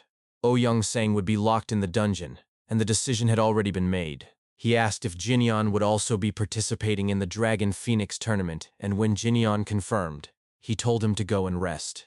Jinyan bowed his head and thanked him. Later, as Jinyan walked through the Murim Alliance, he recalled the conversation he had shared with Yu Jung-hong before leaving the main hall. He remembered asking who the Grand Master had been, the one who fought the three gods and one saint alone. The alliance leader, Yu Zhonghong, had replied that the peak of the demonic faction had no name. Jinyan then asked if that man had truly died. Yu Zhonghong's voice had hardened as he explained that they had cut him again and again, burned him, gathered his ashes, and scattered them across Mount Huangshan, Mount Woyi, Mount Tai, Mount Li, and Mount Imei. If disaster struck again because of that, then regardless of whether they were descendants, he swore he would ensure that not even ashes remained the next time. Jinyan reflected quietly, remembering the alliance leader's lone figure in the vast hall. The image no longer seemed that of a senior worthy of respect, but rather that of a monster forged by the times. To him, it felt as though the true opposite of the demonic faction was not the orthodox side, but simply another kind of monster. He wondered if he himself would be any different. In his mind, he thought that the Jianghu, created by the mutual slaughter of orthodox and demonic alike, was no different from Asura's realm. His thoughts were cut off when Beak Hankyung approached him and asked if his talk with the alliance leader had gone well. Jinyan replied calmly that it had. Hankyung smiled in relief and told him that he had already informed the others. It might be uncomfortable for Jinyan to stay inside the alliance itself, so they had prepared lodgings outside. He offered to guide him there, and Jinyan thanked him. After some time, they arrived at the lodgings prepared for him. Hankyung gestured toward the building and said that this was the place. Jinyan thanked him again. As they walked in, Hankyung remarked that he had requested a sunny room and suggested they see if it was indeed so. Before he could finish his sentence, however, a voice came from inside the room. Someone spoke casually, remarking, "Oh, you're here?" Hankyung was startled by the unexpected presence and pointed at the man in surprise, demanding to know who he was. Jinyan, on the other hand, sighed when he saw the person inside and muttered that he had finally arrived. The one inside was none other than Cheol Myung-ho, sitting with both feet propped up on the table, his legs crossed, and hold an umbrella. Myung-ho complained aloud that the place was ridiculously big and nice. He grumbled that he, on the other hand, had barely slept the night before, struggling to make it there. Jinyan leaned against the wall by the door and asked how he had found the place. Cheol Myung-ho waved his hand dismissively and explained proudly that he had simply gone to every lodging and asked if they had a room under the name Jinyan. He laughed, saying it was not difficult at O's. Then, with a smirk on his face, he tossed the umbrella in front of Jinyan and declared that he had swung 100,000 times, proclaiming that he was a man who kept his word. He explained that he had crossed mountains on horseback and ridden ships just to ask about the next step. Now, he added, the poisonous fox had finally arrived. Chul Myung-ho shouted impatiently, demanding that they move on to the next thing. Jinyan sighed deeply before turning to Baek Hankyung and asking if there was a good place nearby for training. Baek Hankyung paused, thinking for a moment, and replied that he did know of one. The next day, the group arrived at a secluded waterfall hidden deep within the mountains. The water thundered down from the cliffs, creating a mist that filled the air. Baek Hankyung stood at the edge of the cliff and announced that this was the place. He explained that it was a quiet spot, perfect for training, and that members of the Marim Alliance, including himself, often used it. Chul Myung-ho scanned the area and remarked that it was quite spacious.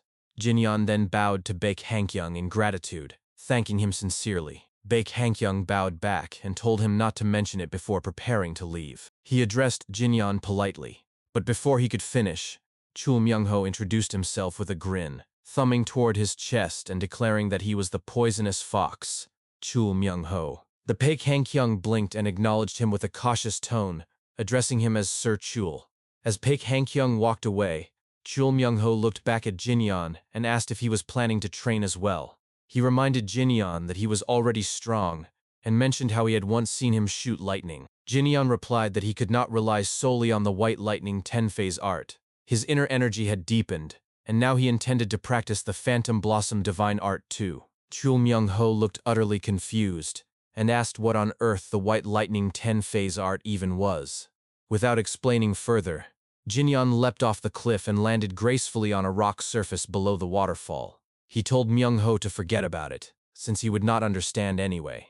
Offended, Chul Myung-ho shouted from above, demanding to know if Jinyan was looking down on him. Jinyan turned his head slightly, sighed deeply, and told him that he would explain it only once, so he had better listen carefully. He dipped his right foot into the water, and immediately, A surge of lightning chi erupted from his foot, scattering the water into dazzling sparks. He explained that the white lightning 10-phase art focused purely on offensive techniques, but that alone was not enough to defeat true martial masters. As he spoke, he recalled the many battles he had fought in the past. He continued, saying that even the strongest martial artists had to learn to counter, exploit, and redirect the opponent's techniques.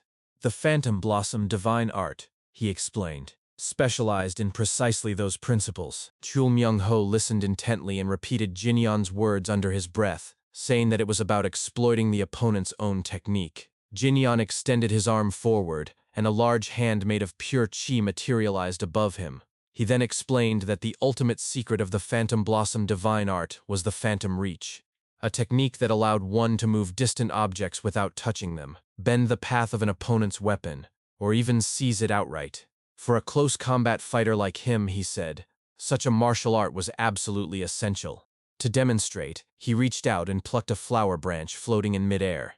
Chul Myung-ho closed his eyes, nodded slowly, and remarked that it sounded like some kind of thief's trick. Without warning, a flash of lightning struck him squarely, sending him tumbling down from the cliff. Jinyan looked down at him and told him not to try to understand with such a dull excuse for a brain. Groaning, Chul Myung-ho picked himself up and muttered that he understood now. Jinyan looked at him and said that at least he was beginning to grasp the idea, noting that the 100,000 strikes he had performed had not been in vain. Jinyan asked him how it felt to finally reach his goal. Chul Myung-ho raised his sleeve and flexed his arm, saying that all he felt were thicker muscles. He then stood up and told Jinyan that he should have just explained things nicely from the start.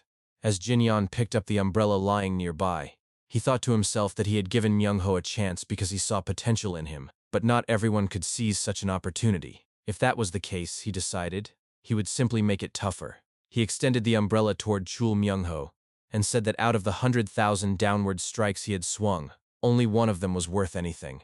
He then swung the umbrella downward with great force, stopping just short of Myung-ho's face. He told him that if he ever wanted to block, parry, or counter an opponent's attack, he would need to find and use the single most efficient trajectory among all those strikes. If he failed, he would die. Chul Myung-ho stared at the umbrella inches from his face and repeated the phrase, "the most efficient one," under his breath. Jinyan continued, explaining that from the most efficient strike among 100,000, the most precise slash among 200,000, and the fastest and sharpest thrust among 300,000, one must extract, refine, and connect them to form a complete sequence. That, he said, was what martial artists called a basic form. He explained that martial masters from every sect researched, modified, and polished these sequences through endless repetition until they achieved the perfection known as swordsmanship. But, he warned, learning swordsmanship was not the end. Real combat and application were entirely different matters. Only through real experience could one develop true battle instinct. Without it, and without discipline, a person would die before ever achieving mastery. Hearing Jinyan's words, Chul Myung-ho stood frozen in shock. His knees gave out, and he sank to the ground with a weary smirk. He finally understood, he said, why martial artists so often lost their minds during training. Then, raising his voice, he shouted that it was because they were all crazy. Crazy bastards, every single one of them. Jinyan looked at him and said that if he thought there was no one in the Jeonghu crazier than himself, then he was wrong. Myung-ho muttered in reply that perhaps he was right. Jinyan's tone turned firm as he told him not to worry, since he had never planned to teach him any difficult sword arts anyway. Myung-ho protested, asking why not. Wouldn't learning stronger sword arts help him grow faster? After all, there were countless martial artists who had joined great sects and learned their famous techniques earlier and harder than he ever could. Jinyan called his name and replied that joining a sect, learning renowned sword arts, and training under a great master were not everything. True strength, he said, depended on one thing alone, who lived their life more seriously. Just then, footsteps echoed above the cliff. The alliance leader, Yu Jung-hong, appeared with Baek Hankyung at his side.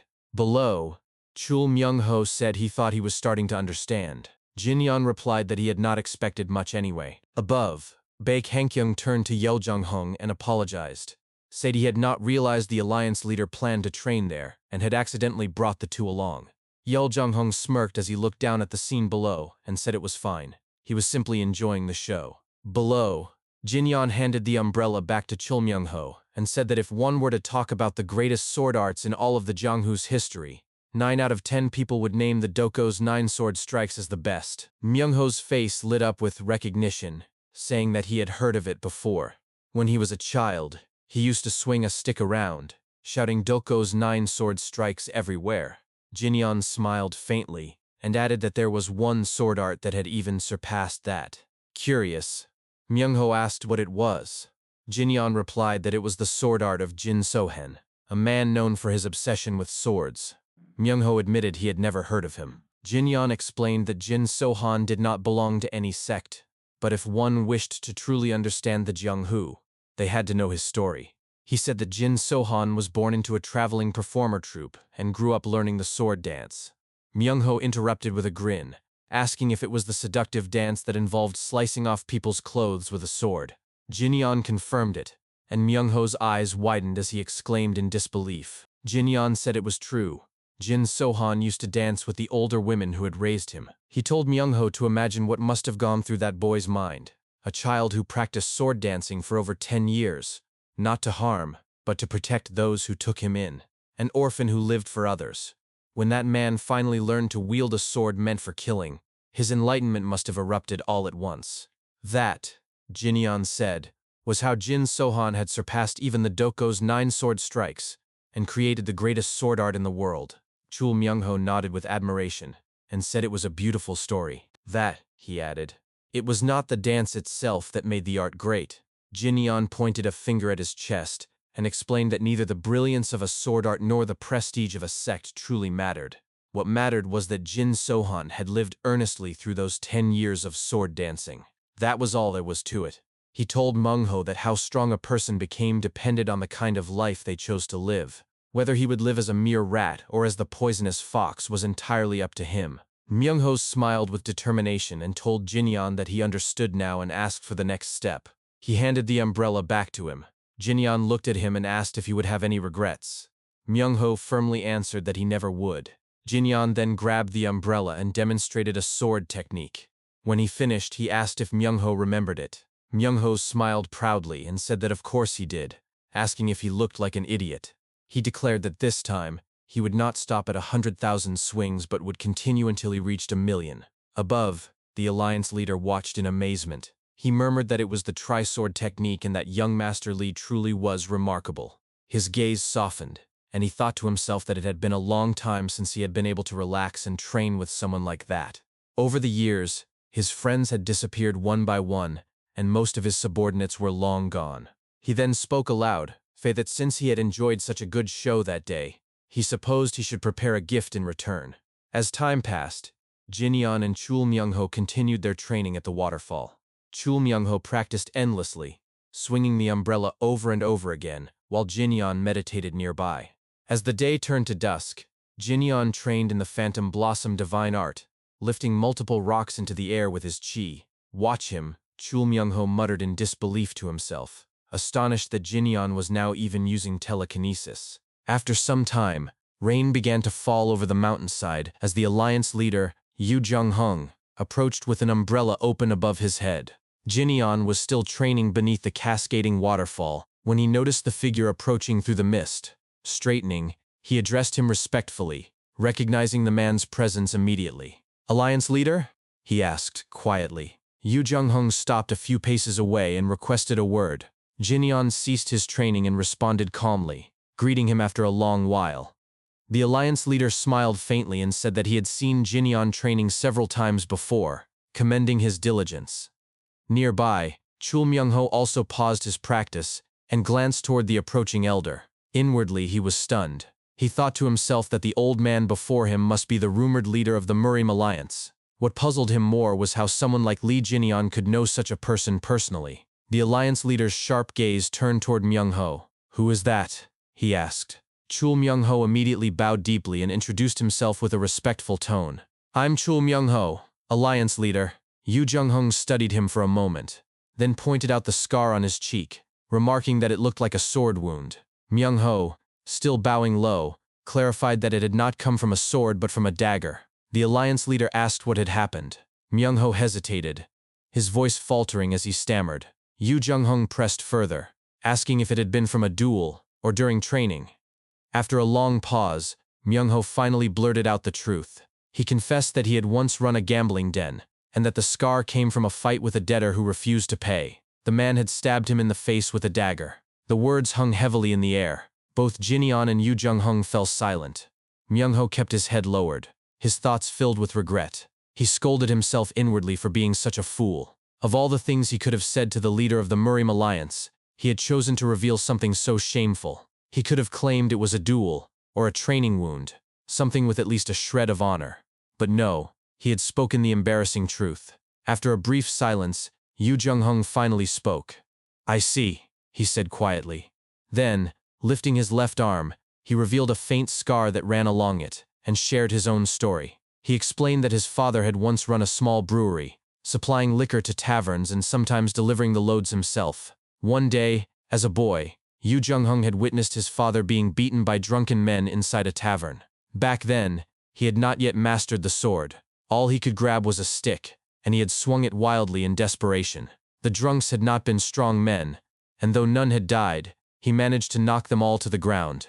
He recalled how his father, shocked by what had happened, rushed to him and tried to stop the bleeding on his arm. Yu Jung-hung had not even realized he was wounded until that moment. His father carried him on his back as they ran home.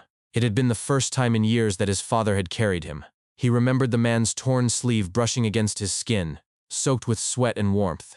"Perhaps," he said with a soft smile, "that was why the scar never faded. When one steps into the Jianghu," he concluded, "they always carry their own story." As the rain began to ease and sunlight broke through the clouds, Yu Jung-hung closed his umbrella. His gaze shifted toward the tattered umbrella lying beside Myung-ho, and he asked whether that was his weapon. Myung-ho glanced at it awkwardly, then turned toward Jin-yeon, admitting that he had only borrowed it from him. "I see," Yu Jung-hung replied simply. He then extended his own umbrella toward Myung-ho. "Then allow me to lend you one myself." Startled, Myung-ho hesitated but eventually reached out and took it. The weight nearly pulled him off balance. "It's heavy," he exclaimed in surprise. The alliance leader nodded and explained that it was a black iron umbrella, a gift from the Moyoung clan to the Murim Alliance. Its ribs and shaft were forged from black iron, making it exceptionally heavy and durable. "You could swing it 1,000,000 times," he said, "and it would never break. Take it." Struggling to hold the weapon properly, Myung-ho laughed nervously, thanking him profusely and wondering aloud if he truly deserved something like it. Yu Jung-hung called his name softly. Myung-ho straightened and answered immediately. The alliance leader's tone then shifted. "Do you regret living such a shameful life?" he asked. The question froze Myung-ho where he stood. Silence stretched between them as he stared at the ground. After several moments, he finally answered quietly. "Yes, I do." Yu Jung-hung scoffed softly, then placed a firm hand on the younger man's shoulder. "If you can correct yesterday's wrongs and live properly today," he said, "then you are already a good man. There's no need to torment yourself over the past." Myung-ho lowered his head again and answered softly that he understood. He bowed once more, this time with genuine sincerity. The alliance leader smiled faintly and said that it was tiring to spend too much time with an old man. Turning toward Jin-yeon, he added that he looked forward to seeing him at the upcoming Dragon Phoenix tournament. Jin-yeon responded respectfully. As Yu Jung-hung walked away, he said over his shoulder, "Whether you swing your fist or your umbrella, let's meet again, preferably on the side of the orthodox faction." Jin-yeon and Myung-ho both watched him go. After a moment, Jin-yeon turned and said that it was lunchtime. Myung-ho declined, saying he would stay behind to train a little longer. As Jin-yeon walked away, the sound of laughter echoed behind him. Myung-ho was holding the black iron umbrella and laughing to himself between breaths. "The alliance leader himself gave me a weapon," he said joyfully. His laughter soon turned shaky and uneven, mixed with hiccups. From afar, Jin-yeon closed his eyes and wondered silently whether Myung-ho was laughing or crying. Days passed, and soon it was the day before the Dragon Phoenix tournament. The streets were lively with excitement, and loud voices filled the air. "Seniors and juniors of the Jianghu," a man shouted from the center of a public arena. "Do you know what the Eve Festival is?" From his room on the upper floor of an inn, Jin-yeon watched through the window as people gathered around the stage below. The speaker continued to explain that the Dragon Phoenix tournament had so many participants that many exhausted themselves just waiting for their turn in the preliminaries. That, he said, was why the Eve Festival existed. to let anyone challenge whoever they wished before the real competition began. He shouted that if anyone realized tonight that they were not ready, then they should not even bother stepping into the tournament tomorrow. "We don't need weaklings dragging out the event until sunset," he roared, earning cheers and laughter from the crowd. Someone from the audience yelled in agreement, shouting, "That's right!" Watching from above, Jinyeon muttered that the Eve Festival sounded interesting. Down below, the announcer suddenly turned towards someone in the crowd. "Hey, you with the umbrella?" he shouted. "You were mouthing off earlier. How about showing us your umbrella skills?" The crowd turned as the man pointed toward Chul Myung-ho. Taken aback, Myung-ho asked what he was talking about, but the announcer shouted again, accusing him of starting an argument earlier by mocking his weapon. From his window, Jinyeon sighed and thought to himself that Myung-ho was always causing trouble. The people around Myung-ho began whispering and snickering. Some of them laughed openly, saying they could not believe someone's weapon was actually an umbrella. "Then show us what that umbrella can do," one of them jeered. Chul Myung-ho's patience snapped. He shouted furiously, asking whether the Murim Alliance had banned umbrellas as weapons, and demanding to know why everyone was making such a fuss. From above, Jinyeon shook his head with a faint smirk, muttering that even among martial masters, Myung-ho's temper was still as nasty as ever. "What a lunatic," he thought. Down below, Myung-ho roared again. "Do you even know who gave me this umbrella?" he shouted, raising it high. "Fine, I'll humor you." With a confident grin, he pointed the umbrella forward and announced loudly that he was Chul Myung-ho, the man who had swung his sword 100,000 times. He added that he had recently learned slashing and thrusting from his master. The crowd murmured among themselves in amusement, dismissing his boast as childish training. One man chuckled, telling the others to leave him be, saying he would mature eventually. Just then, a man carrying a spear across his shoulder stepped forward through the crowd.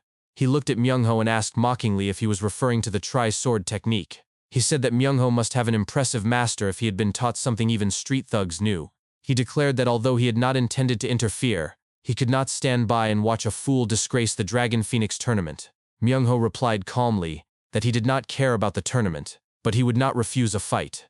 The man smirked and raised his spear. "Then bring it on," he said. Moments later, both men stood on the stage facing each other. From his vantage point, Jinyeon watched closely, curious about who would win. Without warning, Myung-ho lunged forward, shouting that the one who strikes first wins. His opponent was startled by his speed, barely managing to mutter that he was fast before dodging the blow. The umbrella slammed into the wooden platform, cracking it and leaving a small crater. The crowd fell silent in astonishment. Myung-ho stared at the weapon in his hands, realizing that it was shorter than the umbrella he had trained with before. His expression hardened as he began to adjust his stance. Before he could finish his thought, his opponent laughed mockingly, saying that he could not even handle his own weapon. But before the man could finish his taunt, Myung-ho suddenly turned and dashed away from the fight. The onlookers gasped in confusion, some pointing and shouting that he was running away. Yet Myung-ho's face showed no panic, only focus.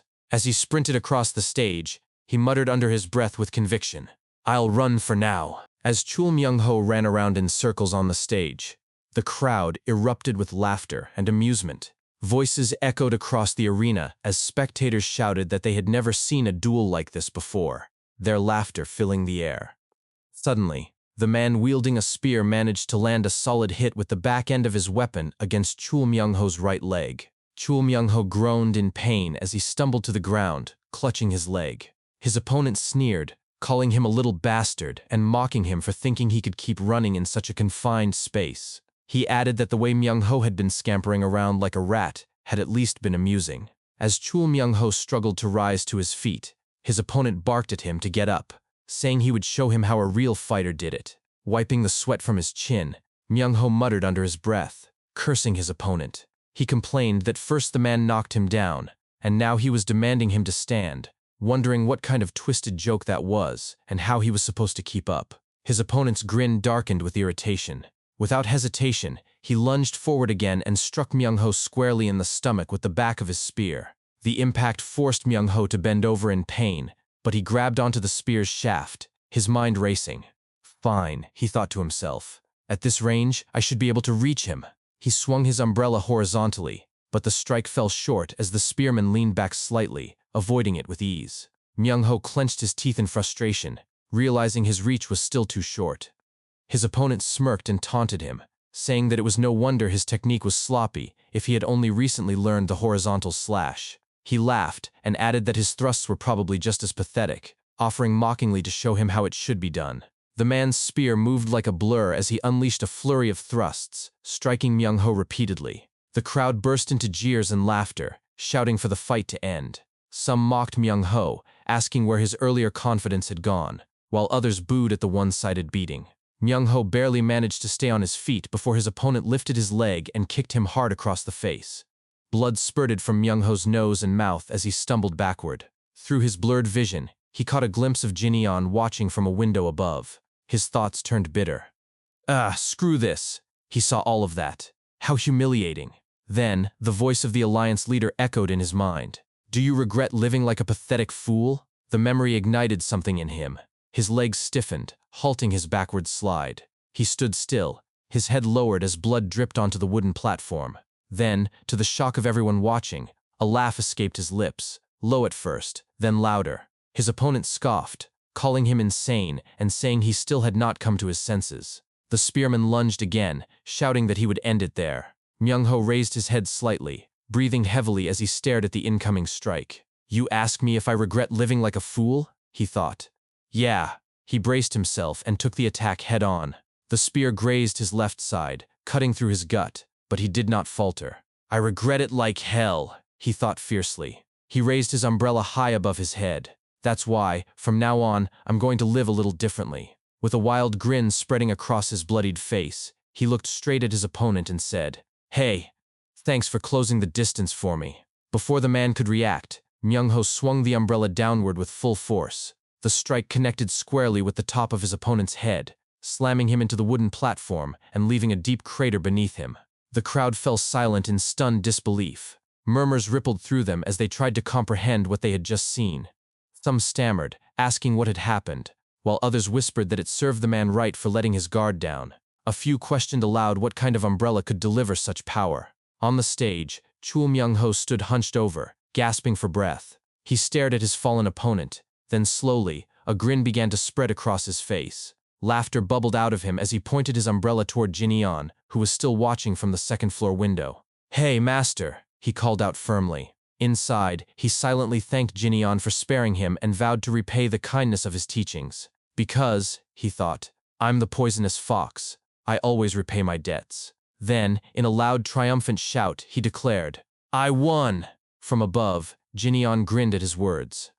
The crowd erupted into confused chatter again. Many could not believe what they had witnessed. Some said he had actually won. Others whispered that it was impossible, that he had taken his opponent down in one strike, and with an umbrella no less. Chul Myung-ho groaned softly, muttering that he was a pathetic weakling. His body trembled as he admitted he could no longer move. Still catching his breath, he spoke out loud, saying that if everyone was satisfied, he would be leaving now. Before he could step away, a man from the crowd climbed onto the stage, shouting for him to stop. He sneered, asking where Myung-ho thought he was going and whether one lucky win had made him arrogant. He declared that he would teach him his place. Another man climbed up right after, claiming the right to fight instead. Myung-ho smirked and called them idiots, mocking them for being so impatient that they could not even take turns. As more people started climbing up, he cursed inwardly. Ugh, these annoying bastards. Get a grip, Chul Myung-ho. Before any of them could reach him, Jin-yeon suddenly appeared behind him like a shadow. The air grew heavy as he stood between Myung-ho and the mob. The crowd hesitated, visibly unnerved by the pressure radiating from him. One of them stammered, asking aloud what this overwhelming presence was and who he was. Jin-yeon answered flatly, saying he was a participant in the Dragon Phoenix tournament. Chul Myung-ho turned his head slightly and asked why he had come down. Jin-yeon replied casually that he was there to enjoy the pre-festival. Myung-ho looked at the group ahead and told them that their fun was over. His master would be dealing with them next. One of the men blinked in confusion. The master of that umbrella guy? He asked incredulously. Myung-ho narrowed his eyes and thought bitterly that those same men who had attacked him like rabid dogs were now backing away in fear of Jin-yeon. He realized then that becoming stronger truly was the coolest thing in the world. As his vision began to blur, he lost his balance, but before he could fall, a man caught him by the arm.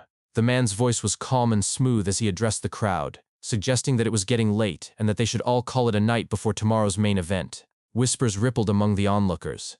Someone recognized him and murmured that he was the son of the Hua clan, young Master Hua. Another remarked that the rumors were true, that he really was quite handsome.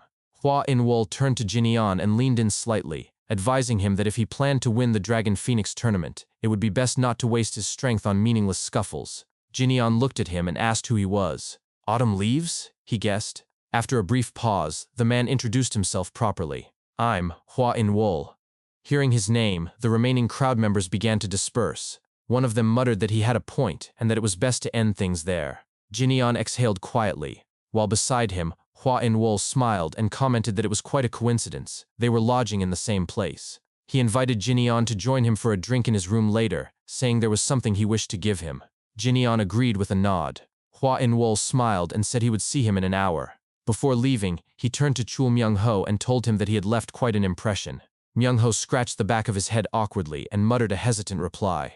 As the commotion faded, a woman stood silently on the second-floor balcony, gazing down at the scene under the pale moonlight. Later that night, inside Hua In-wol's lodging, he sat drinking alone when the faint sound of footsteps caught his attention.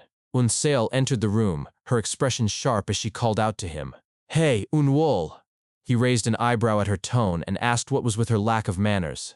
Un-seol crossed her arms and said she had seen everything, demanding to know why he had stopped the duel earlier. Un-wol replied calmly that Jinyan was a strong contender for the championship, and that as someone also aiming for the title, there was no need to let the man reveal his full strength so early. He asked her what she thought of him. Un-seol admitted that he looked strong. Un-wol nodded approvingly and said she was right. He explained that when they had competed in mobility arts before, Jinyan had actually slowed down intentionally to match their pace, maintaining the exact distance on purpose. That, he said, was the mark of experience. He leaned back with a smirk and remarked that he had originally planned to defeat all the successors of the great clans, but now he was considering skipping this year's tournament altogether. Un-seol's eyes widened as she shouted in disbelief, asking if Jinyan was truly that strong. Un-wol chuckled and said she had not noticed. Jinyan had not even used inner energy during the duel. With pure physical strength alone, he could have crushed everyone there. Then, teasingly, he asked whether she was interested in him now. Un-seol's face flushed bright red at the question, and Un-wol only grinned wider. He added playfully that perhaps she should follow their father's suggestion and marry him. Stammering, she shouted back in shock, denying it. Un-wol laughed softly and teased her further, saying it would be better to be tied to the strongest merchant group in the world than to a martial clan. He accused her of coming to his room out of curiosity, wondering what kind of man Jinyan was. Flustered, she turned away, her entire face red, insisting that she had only been curious about how strong he was. She muttered angrily for him to forget it. Un-wol chuckled again and told her to think carefully. Once Jinyan won the tournament, it would be too late. "Ugh! I said he's not my type," she shouted. But as her words echoed through the room, she froze in surprise. Jinyan himself was standing in the doorway, looking awkward. He said softly. "May I come in?" Hua In-wol laughed quietly and shook his head with a knowing smile. "Oh dear," he said. In an instant, Hua Yun-seol slammed her head into a corner wall. Li Jinyan was shocked at her reaction and thought to himself, "Crazy bitch." He then looked her over from top to bottom and continued his internal thoughts, concluding that she did not seem like it. At the front, Yun-wol chuckled at the hilarious situation and remarked that Jinyan had arrived. He identified the one with her head against the wall as his foolish little sister. He explained that she was one of the most likely candidates to win the Dragon Phoenix tournament and, as Jinyan could see, was quite the tomboy. Yun-seol immediately turned to her brother and shouted, "Brother!" Her tone then softened as she turned towards Jinyan and introduced herself as Hua Yun-seol. Jinyan responded in kind, stating he was Li Jinyan. After a while, as they sat together at a table, Yun-seol poured tea into a cup. After a few moments, she thought to herself, wondering why she was there. On the side, Yun-wol pulled out a glove and hid it under the table. He then gave his sister a signal, telling her to give it to young Master Li. Yun-seol protested, asking, "Why me?" After she grabbed the glove from under the table, Yun-wol spoke out loud. He announced that Yun-seol had also said she found Jinyan quite impressive earlier, and that she had something she would like to give him. He asked if Jinyan would accept it. Jinyan thought to himself that he had not even done anything. Yun-seol then turned towards Jinyan and said, "This is a treasured fist guard of our clan. It's not a metal-attacking gauntlet, just a protector for the hands. Please accept it as a gesture of goodwill." Jinyan grabbed the gauntlet and looked at it, thinking to himself, "The clan's fist guard, huh? Looks good." He then spoke aloud, saying he would make good use of it. Yun-wol then spoke, "By the way, young Master Li, do you know who the favorites for the Dragon Phoenix tournament are?" Jinyeon replied. I do not. That's not good, Yoonwol said. You're this uninformed about current affairs? Yoonseol, explain it to him. Yoonseol raised an eyebrow and asked, Again? Brother, you know this better than I do. Yoonwol responded with a serious expression. Just do as you're told. Would you like to hear about Yoonseol's childhood, young Master Lee? At that, Yoonseol responded instantly. I'll explain. She began, stating there were many names mentioned as possible winners, but in truth the competition stood between two powers, the Murim Alliance and the Rulers Association. The Murim Alliance named Jin Gyeol of the Manhwa sect and Lim Jiryong of the Wudang sect as their top candidates. However, she noted their participation was uncertain, as the Manhwa sect risks life and limb for every duel, and the Wudang sect detests getting involved in the world's affairs. As for the Rulers Association, they were backing Dokgo Han and Namgoon Wi. Still, Yoonseol added, if those two met in the finals, neither would walk away unscathed.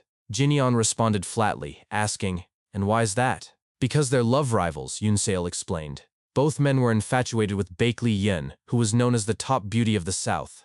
If they clashed in the finals, Dokgo Han and Namgoon Wi would both end up seriously injured, as they were grinding their teeth waiting to humiliate each other before her. Upon hearing the name, Jinyeon thought to himself, Baek Lee Yin? He wondered if she could be the daughter of the senior he owed so much to in his past life. He mused that the little girl had already grown up, becoming a woman admired by every heir in the great clans. Meanwhile, he, who used to be like her uncle, now stood among her peers. He smiled and added internally what a strange feeling it was.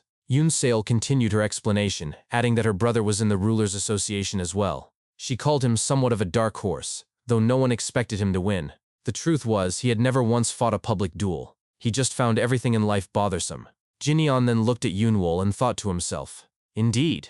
He observed that the autumn leaf seemed to lack any innate drive to fight, or perhaps, he was so formidable he had no need to struggle at all. He was, Jinyeon concluded, someone who was fearsome.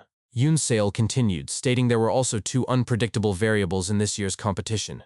They were not widely known, but rumors said they were powerful. One was from the Hanan sect, and the other, she said, was Jinyeon. Jinyeon scoffed and said, Variables, huh? Well, I've heard enough. Yoonwol leaned forward slightly and asked how prepared Jinyeon was for the tournament. Jinyeon went silent as he put the gauntlet on his hand. With a smirk, he responded, Among all those competitors I've heard about so far, I apologize, but none of them are even in my consideration. The words left both Yoonwol and Yoonseol stunned. A long silence followed before Yoonwol suddenly burst into laughter. His laughter echoed through the room as he admitted that Jinyeon clearly had no intention of losing. When his laughter subsided, his expression grew thoughtful. He studied Jinyeon carefully, observing his calm and unwavering composure. Inwardly, he admitted to himself that Jinyeon was a difficult man to understand.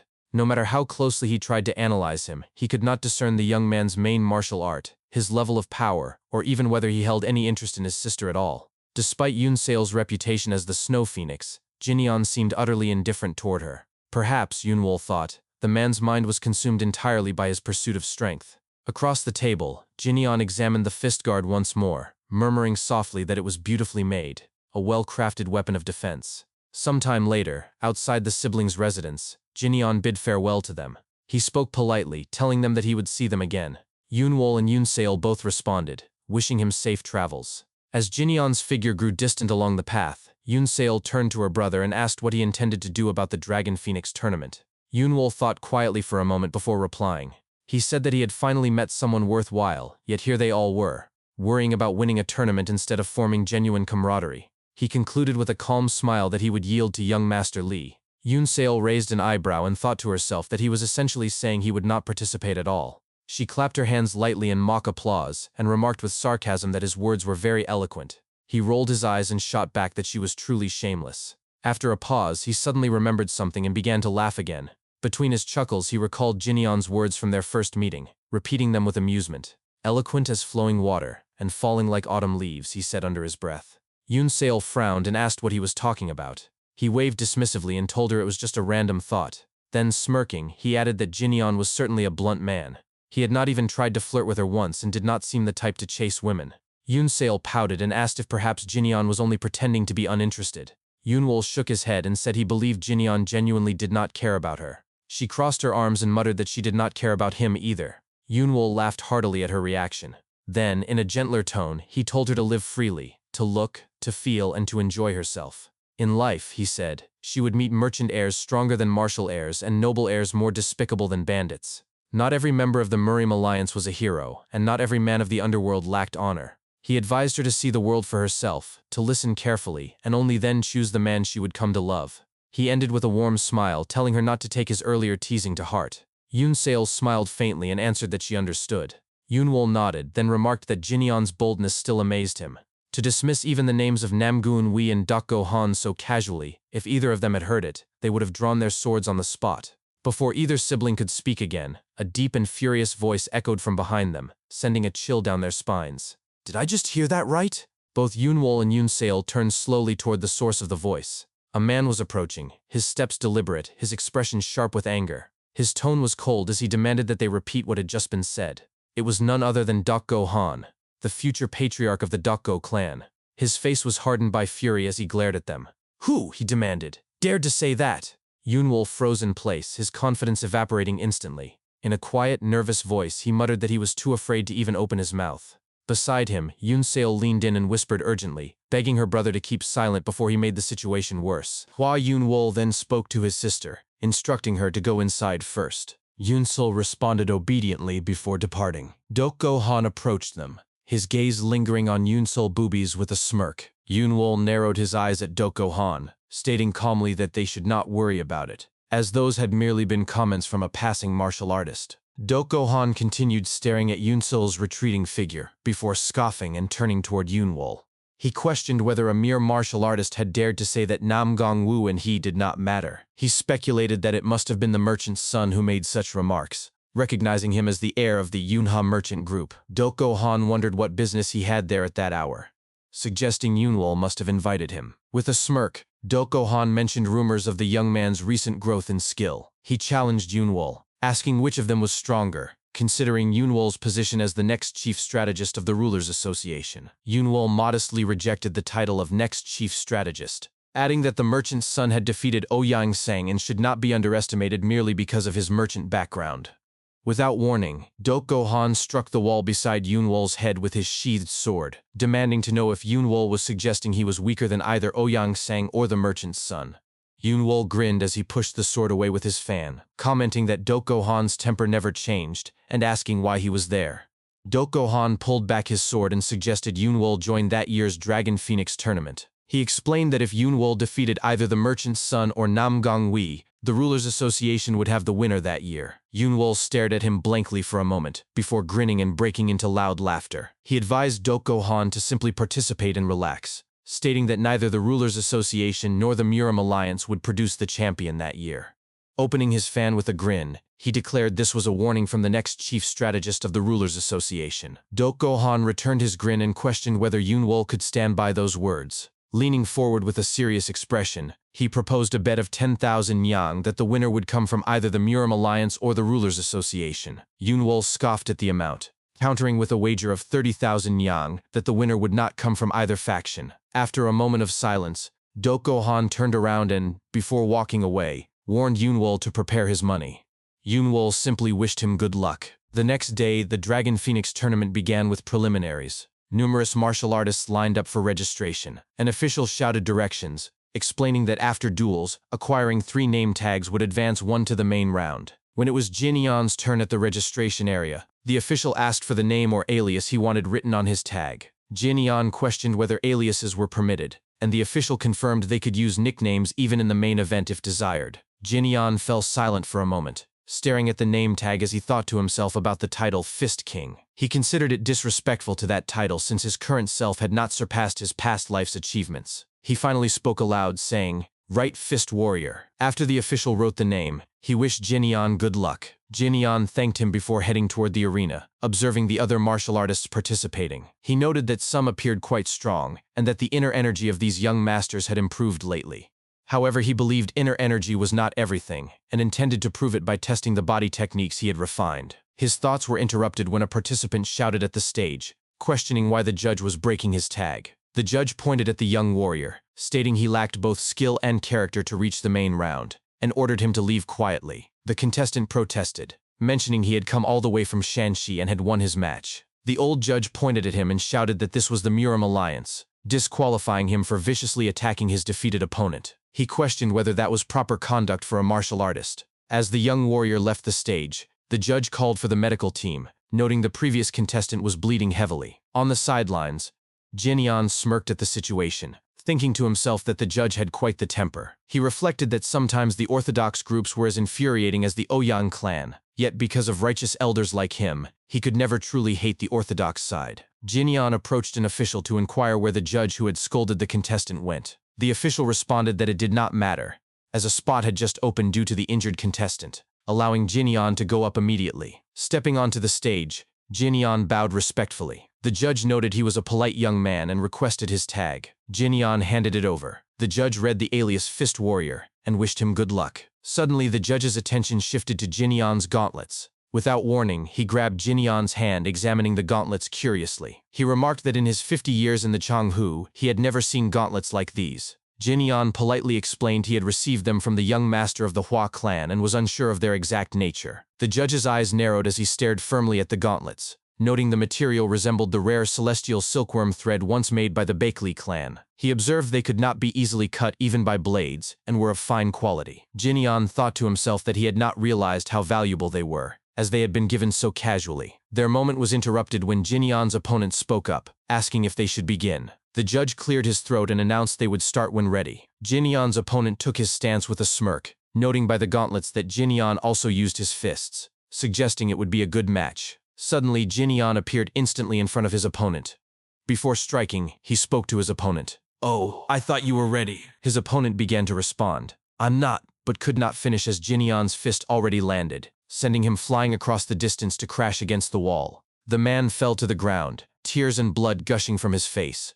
The judge observed carefully before announcing, "Stop, the winner is the Fist Warrior. Stop right there." He thought to himself that while he had sensed an extraordinary aura from Jinyan, that punch had been exhilarating beyond words. Calling for the next contestant, he watched as a man with a wooden staff walked onto the stage. After examining the name tag, the judge wished Lifestealer good luck and instructed them to begin when ready. Jinyan bowed to his opponent, who returned the bow while thinking to himself that Jinyan's last strike indicated he was no ordinary opponent. Unable to read Jinyan's level, Lifestealer decided to pour all his inner energy into one decisive blow. He lunged forward with his staff while Jinyan remained calm, observing his movements. As Lifestealer closed in, Jinyan broke his weapon into pieces with his elbow, then instantly followed up with a left punch. Before the punch could land, Jinyan smirked and said, "You shouldn't waste all your energy on that wooden staff."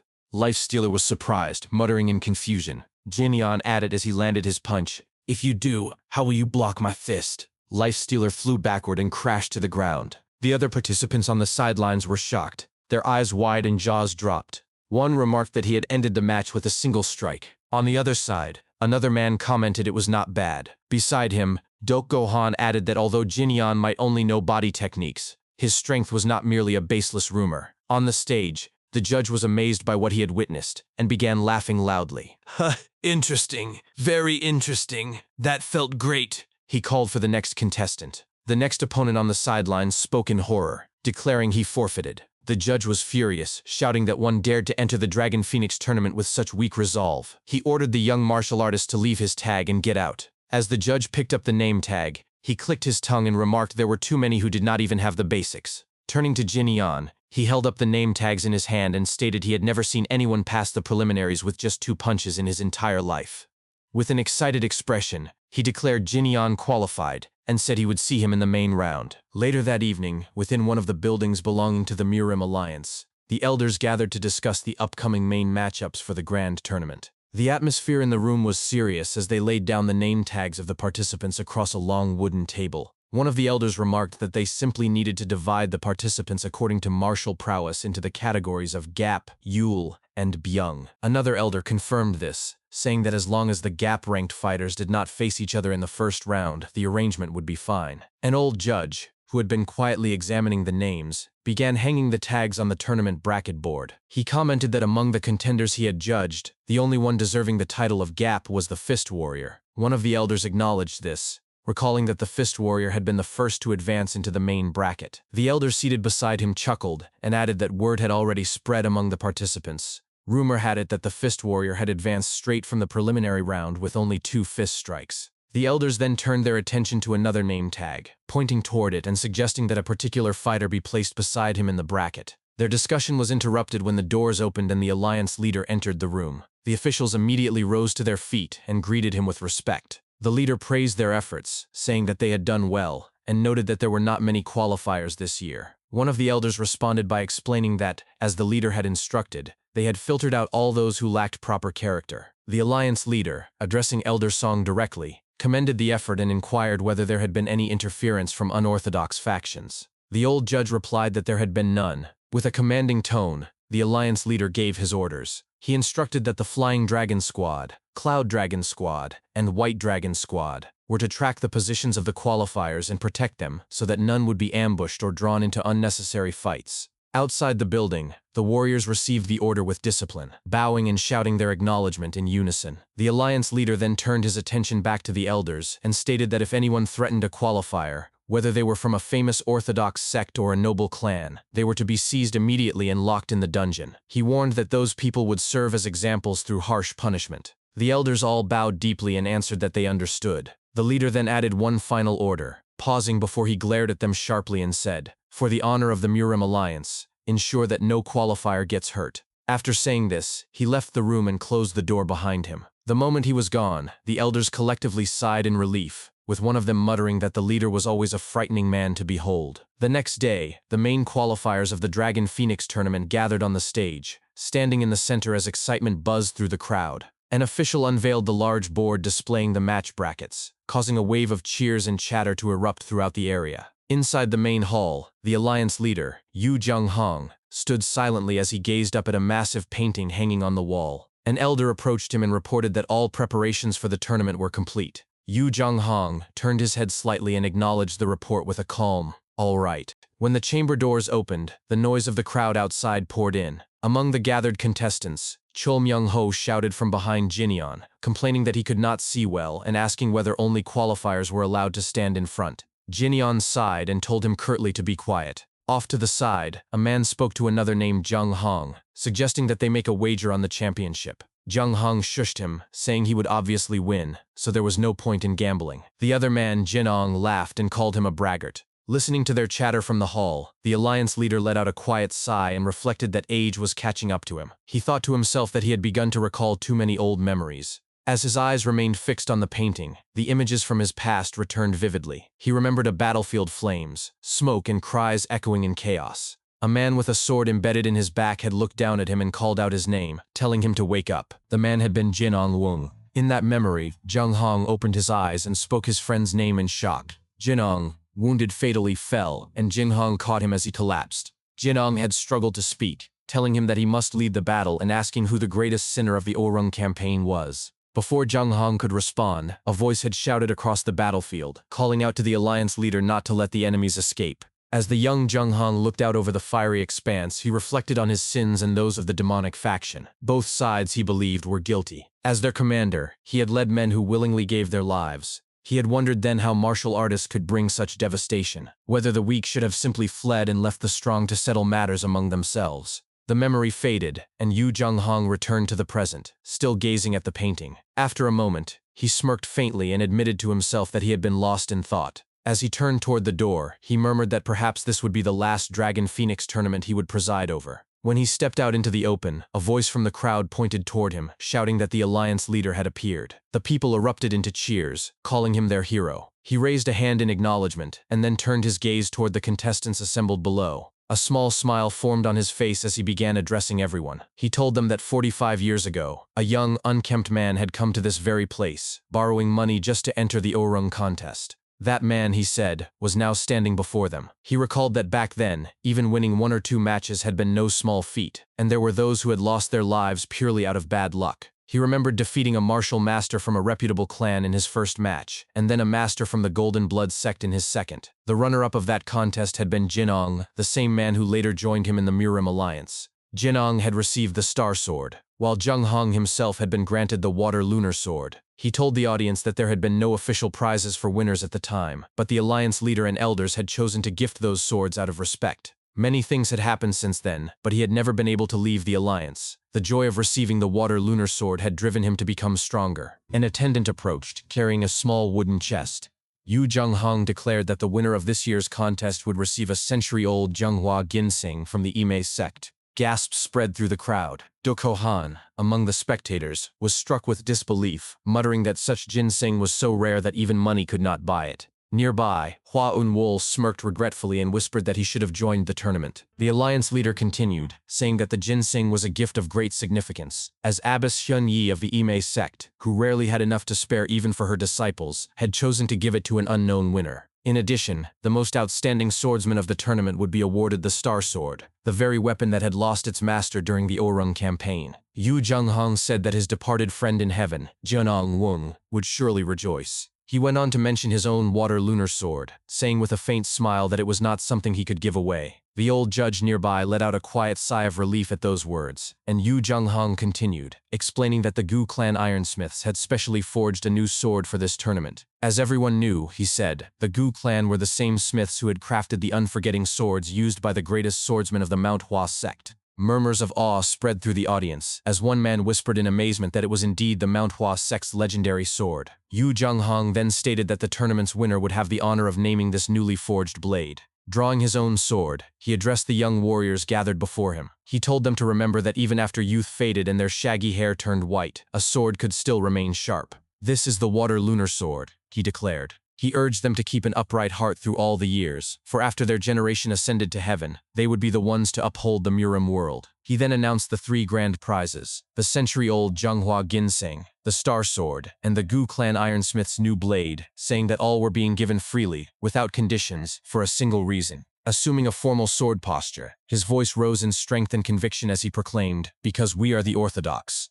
With that final declaration, he commanded the beginning of the Dragon Phoenix tournament. At the bottom, Chul Myung-ho reacted with awe after hearing the speech of the alliance leader. He muttered that the old man truly looked impressive. Beside him, Jin-yeon exhaled in relief while thinking to himself that the leader's words about the Orthodox did not refer to pride, authority, or righteousness. He reflected that they were instead the declaration of an elderly man who had lost much yet still chose to follow the Orthodox path until his final day. Jin-yeon believed that the martial artists who stood upon the stage, burning their lives to defend their convictions, were the stubborn and relentless fighters of the Orthodox. His thoughts were interrupted when an official announced that the first match of the main bracket of the Dragon Phoenix tournament would now begin. The official called for the Fist Warrior and the Dual Spears of Hebei to proceed to the stage. Chul Myung-ho turned to Jin-yeon and mentioned that it was his turn. As Jin-yeon approached the stage, he thought to himself that he wanted to see how strong the Orthodox truly were. Moments later, he arrived at the center of the stage and faced his opponent. He narrowed his eyes at the Dual Spears of Hebei and admitted internally that this was his first time confronting a martial master who wielded dual spears.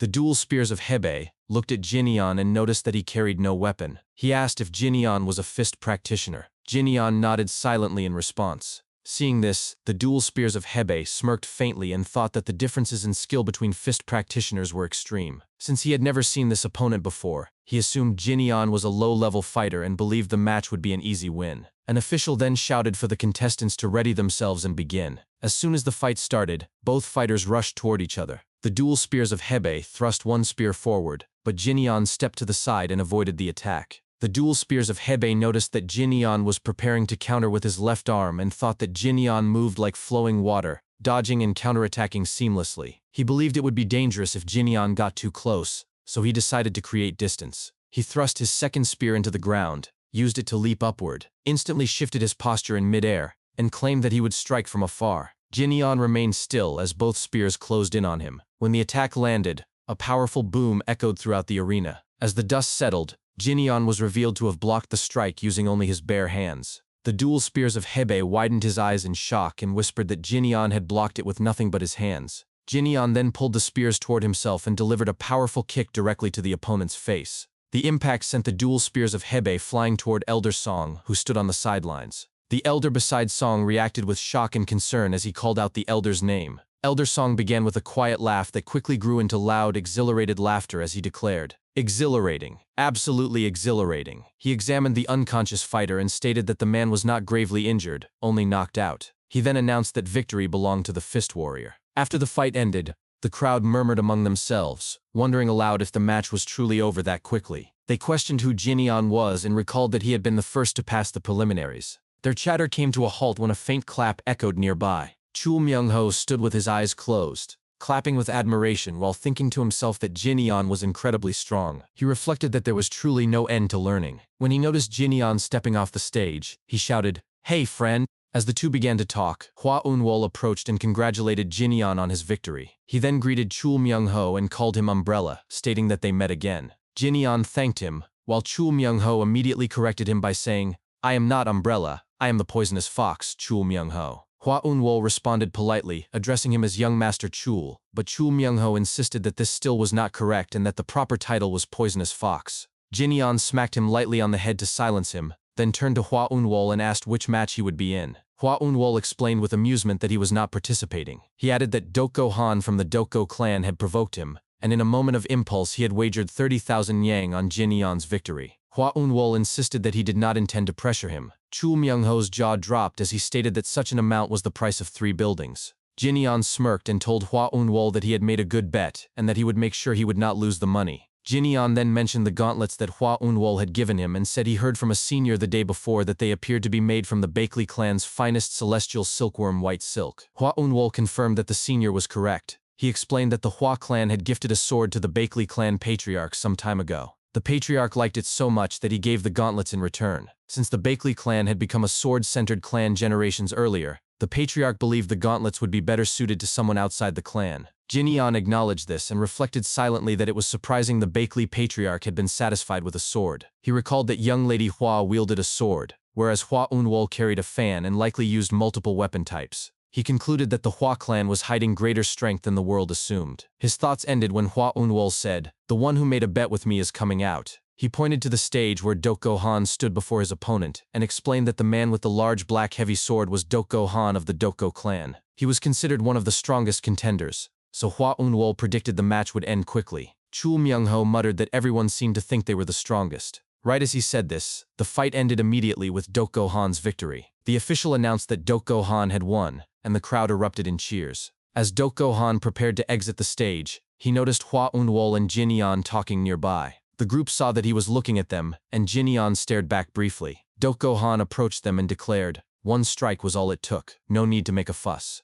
Jin-yeon signaled Chul Myung-ho not to cause trouble as Dokgo Han closed in. Dokgo Han then asked Hua Eun-wol if he still wanted to gamble after watching that match, warning that he would regret betting so much on the son of a merchant group. Hua Eun-wol scratched his ear and responded with a confused, "What?" Dokgo Han stepped forward and intentionally bumped his shoulder as he passed, saying that it was unfortunate that the next supreme advisor of the Rulers Association had such terrible judgment. Chul Myung-ho's expression turned cold as he replied, "What did you say, brainless moron?" Both Jin-yeon and Hua Eun-wol were shocked, and Jin-yeon covered his face with his palm in disbelief. Hua Eun-wol tried to calm him by quietly saying, "Young Master Chul." Chul Myung-ho raised his voice and insisted that he had not specified who the idiot was and asked if there was a problem. Dokgo Han began to draw the sword from his back while glaring at Chul Myung-ho. With a sinister tone, he stated, "You there, worm. I dare you to say that again." Chul Myung-ho deepened his mockery of Dokgo Han, pointing directly at him and remarking, with feigned innocence, that he had heard something, and then, feigning sudden recognition,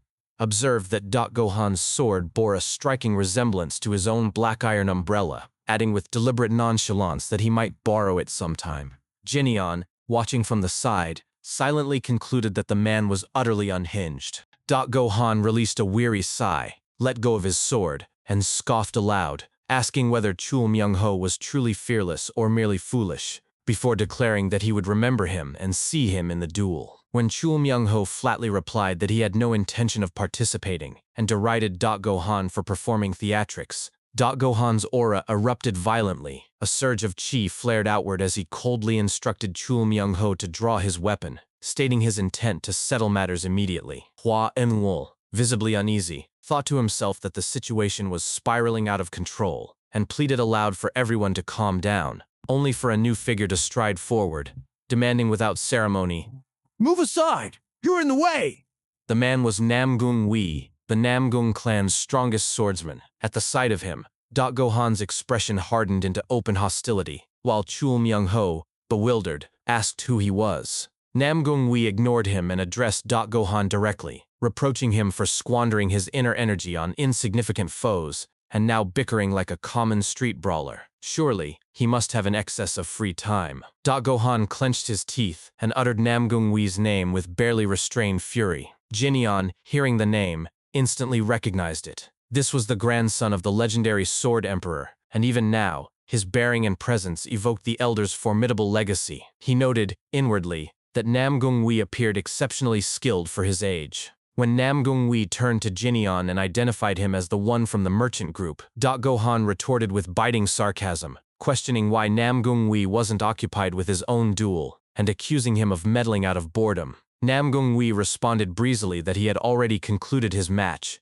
and was simply passing through. Chul Myung-ho, stunned, exclaimed, "What? The last match only ended moments ago!" With calm detachment, Nam Gongwi explained that Go had ended his fight in a single strike. Naturally, his own victory had required no more time. Jinyan narrowed his eyes toward the stage, where an opponent was being carried away, and silently conceded that the swiftness of the match now made perfect sense. It had been Nam Gongwi. Just as tension coiled tighter between Gohan and Nam Gongwi, a soft voice interrupted. "Brother!"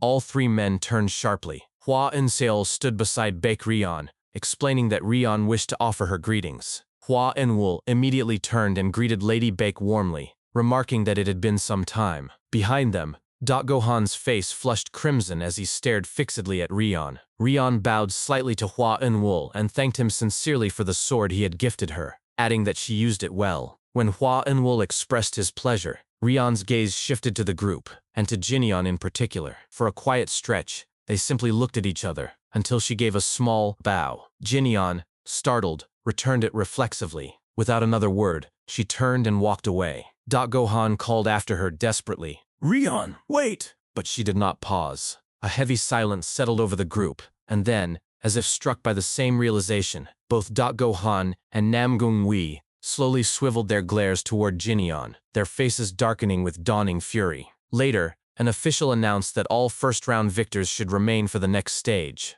Jinyan and Chul Myung-ho seated themselves on a nearby bench, while Hua Eun-wol stood before them, reminding Jinyan that the second round was imminent, and asking if he was prepared. Jinyan nodded and said he was ready, though he added, puzzled, that he could not understand why those two kept glaring at him. Hua Eun-wol reminded him, again, that they were love rivals, and when Jinyan pressed why that should make him a target, Hua Eun-wol thought, privately, that Jinyan had unwittingly become the enemy at the heart of their rivalry. Chul Myung-ho, overhearing, loudly scoffed that the entire earlier spectacle had been sparked by a woman, and wondered what value lay in noble birth if one behaved like a lust-blinded fool. Gohan's scowl snapped toward him, but Chul Myung-ho only chuckled. "Oh dear, haha." Jinyan raised his voice to caution Chul Myung-ho to watch his words, adding that young Master Go had shown restraint solely because of the crowd. Otherwise, Chul Myung-ho would already be dead. Yet even as he delivered the warning, Jinyan gave him a subtle thumbs up and murmured,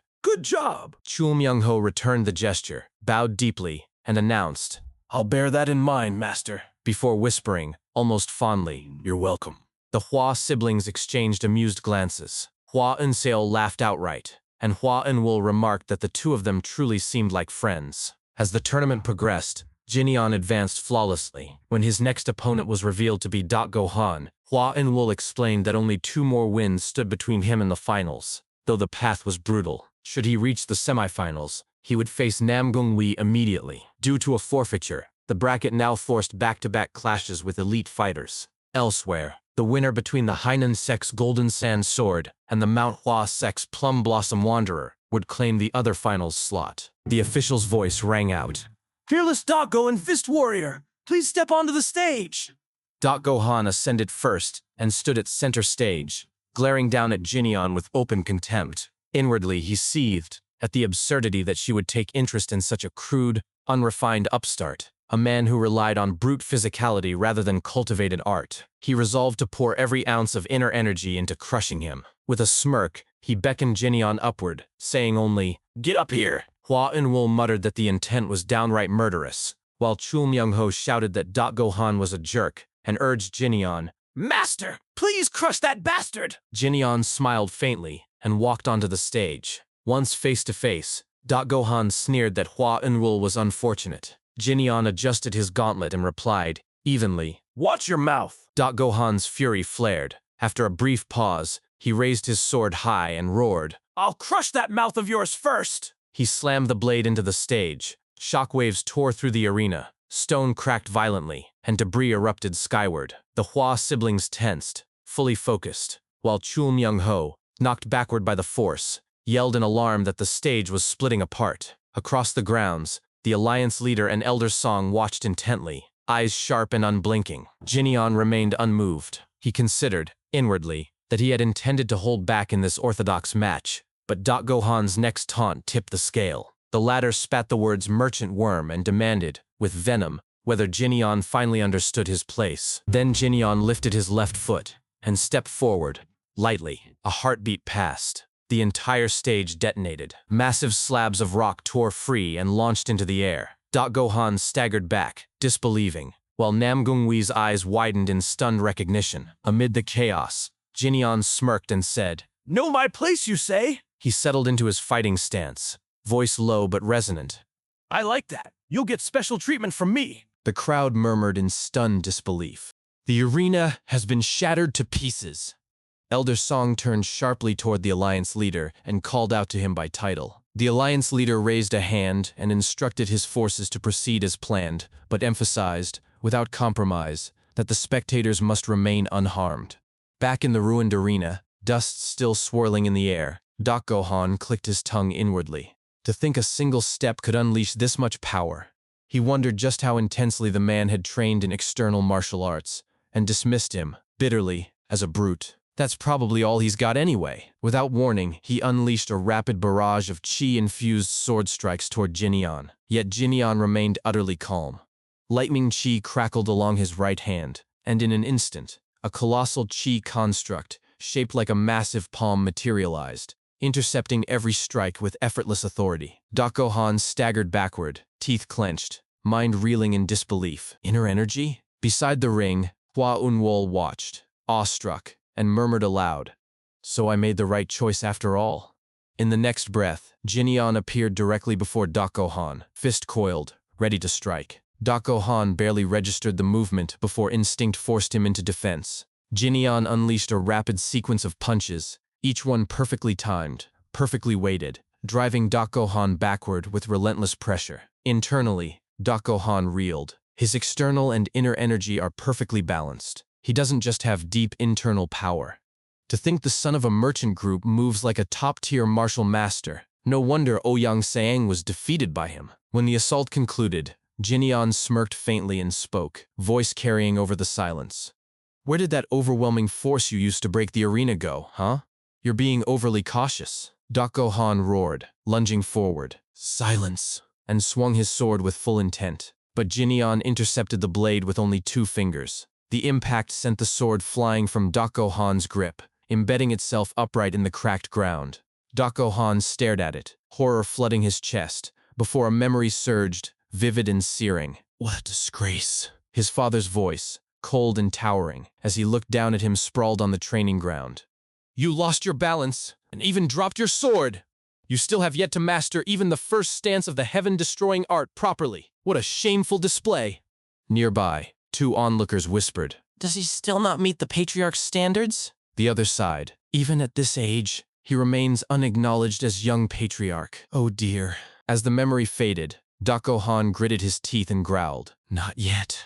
He snatched up his sword and added, voice trembling with resolve, I still haven't shown it. What I truly... This blade began to glow with gathering power. Hua Enlil's eyes widened. He recognized the stance. Across the arena, the Alliance leader watched, motionless, his full attention now locked on the ring. Gohan raised his sword high and announced, voice ringing with ancestral pride, I'm Gohan of the Dako clan!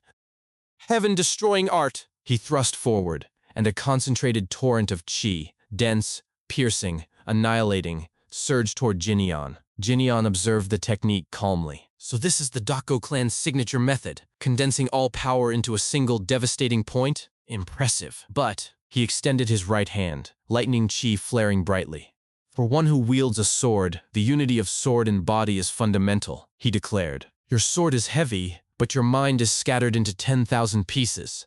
With a single strike, he deflected the attack, shattering the chi wave into harmless fragments. Warriors stationed along the perimeter intercepted the stray shards before they reached the crowd. A heavy silence fell. Dakohan panted, trembling, not from exertion, but from disorientation. My strength, it's dispersing everywhere? How? Then, a voice echoed in his mind, sharp, mocking. This is disappointing. Seems like the Dako clan isn't so special after all. There's clearly a reason he still hasn't been recognized. In the end, he's just an empty cart making the loudest din. He faltered. No!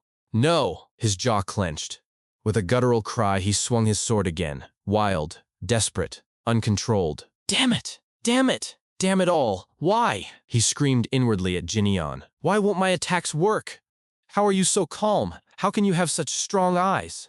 Jinyan stood unmoved and reflected. There are times when children of great clans, raised in privilege and pressure, harbor inner demons far more violent than those forged in the brutal wilds of the Murim. The blade of expectation and public scrutiny cuts deeper than any enemy's steel. If the body strengthens while the spirit remains fragile, the weapon will turn on its wielder. Dissonance between flesh and will leads only to collapse. What such a person needs, in that moment, is... He clenched his fist, a small clue to grasp onto, then opened his palm, serene, and the momentary composure to recognize it. Dakohan's breath hitched. His eyes cleared. I see. He lowered his sword, voice quiet but certain. Originally, the heaven-destroying art is a technique that consolidates scattered energy into one. You must gather your drifting inner energy and encase it firmly. He retook his stance, resolute. I'll go again. Jinyan smiled, quietly, proudly. Dakohan launched the technique once more. Heaven-destroying art! This time, the strike was focused, coherent, true. Jinyan sidestepped effortlessly and said, voice warm with approval, Good, you succeeded. In the next instant, he stood before Dakohan again, fist drawn back. Junior, consider it a blessing that your opponent hails from the Orthodox faction. Then, he struck. The blow sent Dakohan flying backward, tumbling across the debris-strewn ground until he crashed hard against the shattered concrete fence. Lying on his back, gazing up at the open sky, Dakohan whispered inwardly, So high. So high. Higher than my heaven-destroying art can reach. He clenched his teeth. Again, struggling to rise. Gasping, he repeated. Again. This time he vowed, I'll land it properly. Then, a firm, resonant voice cut through the arena. That's enough. The alliance leader stood, posture commanding. He addressed Dakohan directly. Do you not understand that the Fist Warrior has been holding back for you? If you persist in this disgrace, you won't only shame yourself. You'll drag down the honor of the entire Dako clan. How will you face your father? After a pause, his tone softened, almost imperceptibly. However, take this as a lesson. Use it to train harder. Raise your head. Slowly, Dakohan lifted his gaze. He released his sword. It fell to the ground with a dull clang. Then he bowed, deeply, humbly, and spoke, voice raw but clear. I lost. The official's voice boomed over the arena. Then, the winner of this match is the Fist Warrior. As Jinyan exited the stage, Chul Myung-ho clapped him on the shoulder, grinning. This feels great. From afar, Namgung Wi observed them, arms crossed. So this is how things turned out. He mused. It's a pity I couldn't stomp Dakohan myself, but this is better.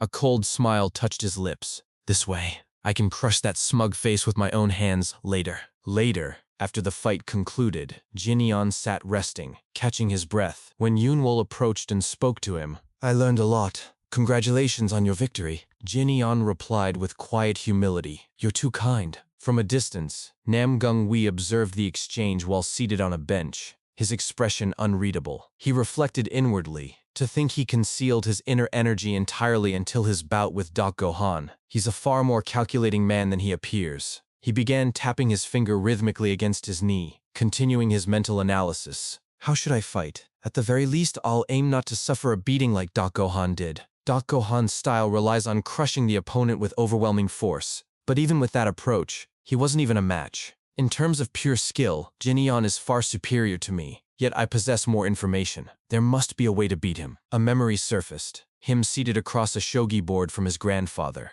After his grandfather made a decisive move, he had sighed. I lost again. This time, I thought I'd win. How did you manage to take the victory, grandfather? his grandfather had answered without hesitation. Being certain without calculating your move is something only amateurs do. Those who inherit the blood of Namgung always rise high, look down at the board, and do nothing but control the flow of moves. Remember this. The Namgung clan must not become a mere pawn on the board. You must read the moves and command the board. That is the way of the Namgung clan. The recollection faded, and Namgung Wee's lips curled into a faint smirk. Looking down at the board, huh? He rose from the bench, strode confidently onto the stage, and drew his sword. First, he declared inwardly, I'll pull him into my board. An official's voice boomed across the arena. Namgung's strongest swordsman and fist warrior, please proceed to the sparring platform. Once both warriors stood on the stage, facing one another, tension crackled in the air. A member of the Namgung family in the crowd shouted fervently, Young master, crush him! From the opposite side, Chul Myung-ho bellowed just as fiercely, Friend master bastard!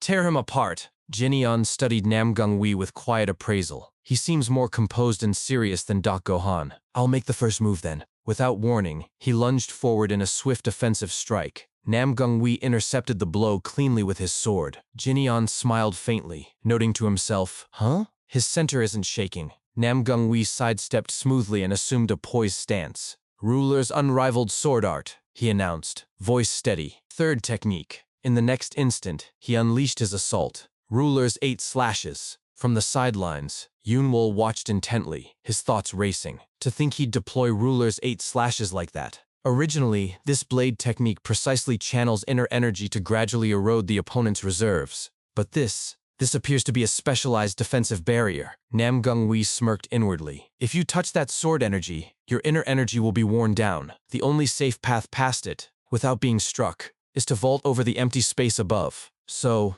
what will you do? Jinyeon grinned, his tone firm as he spoke aloud. Interesting. Are you trying to lure me into jumping over you? He bent his knees slightly, then launched himself, not upward, but straight ahead. What if I don't do that? Namgung Wee barely evaded the sudden barrage of punches, his eyes widening in disbelief as Jinyeon pressed forward relentlessly.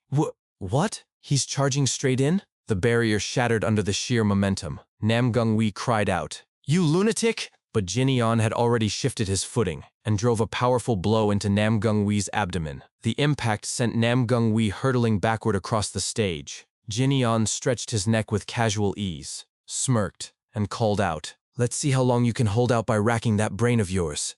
Struggling to rise, Namgung Wee coughed and retorted aloud, voice strained. This is absurd. You're trying to break this technique with your fists? He steadied himself mentally. Calm down. I need to reclaim control of the fight. This time, I'll attack first. He swung his sword with renewed intent, yet Jinyeon deflected every slash effortlessly, using only his bare hands. Again and again, the strikes were parried, each motion precise and economical. Murmurs rippled through the crowd. He's deflecting all the attacks. Jinyeon remained focused. He's holding out surprisingly well. He's clearly trained rigorously under the Sword Emperor. His skill is sufficient to surpass most rising generation disciples. That being said, if I'm to become the best under heaven, I must surpass the Sword Emperor himself. And this young man from the Namgung clan is deploying their ultimate techniques one after another. A spark of genuine appreciation lit his eyes. This is the best kind of lesson I could hope for, to prepare for my eventual fight against the Sword Emperor. Namgung Wee swung his blade with mounting desperation, shouting through gritted teeth, Damn it! Internally, panic flickered. My slashes can't land at all. No, wait. His mind raced, analyzing Jinyeon's patterns. Palm strike, fist strike, kick, palm strike, fist strike. There's a rhythm, a kick. Then, next should be a palm strike. He committed to the counter, preparing a palm strike of his own, but Jinyeon abruptly changed his motion to a fist strike instead, grinning as he delivered the correction aloud. Wrong answer. It's a fist strike. In the same breath, Jinyeon smashed both fists together, generating a sharp concussive wave that stunned Namgung Wee mid-motion. He staggered, dazed, and thought in stunned disbelief. What kind of fist arts user employs sound arts? Then realization struck. So that's it. From the very beginning, there were no rules on this board. He's a variable I've never encountered before. Before Namgung Wee could recover, Jinyeon landed a devastating kick square to his face, adding with quiet finality, If the Namgung clan are those who seek to dominate the board, then this man is the type who smashes the board itself. Namgung Wee flew backward, crashing hard against the arena wall. A ripple of astonishment passed through the spectators. The Namgung clan is losing that easily? Nearby, a Namgung warrior rushed forward, crying out, Young master, are you all right? There's blood on your forehead. Nam Gungwee's vision blurred for a moment, then sharpened. His gaze drifted past the concerned faces and settled on Lady Bakeley, watching from the crowd. As his clansmen helped him to his feet, a profound sense of disorientation washed over him. How did I suffer a complete defeat? He touched the blood trickling down his temple, the weight of revelation settling in his chest. I believed the world was a board I controlled, yet now I see the board was no bigger than the palm of my hand. With solemn dignity, he bowed deeply toward Jin Eon and declared loudly, I lost. I learned a lot. Jin Eon paused for a moment, sighed, and responded that his loud voice was one good manly trait, and that he would see him around. As Nam Gungwee turned around, he added that he would challenge him again, and next time he would set up a board Jin Eon couldn't break. An official then announced the winner of the semi-final match as the Fist Warrior.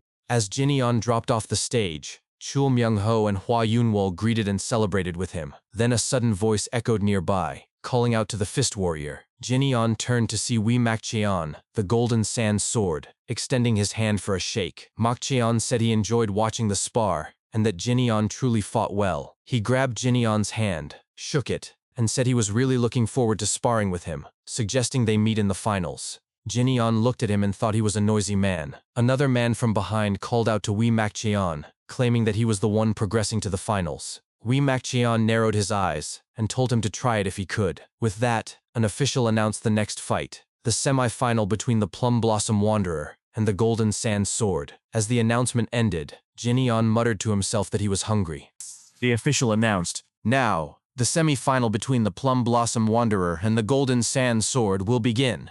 No sooner had the words left his mouth than the Plum Blossom Wanderer drew his sword and called out to Wee Mak Cheon, Hey, I'll be going all out. In the same breath, he surged forward, unleashing his technique. Gale Rush! Wee Mak Cheon calmly unsheathed his own blade and intercepted the strike, murmuring under his breath, Oh my. Their swords collided with explosive force, sending a powerful wave of chi cascading outward, enveloping the entire arena. From the sideline, Chul Myung-ho watched with a mix of irritation and grudging admiration. He's so flashy, that Mount Hwa bastard. Beside him, Jin Eon narrowed his eyes, observing the duel with heightened focus. They say the Mount Hwa sect stakes their lives during spars. Indeed, I see no hesitation in his sword. Chul Myung-ho leaned forward, gaze fixed on the flurry of motion. At this rate, the Mount Hwa guy's going to win, isn't he? Jin Eon shook his head. No. The Golden Sand Sword is still smiling. On the platform, the Plum Blossom Wanderer, Jin Geol, settled into a poised stance and declared aloud, 24 moves Plum Blossom Sword Technique. He leapt high into the air and shouted, Plum Blossom Twister. Wee Mak Cheon raised his sword, golden chi spiraling around the blade. A knowing smirk played on his lips as he spoke clearly. Let's get things straight, Jin Geol. You go all out in every match. He extended his sword, executing a precise countermeasure. Golden thread needle! Mid-air, Jin Geol froze, not in hesitation, but in sudden realization. Wee Mak Cheon's attack had slipped past him. Then, in an instant, threads of condensed chi coiled tightly around Jin Geol's limbs like invisible silk. His momentum collapsed, and he crashed to the ground, writhing helplessly. Wee Mak Cheon strode forward, leveled the tip of his sword at Jin Geol's throat, and said firmly, Give it up, Jin Geol. You already know the result. Don't tell me you're planning to stake your life on a friendly spar. After a brief silence, Jin Geol exhaled deeply. I lost again, Mak Cheon. Wee Mak Cheon sheathed his sword, offered a hand, and helped Jin Geol to his feet with an easy smile. Let's spar again. Jin Geol dusted himself off and sighed. Next time, I'll win. The official raised his voice once more. The finalists for the Dragon Phoenix tournament have been decided. The finalists are... He paused. Then, as Wee Mak Cheon turned deliberately toward Jin Eon, their eyes locking in mutual recognition across the courtyard, he concluded, The Golden Sand Sword and the Fist Warrior. Later, as the final match drew near, the crowd erupted in thunderous cheers. It's the final match! Finally! Whispers buzzed through the stands. That once-in-a-century genius title isn't given to just anyone. Some declared, The Golden Sand Sword will win! He still looks like he's hiding his strength. Others countered, Clearly the Fist Warrior will win. When both Jin Eon and Wee Mak Cheon stood opposite each other on the stage, the official approached Jin Eon and asked, Are you ready? Jin Eon gave a single nod. Begin! In that same instant, Wee Mak Cheon launched forward, not with a sword strike, but with a swift, unexpected kick. Jin Eon deflected it effortlessly and thought inwardly, "Ho, a swordsman initiating with close combat techniques, huh?" He seized Mok Cheon's ankle, spun him in a wide arc, flinging him upward, and thought, as expected, he doesn't miss a chance to counter. Yet, Mok Cheon, suspended mid-air, welcomed the maneuver. However, this is exactly what I wanted. With perfect timing, he drew his sword mid-rotation. Jin Eon's eyes sharpened. A reverse grip sword technique, and he released Mok Cheon's foot just in time to sidestep the descending slash. Mok Cheon wasted no moment, immediately invoking his art. Golden Sand Sword Technique. Golden Thread Needle. Invisible threads of chi lashed outward in a radial web. Jin Eon evaded them with fluid, near imperceptible shifts, but Mok Cheon pressed on, voice steady. "You won't be able to dodge the Golden Thread Needle, Fist Warrior." He followed swiftly with a second, more devastating form. Golden Sand Sword Technique. Heaven-shattering golden thread. The entire stage shimmered as countless fine particles, no thicker than spider silk, flooded the air. Jin Eon halted, gaze fixed. Sand? This isn't ordinary sand. It's infused with inner energy. He extended his hand forward. If that's the case, the moment the energized granules settled on his shoulder and fingertips, blood welled and trickled down. Mok Cheon's eyes gleamed. It worked. But before the momentum could fully land, Jin Eon flicked his fingers, lightly, decisively, and every single grain suspended in midair ceased its motion. The crowd fell silent in stunned disbelief. One spectator behind Chul Myung-ho gasped. They stopped midair? Chul Myung-ho frowned. Why stop halfway through an attack? The alliance leader and Elder Song exchanged alarmed glances, their expressions frozen in shock. Mok Cheon stood utterly still, mind racing. "I didn't stop the golden threads. This is him forcing them to stop." His scrutiny deepened. "They're so thin I can barely see them properly. Did he copy my technique after seeing it only once?" A tremor of doubt crept into his resolve. He can control inner energy with such precision? Jin Eon began manipulating the halted particles, drawing them into a slow, deliberate orbit. Mok Cheon's breath hitched. "It feels like I've run into an unscalable wall." He exhaled slowly, voice low, heavy with awe. "Ha, truly overwhelming." Then, with a subtle shift of intent, Jin Eon redirected the suspended sand, now a lethal storm, toward Mok Cheon. But before impact, Mok Cheon spoke aloud, voice calm and certain. "I lost." Jin Eon dispersed his inner energy in one fluid motion. The sand dissolved into harmless dust, and absolute silence descended upon the arena. Unwol, watching from the side, murmured, "This is seriously amazing." Chul Myung-ho, still baffled, turned to the man beside him. "What? Why did the sand suddenly turn against the golden sand sword, and why is he surrendering?" The alliance leader's gaze remained fixed on Jin Eon, thoughts profound. A level of martial arts control that ordinary people cannot even perceive. A quiet smile touched his lips. Just how strong is he going to become? On stage, Mok Cheon approached Jin Eon and extended his hand, smiling genuinely. "Honestly, I didn't expect you to be this strong. You were incredible. If you're all right with it, I'd like to request another spar next time." Jin Eon accepted the handshake without hesitation. "A spar is welcome any time." At that moment, the alliance leader rose to his feet and addressed the assembly. "From the looks of it, this year's Dragon Phoenix tournament champion has been decided." He paused, letting the anticipation build. Then, voice resonant and clear, he proclaimed, "This year's champion is the Fist Warrior." Chul Myung-ho erupted in elation, shoving the man beside him and shouting, "That's my boy!" The man rolled his eyes and muttered, "Sheesh, young people these days." He turned away, then, in an instant, vanished. His form blurred as he leapt from rooftop to rooftop, racing through the city under the cover of dusk. Later that night, he arrived at a dilapidated house deep within the forest. As he stood before the door, a voice issued calmly from within. "Come in." He entered, bowed deeply, and announced, "Greetings, group leader." Inside, several men clad in identical dark robes stood in disciplined formation. At the center sat a man of stern bearing, who spoke without rising. "So, how did the rising talents of the Orthodox factions look?" The newcomer replied evenly. "There were a few who seemed decent, but they're still just kids." The group leader nodded. "I see. Then there's no problem proceeding with the revised plan." The man blinked. Revised plan? Before he could press further, another figure emerged from the shadows behind him. "They say there's someone the Heavenly Demon and the Sword Demon failed to defeat."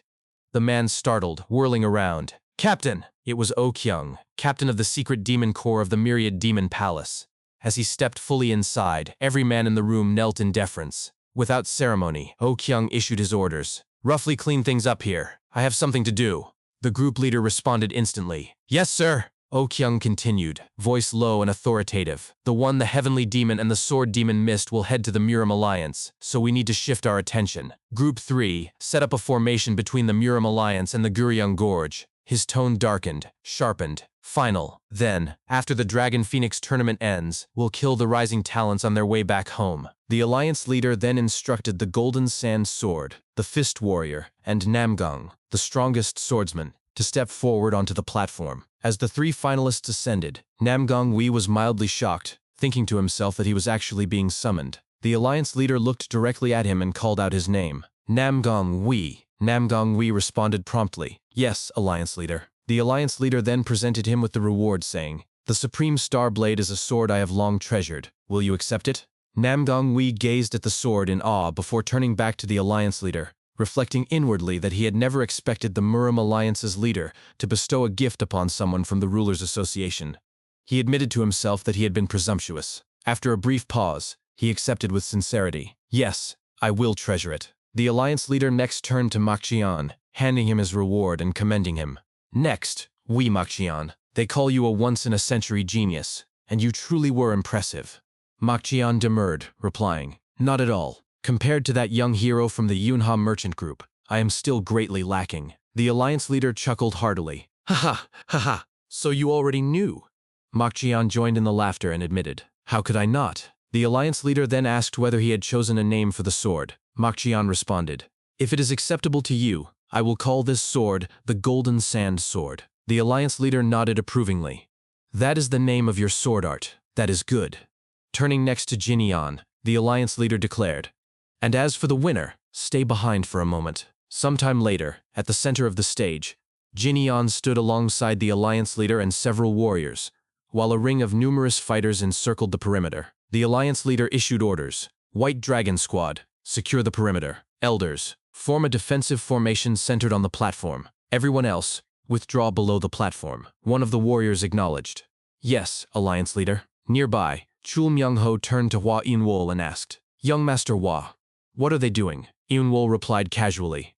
In the Murim, the moment one consumes an elixir is the most dangerous. One cannot defend oneself, and any lapse could lead to energy deviation. It appears the Alliance leader intends to personally protect young Master Jinyan. Chul Myung-ho pressed further. But why is he being so considerate of him? Yunwol answered simply, He is always like that with juniors. Chul Myung-ho reflected inwardly, struck with admiration. Not everyone in the Jianghu is truly remarkable, but the Alliance leader really is an impressive old man. At the center of the stage, the Alliance leader urged Jinyan, Take it immediately. You may take as long as you need. While you circulate your energy, the Alliance members and I will stand guard. Jinyan remained silent for a moment, then walked forward to the center, sat down in the lotus position, opened the small chest containing the elixir, and began eating it. Closing his eyes, he thought to himself, Back when I lived as a mere wanderer, it would have been unimaginable that someone would stand guard for me. A faint smile touched his lips as he rapidly absorbed the elixir, adding mentally, A completely different Jianghu is unfolding, compared to my previous solitary life. After some time passed, he slowly opened his eyes, lifted his head, clenched his fist, and a flicker of lightning-like chi flared around him. He observed to himself, Is it thanks to the azurite essence? The absorption time of the century-old purified ginseng was surprisingly short. Now, the 9th level. He looked up at the Alliance leader and announced, It is finished. The Alliance leader was mildly startled. Already? Are you all right? That was too fast. Jinyan rose to his feet and replied calmly, I am fine. The Alliance leader signaled the surrounding warriors. You may withdraw, and then turned to Jinyan again, his expression one of quiet astonishment. I am taken aback. Are there any issues? Jinyan answered, I am extremely hungry. The Alliance leader burst into laughter. Ha, then I suppose I should treat the winner to a meal. At that moment, Chul Myung-ho's loud voice echoed from the side. He got up. Hey, it's over. I'm starving to death. The Alliance leader turned his head toward them and added, Call those friends of yours over too. Jinyan simply acquiesced. All right. Later, they gathered around a shared table for a meal. Chul Myung-ho sat frozen, rigid as stone, seated right beside the Alliance leader. Jinyan glanced at him and thought, That Chul Myung-ho brat is unusually quiet, probably because he's in front of the Alliance leader. Suddenly, the Alliance leader addressed Chul Myung-ho directly. Your nickname is Gambling Den Fox. Chul Myung-ho spat out his food in surprise and corrected him. Alliance leader, I am the poisonous fox, Chul Myung-ho. The alliance leader chuckled. Right, poisonous fox Myung-ho. Have you gotten used to the umbrella? Chul Myung-ho stiffened, his face flushing crimson, and stammered. Yes. The alliance leader encouraged him. Good. It must feel quite different from the umbrella you used before. Keep working hard. Chul Myung-ho bowed his head. Yes, sir. Eun-wol watched him in quiet amazement, muttering under his breath. Ho? Then the alliance leader turned to Eun-wol and asked, You are the young head of the Wa clan. Eun-wol replied respectfully. Yes, alliance leader. The leader followed up. Is your father doing well? And how are the villagers? Hearing this, Eun-wol froze momentarily. After a few beats, he answered carefully. Ah, yes. Everyone is doing well. But how do you know about that? Jin-yeon, seated beside him, caught the hesitation and thought, That? Looks like they're hiding something. The alliance leader reassured him. Do not be startled. I received multiple reports of the Wa clan's covert exploits during the Great Battle of the Five Tombs. Eun-wol gave a nervous chuckle and murmured, Haha, I see. Then, with a quiet but decisive motion, the alliance leader dropped his chopsticks onto the table and spoke firmly. Young clan head, you are the descendant of a great clan. If you panic like that, you commit an act of disrespect toward your ancestors. They were also my comrades in arms, so do not behave that way, especially in front of me. Eun-wol lowered his gaze and replied, I will bear that in mind. The alliance leader continued, Since the Wa clan has begun moving again, it would be good for you to know this as well. The Fist King and Moyang-chu have gone silent. As for the Sword King, I have already sent a letter instructing him to temporarily return to the Murim alliance. Be sure to inform your father that such developments are underway. Both Wa siblings nodded and affirmed. We will take extra care. The alliance leader then addressed Jin-yeon, his tone shifting to one of grave intent. And you must become even more overwhelmingly strong than you are now. I want you to become the hidden sword of the Orthodox faction. Winning will spread your name somewhat, but in any case, you still have not truly gained fame yet. The demonic faction will not even know you exist. For now, their targets will remain old men like me. Do you understand what I am saying? Jin-yeon replied without hesitation. I understand. Inwardly, he added, My objective is the same. Chul Myung-ho then broke the solemnity, raising a hand. Sorry, but am I the only one who hasn't understood anything since earlier? Jin-yeon answered flatly. You do not need to know anything. That drew laughter from the group. As time passed and the meal concluded, the alliance leader rose and said, It is late. I must prepare for the Dragon Phoenix tournament tomorrow, so I will retire now. Everyone offered their respects as he departed. Travel safely, alliance leader. Once the alliance leader exited the room, Eun-wol, still seated, suggested, Since Eun-seol has a spar tomorrow, I will walk her back. How about the men having a drink together afterward? Jin-yeon agreed. Sounds good. Chul Myung-ho quipped. Young Master Wa, after getting to know you better, you are quite the drinker. Sometime later, as the alliance leader walked down the hallway, he paused mid-step, a faint smile playing on his lips. Then, suddenly sensing a presence behind him, he spun around and demanded, Who's there? A man stepped forward and replied calmly, It has been a while.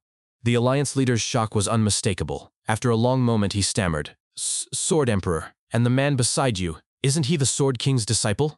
The Sword Emperor confirmed grimly, cradling the bloodied disciple in his arms. It is just as you see. The Sword King was attacked by the demonic faction. The alliance leader stood frozen, his face ashen with the weight of the news. Some time passed. A doctor was summoned to treat the wounded disciple of the Sword King. After examining him, the physician informed the alliance leader that the injuries were not life-threatening but required absolute rest. The leader commended the doctor's work. Once the physician departed, the alliance leader turned to the Sword Emperor and asked how the incident had occurred. The Sword Emperor explained that he too had been ambushed by members of the demonic faction, 2 who appeared to be leaders, along with 12 others. Though he cut them down, they did not die. It was not ordinary blade impermeability. It felt more like a spell. After escaping, he went to the Sword King's residence out of concern, only to find the master already gone. The alliance leader nodded grimly and listed the names of the missing. Moyang-chu, the Fist King Wo-sung, and now even the Sword King. The Sword Emperor reacted with mild shock upon hearing Wo-sung's name included. The leader confirmed it solemnly, stating that the demonic faction was killing indiscriminately across the land. He then summoned 2 elite units, Cloud Dragon Squad, White Dragon Squad. Instantly, operatives materialized nearby. He issued his orders. The Cloud Dragon Squad was to split up and investigate all traces of the demonic faction, while the White Dragon Squad would protect the rising talents competing in the Dragon Phoenix tournament. Both squad leaders acknowledged their commands without hesitation. The alliance leader added that the demonic faction's current tactics differed drastically from those during the Great Battle of the Five Tombs. Until their true objective was uncovered, the Orthodox Muram Alliance had to prepare accordingly. Elsewhere, at an inn near the Muram Alliance headquarters, Jin Yeon, Chul Myung-ho, and Hua Yunwol sat together at a table. Yunwol called over a waiter and ordered 2 bottles of Dukong wine and a plate of stir-fried meat. Turning to Myung-ho, he asked what he had meant earlier by telling the alliance leader he ran a gambling house. Myung-ho admitted sheepishly that he used to operate a gambling den. When he first met the alliance leader, he confessed this openly, and was met not with judgment, but with the words,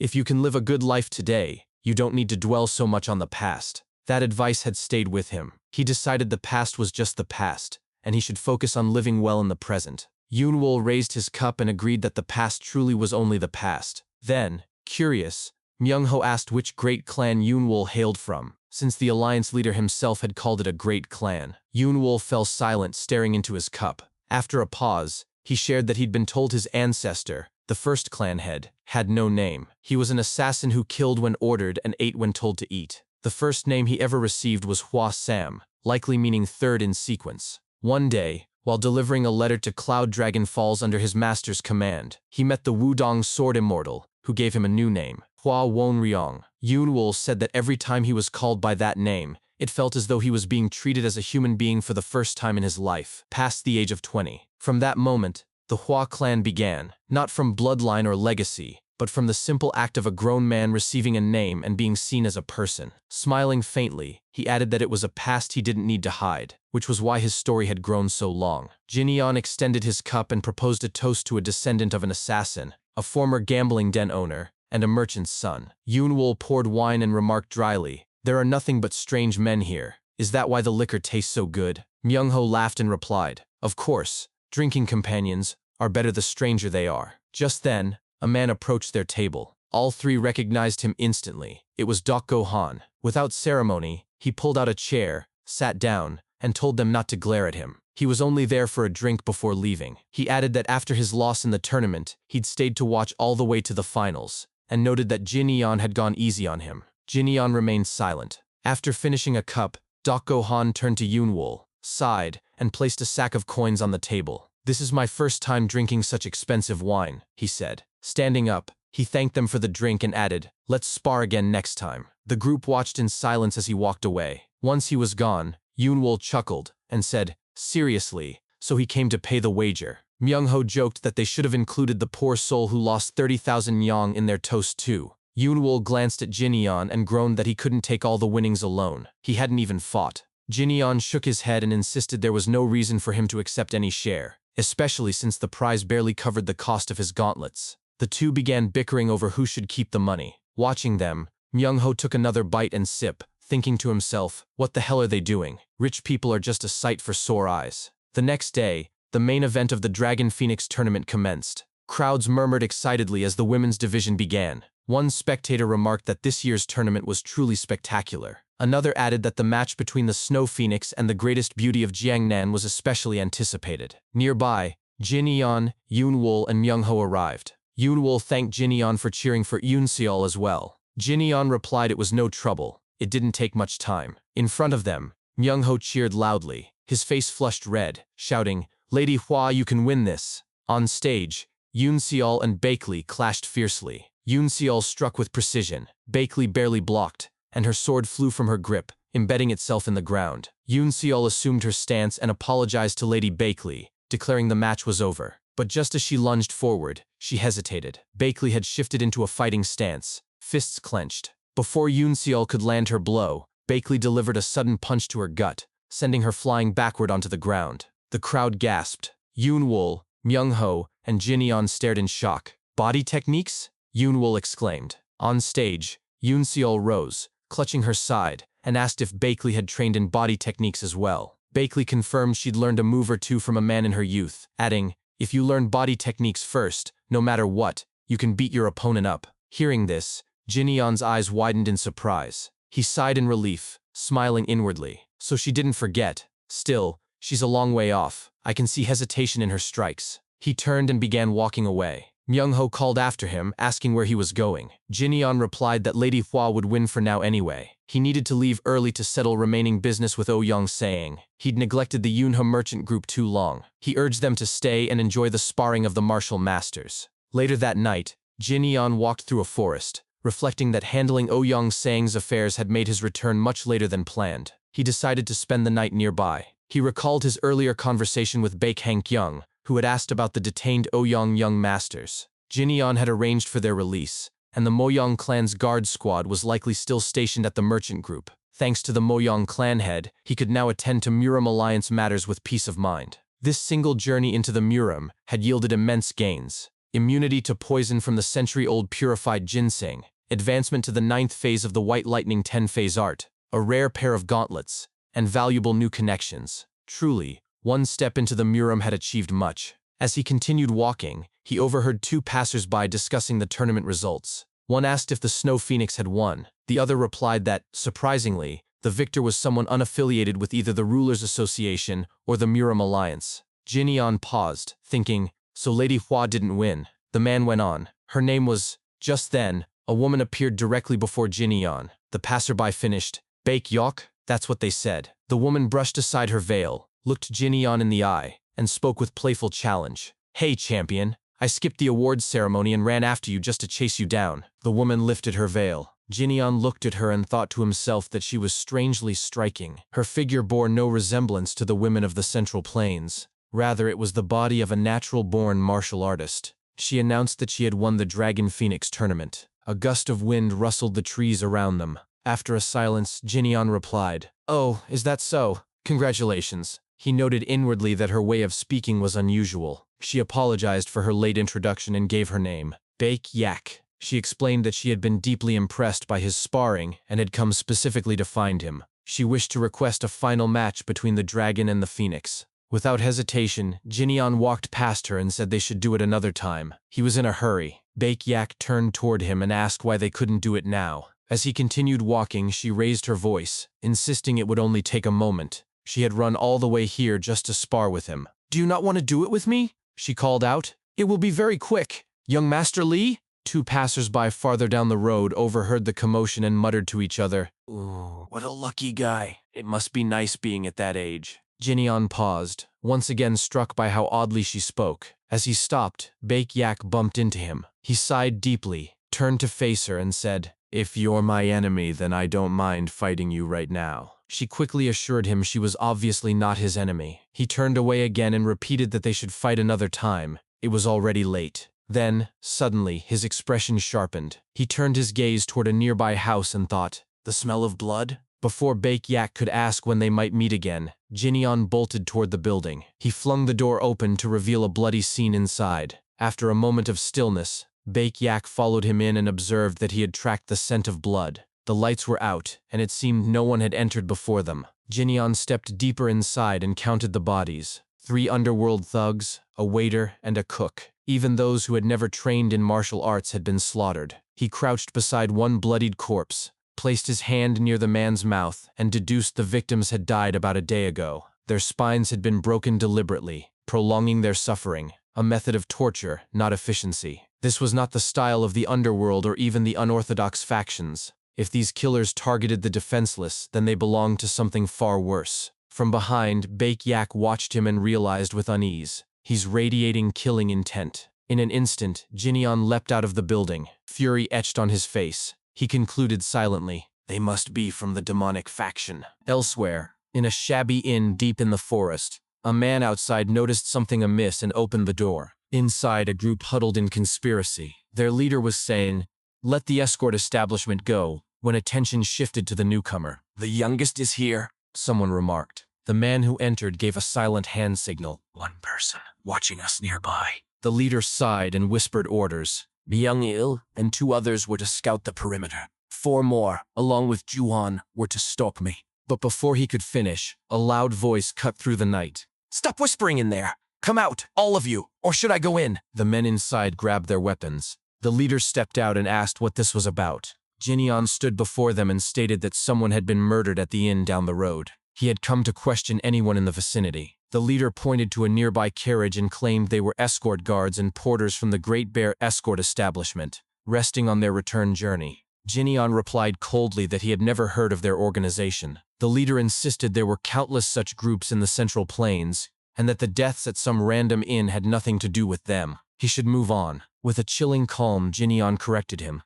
I never said there was more than one person. Hands up if you were the guy at the inn yesterday. No one moved. Jinyon added, Maybe I should be asking if you were one of the guys, not the guy. Immediately the men hurled smoke canisters into the air. As thick fog enveloped the area, the leader shouted, Get into formation. Jinyon remained perfectly still in the center and repeated, I told you to raise your hands. He recognized the techniques unfolding around him. It's been a while since I last saw the ancient demonic arts. The assassins appeared above, ready to strike. The leader roared, Kill him! Don't give him a chance! But before he could finish, Jinyon punched him squarely in the face. The man flew backward, crashed into a tree, and died instantly. His subordinates stared in horror, crying out, Sir! In the next breath, the man behind Jinyon was crushed into pieces without warning. The last survivor turned to his comrade in terror, stammering, Youngest? He realized with dread, I can't see his movements at all. Where is he? As he looked around frantically, Jinyon descended from above and struck him dead in an instant. Standing alone amid the carnage, Jinyon mused that they were well trained, still brave enough to attack him despite the odds. Their technique wasn't complete yet, but he raised his hand. Lightning chi surged around him as he intoned, White lightning 10-phase art. A massive sphere of crackling energy formed overhead. Lightning strike technique, he declared. The remaining man looked up in disbelief, starting to cry, What the hell is that? A blinding flash erupted. A deafening explosion shook the entire forest. From a distance, Bake Yak witnessed the lightning detonation and murmured, He's fighting now even though he said he wouldn't spar with me. As the smoke cleared, Jinyon stood amidst the burning remains of the demonic faction. He spotted a signal flare among one of the corpses and realized they had been decoys, meant to summon reinforcements. Without hesitation, he ignited the flare himself and shot it into the sky. Smirking, he thought, I don't care who it is. If they're the scum of the demonic faction, I'll kill whoever appears. The flare burst brilliantly in the night. From the shadows, a man emerged. Oh Kyung. He studied Jinyon and asked, You're not one of my people. Are you alone? Jinyon looked at him and grinned. Yeah, he said. I'm still single.